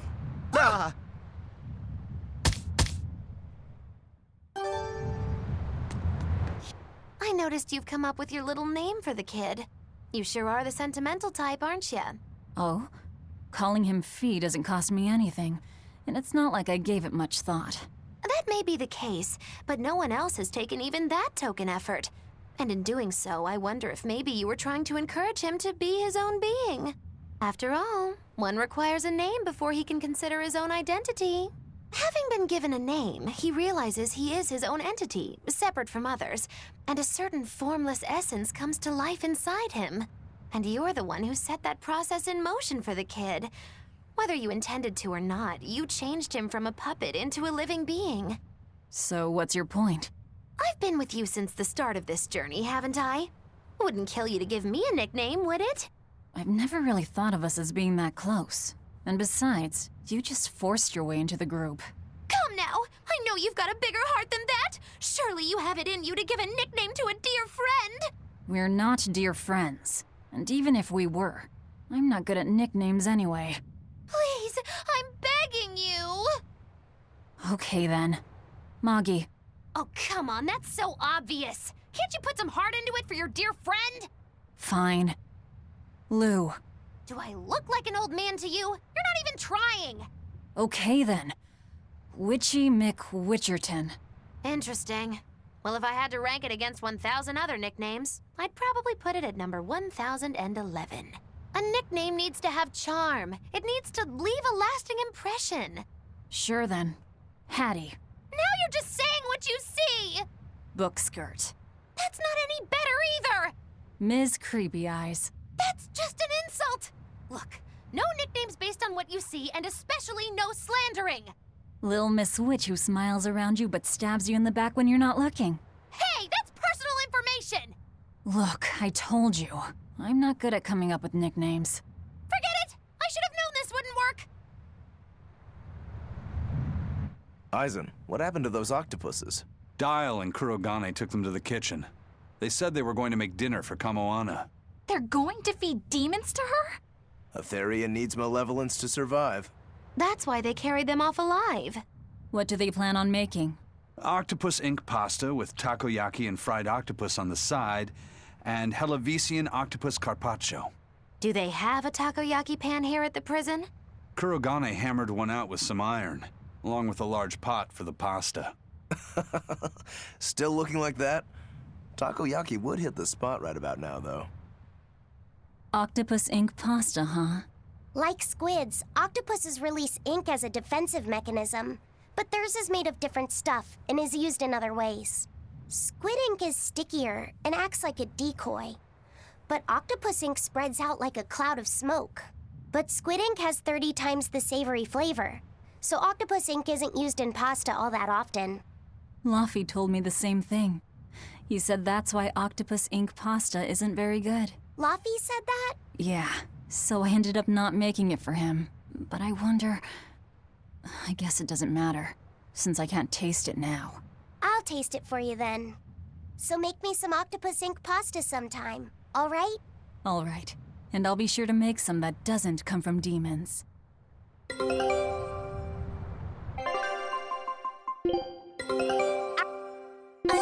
right.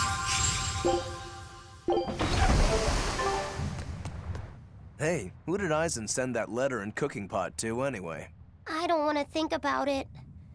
That walloping still stings. You've got to be curious though, right? Maybe. It was serious stuff. Whoever it is must be important to him. A lover, maybe? Aizen's lover. A child wouldn't be happy with that cooking pot, and a man wouldn't want it wrapped up so pretty. A young woman with Aizen's tastes, then. He'd be bound to fall for a miraculous match like that, right? I don't know. I bet she's that girl with the yellow umbrella. You really have a thing for her, don't you? I do not. That's not what I mean. Then pray tell, what do you mean? Huh? Eavesdropping, Eleanor? How unseemingly rude of you. Besides, Laffy said is free to like whomever he chooses. You're one to talk about eavesdropping, Moggy Lou. Anyway, it's just that the sunflower design on the wrapping reminded me of her.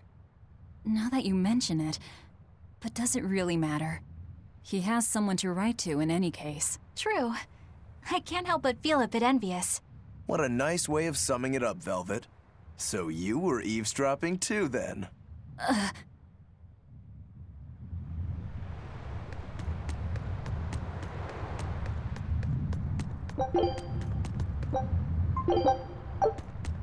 May I ask you a question? What? You're an Earth Moloch, yes? Why live on the sea when your kind sinks in water? I live on the sea because I'm an Earth Moloch. I'd be curious to hear more. Ifrid used to go on about how we should accept what we were born with. But one time he joked about the idea of a pirate who couldn't swim, and he laughed and laughed. I wanted to clobber him right then and there, but it wouldn't have changed the fact that I can't swim.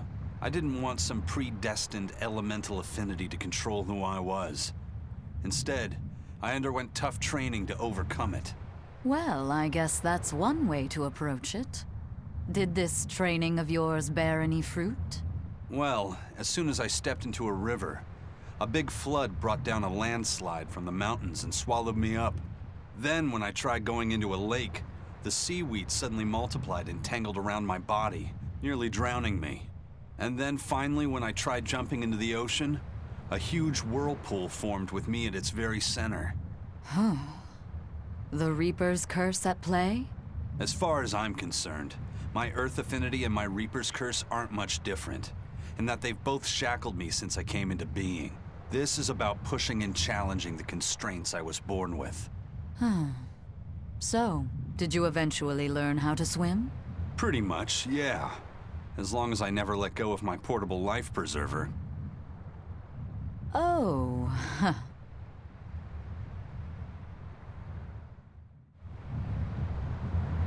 Say, what do you think about Eisen? Oh, so that's the kind of guy you're into, hmm? Huh. Not what I'd expect, but... No! I just feel there's something different about him. The way he picks presents, the objects that catch his eye. Oh, is that all? Boring. No kidding. All men have some kind of particular interest, big or small. I suppose that's true, but he seems a bit, shall we say, overly obsessive? Now that you mention it, he does have a tendency to ramble on about various topics. And it's not just the items he collects. There's more to it? Every weekend, he eats curry for dinner, and every time we go into port, he docks at the 3rd bollard. Come to think of it, I heard the galley crew complaining that he always needs his pasta cooked exactly the right way. And when he needs a new outfit, he always goes to the same tailor and returns with identical clothes and boots. It all has to be exactly the same size and in exactly the same color. Turtle says he's very nitpicky. Sounds like he's not so much picky as he is a pain in the ass. But I do see a different side of him now. I thought pirates were all rough and filthy, but it seems they can be quite meticulous. Not much of a reassessment.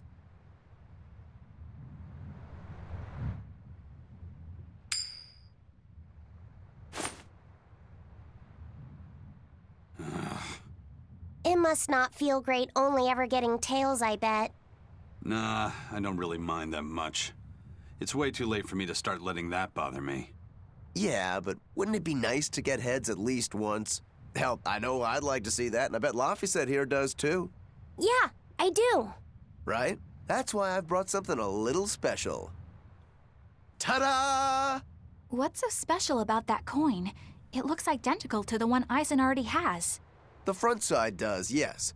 But both sides of the coin are actually heads. I had Kurogane make it for me custom. If both sides are heads, then not even the Reaper's curse can stop it. Well, yeah, but that's cheating. What's the point in getting heads if it's rigged that way?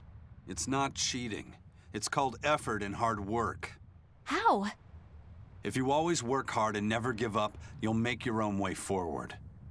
All right, I'm in. I'll get that heads for you.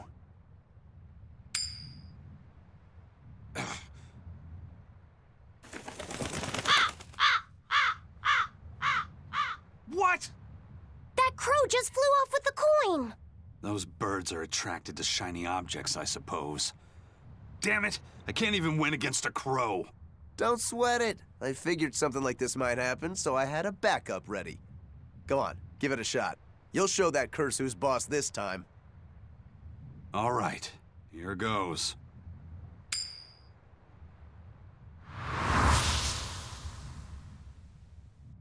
I don't believe it! Now Prince Percival's griffin's gone and eaten the other coin right out of the air! Are you kidding me?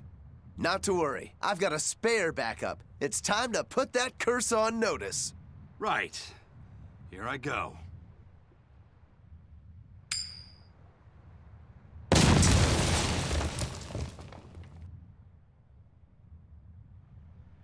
You gotta be kidding me. Reaper's curse or not, does it really have to go this far over a damn coin? It's fine, really. I had a feeling it'd turn out like this. Well, I sure didn't. Yeah, me neither.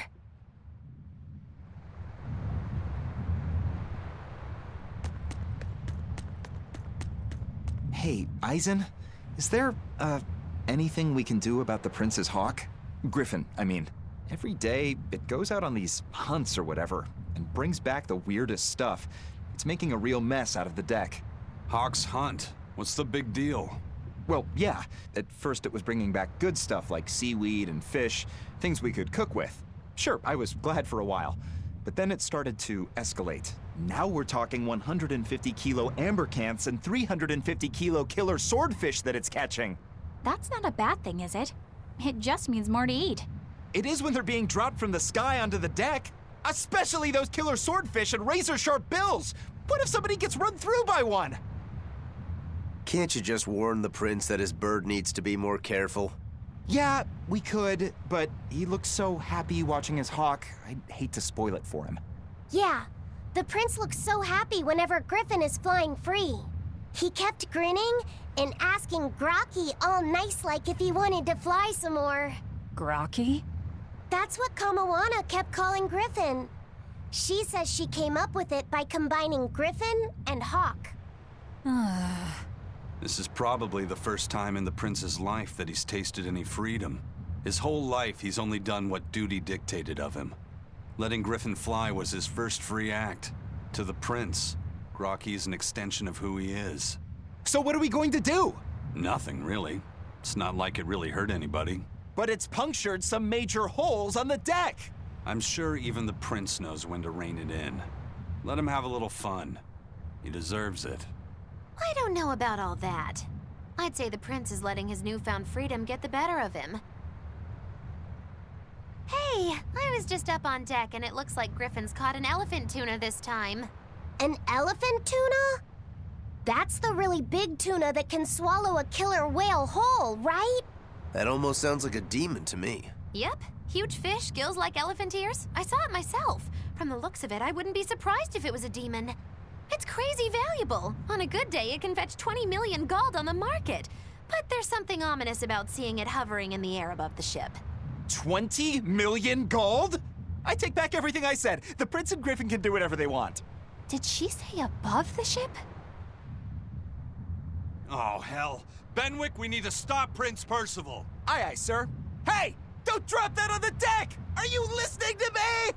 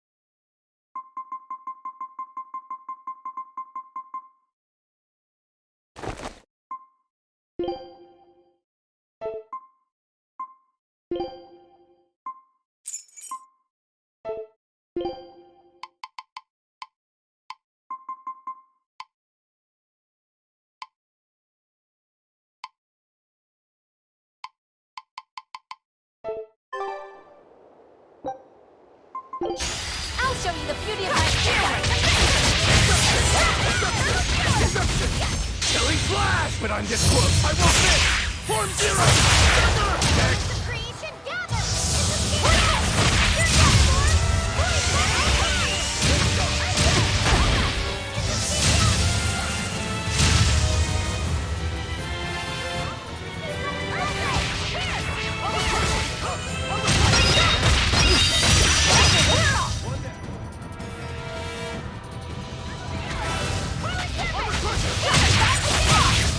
Is that all you got?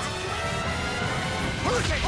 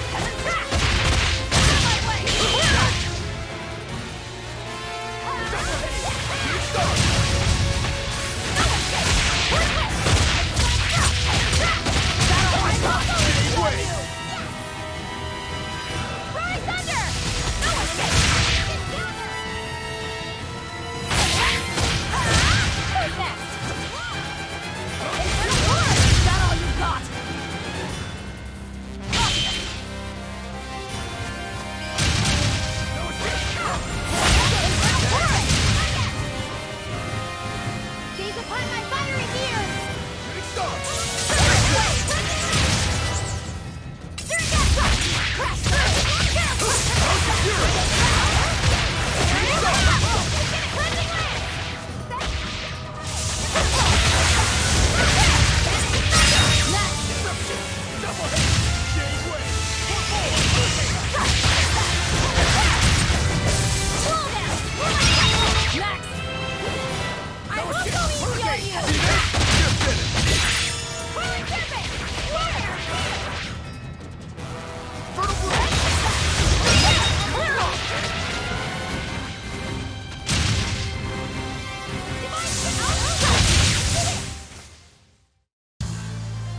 Are you hurt? Can you stand? Yeah.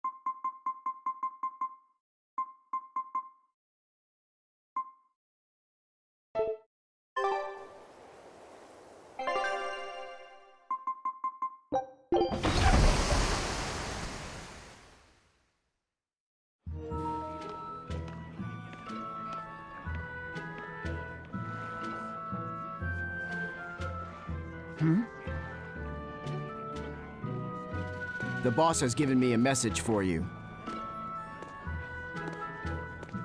Says there's some sort of nasty demon running around in the Eldina Plains, to the east of Logris. She thought it might be the one you're looking for.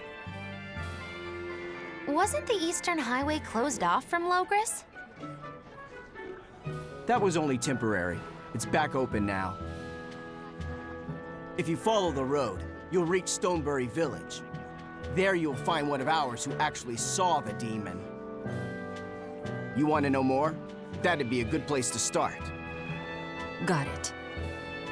Hey, that's the same direction I sensed the... Give Tabitha our thanks.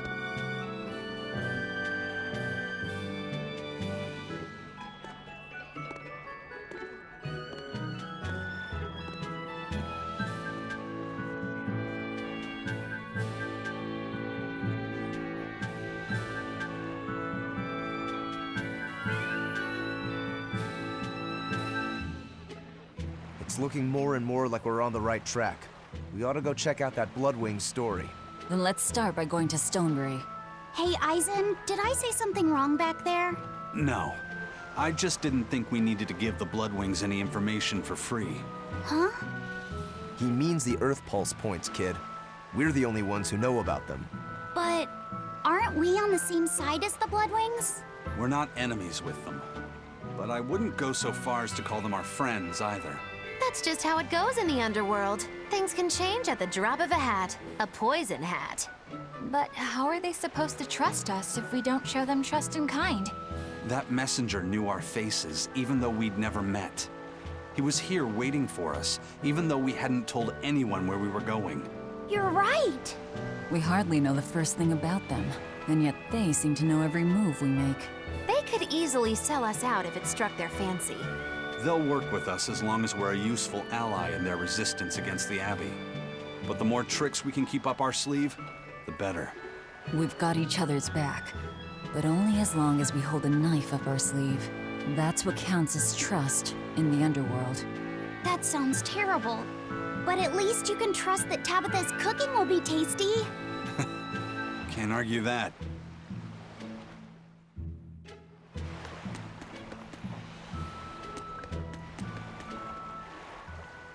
All right, everything's all fixed up. Now to polish this ship from top to bottom. You really throw your back into your work, don't you? Why shouldn't I? The Von Eltia's our pride and joy, our weapon. And most importantly, our home. I'm sure you've heard this before, but she's one odd-looking ship. The Von Eltia was built by the Kingdom 12 years ago, using the very best technology available. She was designed for search and seizure operations on the high seas. Apparently, her unusual design comes from an engineer who is familiar with technology from the far continent. But on her maiden voyage, a string of mysterious accidents took the lives of the captain, then the second, and then the third in command. People thought the ship was bad luck. She was about to be scrapped when Captain Eyfried came and snatched her for himself. If the ship was bad luck, why did Eyfried want it? Well, I'm sure part of it was that he wanted a sturdy ship, capable of reaching the far continent. But when I asked him why, he said, "She looks interesting." She's too interesting if you ask me. We've been chased by storms, struck by icebergs, attacked by a giant whale. You name it. 3 years ago when the first mate arrived, it all made sense. To think we'd been haunted by a Reaper the whole time. Oh, come on. Don't go blaming the captain and the first mate for every bad thing that happens. I bet you're all just frustrated because you're forced to go where they tell you. None of us are forced to be here. We're here because we choose to be here. And we do so fully knowing what sort of men the captain and the first mate are. Anyone can leave the crew whenever they like. We're free pirates, each of us, here because we want to be. Some of us love adventure, some are looking to test their fate, and some are just searching for a good place to die. We're a ragtag bunch of rogues, that's for sure. But not a one of us has died carrying regret or resentment. So we're glad to help out you and yours. But you'd best not forget what we stand for. I won't. They're quite the crew, aren't they? Were all those accidents truly caused by your power? Yeah. I've been searching far and wide for a way to lift the Reaper's curse. But when I couldn't find a single thread to follow on this continent, I turned my eyes to the other side of the ocean. And that's why you boarded this ship. And a fine ship she is. The Von Eltia was built from 1,000-year-old wood, you know. Before I found my coin, she was my vessel. But then the accidents came. And then Eyfried stole the ship. Did he know you were on board? Definitely. He had pretty solid resonance going for him. Although at first, I think he assumed I was just a dour-eyed lubber worthy of little notice. I suppose being a Reaper tends to take its toll like that. No argument there. But still, whether they could see me or not, they didn't act any differently at all. I fought my damn curse with everything I had. And Eyfried and his crew fought right along with me. Hell, we even finally made it to the far continent. And you didn't find anything there? To help with your curse? I didn't even look. But that's why you went there, isn't it? Eventually, I just got tired of fighting back. The crew, they taught me how to feel alive. And the joy of pursuing my dreams alongside good friends.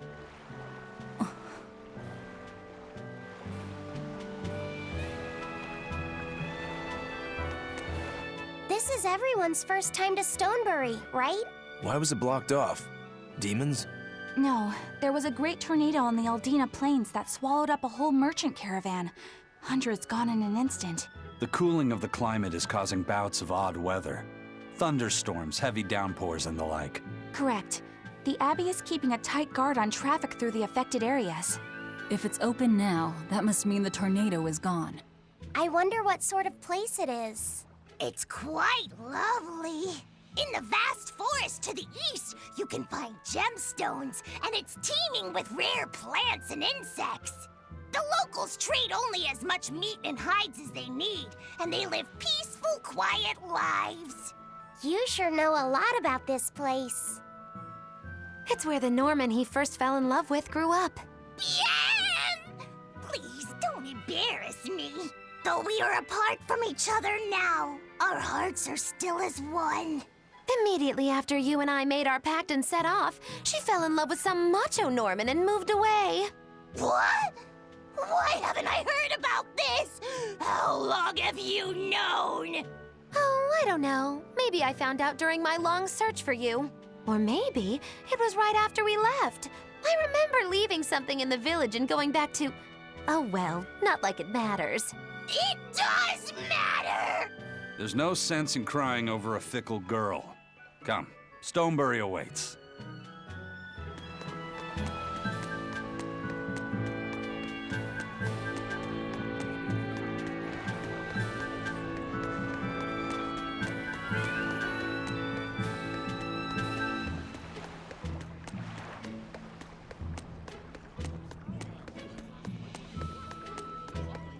The Eastern Plain is finally open for travel. I hear that the people of Stonebury are alive and well. My husband and I can breathe a sigh of relief.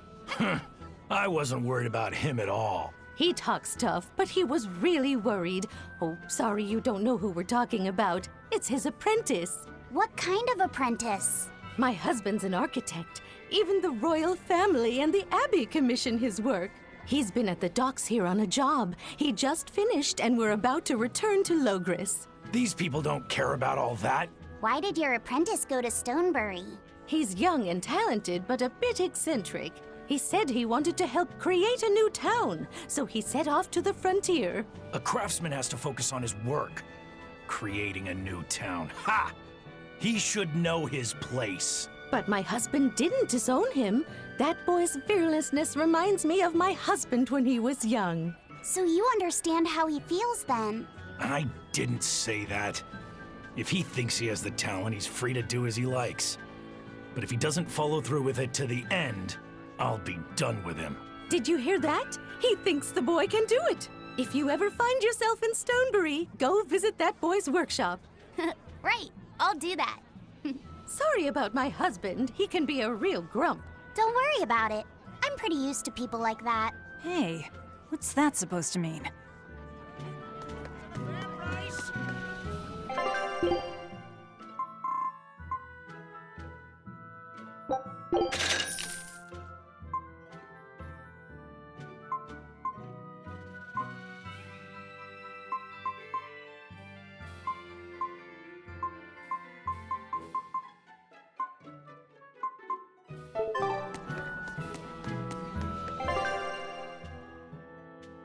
you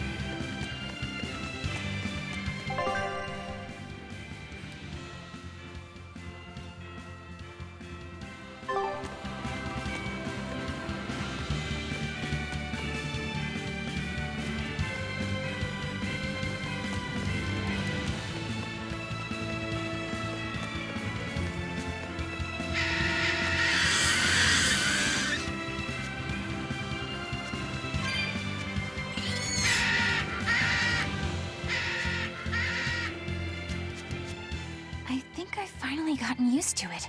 Used to what? Your powers. I think I finally got a handle on them in a way that feels right. That's good. Hopefully you won't faint anymore. Yeah, and I'll keep learning too. I hope we can make this work out. Yeah, definitely. Fingers crossed. What's wrong? Nothing. Hey! When you and Eleanor made your pact together, she gave you a true name, right? Was it a good one? True name? What's that? It's a special name in the ancient tongue given to a Moloch as a necessary step in forming a pact with a human. I gave Bienfu the name Fushicas. It means thing. That's pretty messed up. It's just my own little way of showing affection. So what kind of name did you get, Laphicet? What's the matter? She didn't give you a really weird name like Magulu gave Bienfu, did she? If you're not happy with it, I can talk to Eleanor about it later. So go on and tell me... I'm fine with it. And I can't tell you anyway. Well, you don't have to get so worked up about it. A true name is not something a Moloch just casually divulges to others. They carry a special meaning to us. Speaking it to anyone other than our Pact Keeper carries a special meaning. Between comrades, it means we trust them with our lives. In other cases, it's... Practically a confession of love! You could have said something sooner, you know. Laphicet's at a delicate age. You should be more careful in the future. Oh, really? It's just another way of showing affection.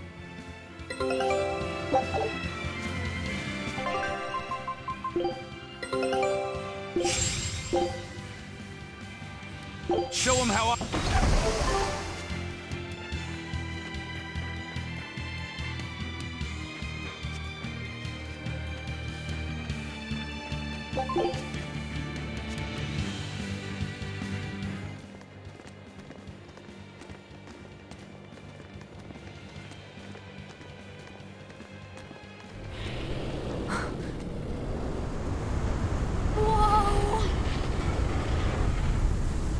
Dragon.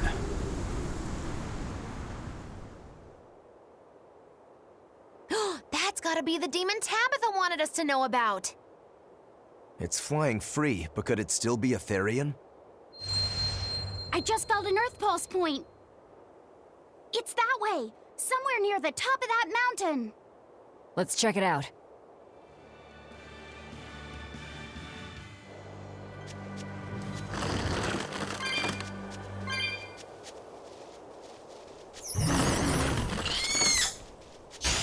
I'll finish this now.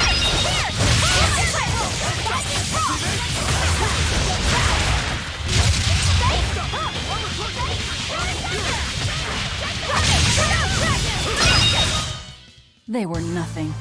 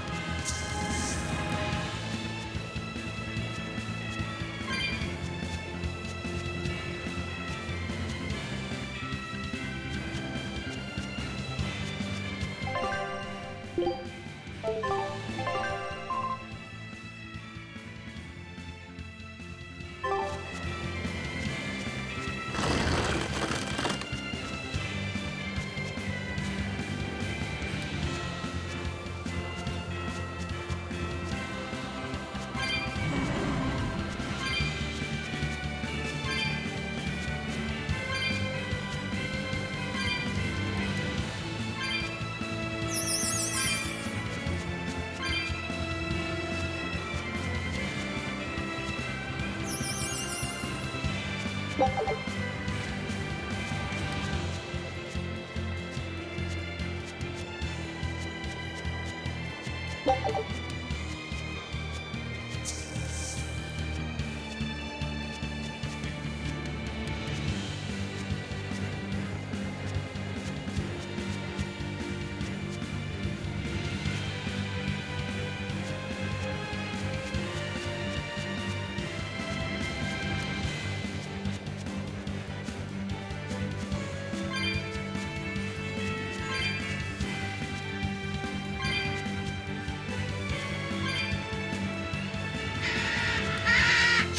don't think we have a chance! Hurricane! Shelling blast! But I'm this close, I won't miss!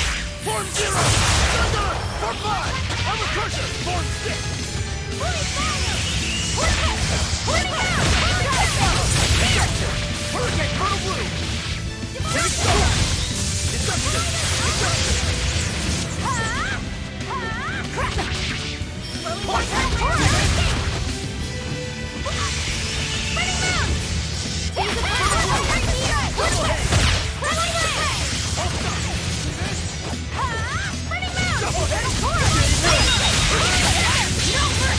Won't that one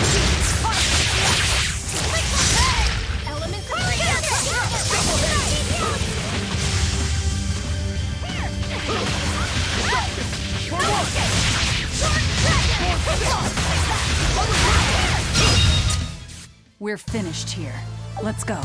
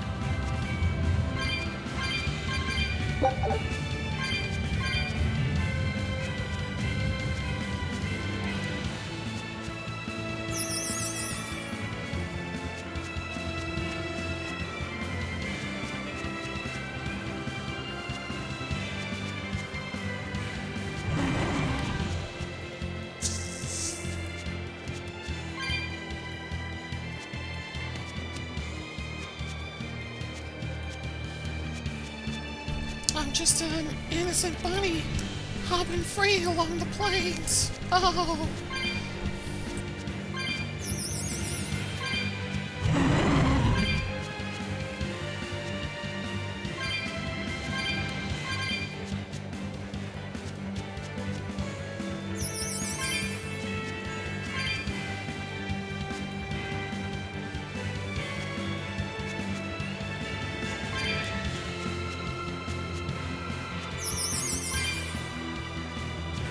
Yeah, I can really feel the Earth pulse now. It's up above. Guess we're in for some mountain climbing then.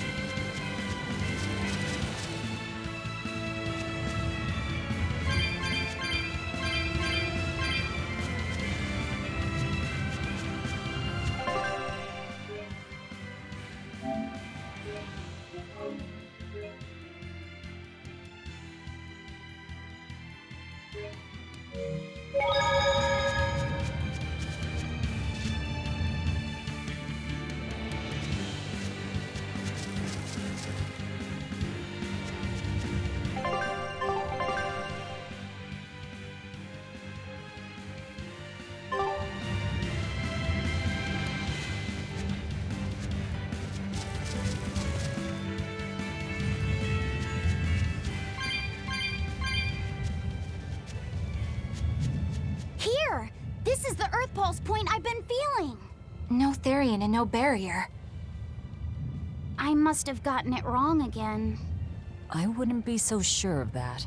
That dragon could well have broken its barrier. Or it might have been too powerful for the Abbey to subdue. You could be right. After all, dragons make for the strongest demons. The problem is, we don't know if it's a Therion or not. Yeah. Let's stick with the plan and head to Stonebury to gather more information. Am I the only one here who thinks the real problem is how we're supposed to fight a frickin' dragon?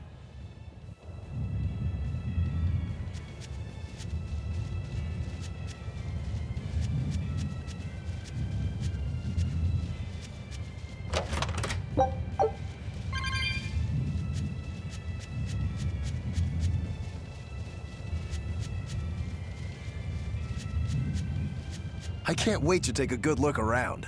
Whoa, now that's what I call a view. I agree that it's beautiful, but don't leap about so much. You'll fall. I can sense many earth pulses under this place. I figured you'd notice that. An intricate web of earth pulses crisscrosses the land under the Aldina Plains. Mountains like these would normally take tens of thousands of years to form, but these popped up in about a millennia. So the earth pulses have affected the land? Exactly. Long ago, people wielded arts that allowed them to manipulate the earth pulses and control the very land itself. How could arts like that exist? Perhaps they pushed against key points on the earth pulses? Like how acupressure can improve a person's blood flow. That's a rather forced comparison, but you may be right. Either way, those arts have been lost for eons. I'm impressed, Eisen. You know a lot about everything. Not at all. There's so much I don't know. For example, the name of these flowers. That's why I travel. To learn. Aldina alabaster grass. That's the name of this flower? Yes. A long time ago, my brother showed me a picture of it in one of his books. They're fragile flowers. They die quickly on their own, but if enough of them gather together, they can survive. Fields of them form beautiful white carpets of flowers. In some cultures, they symbolize kinship, the bonds between people. Kinship? Huh. I'll remember that. You and your brother taught me something new today. I'll never forget either.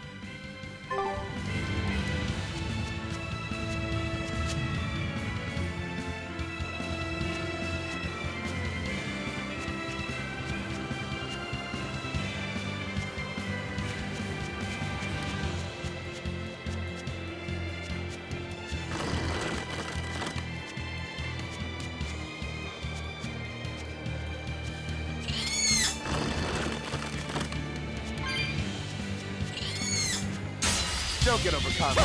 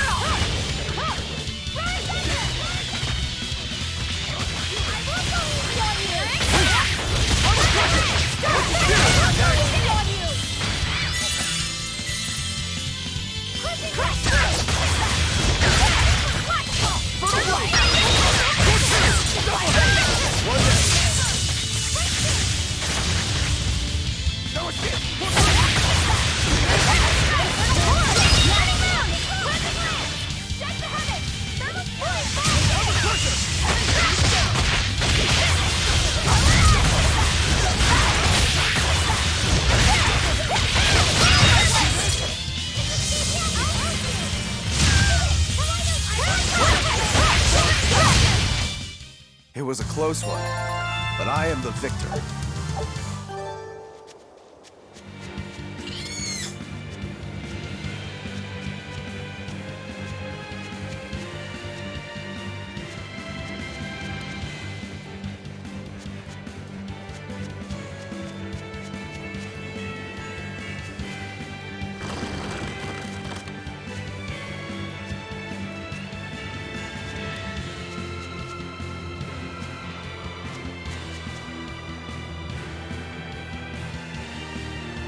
I think it's time for a break. The doggies are wanting to go outside, so we're going to call that an episode, and we will see you later.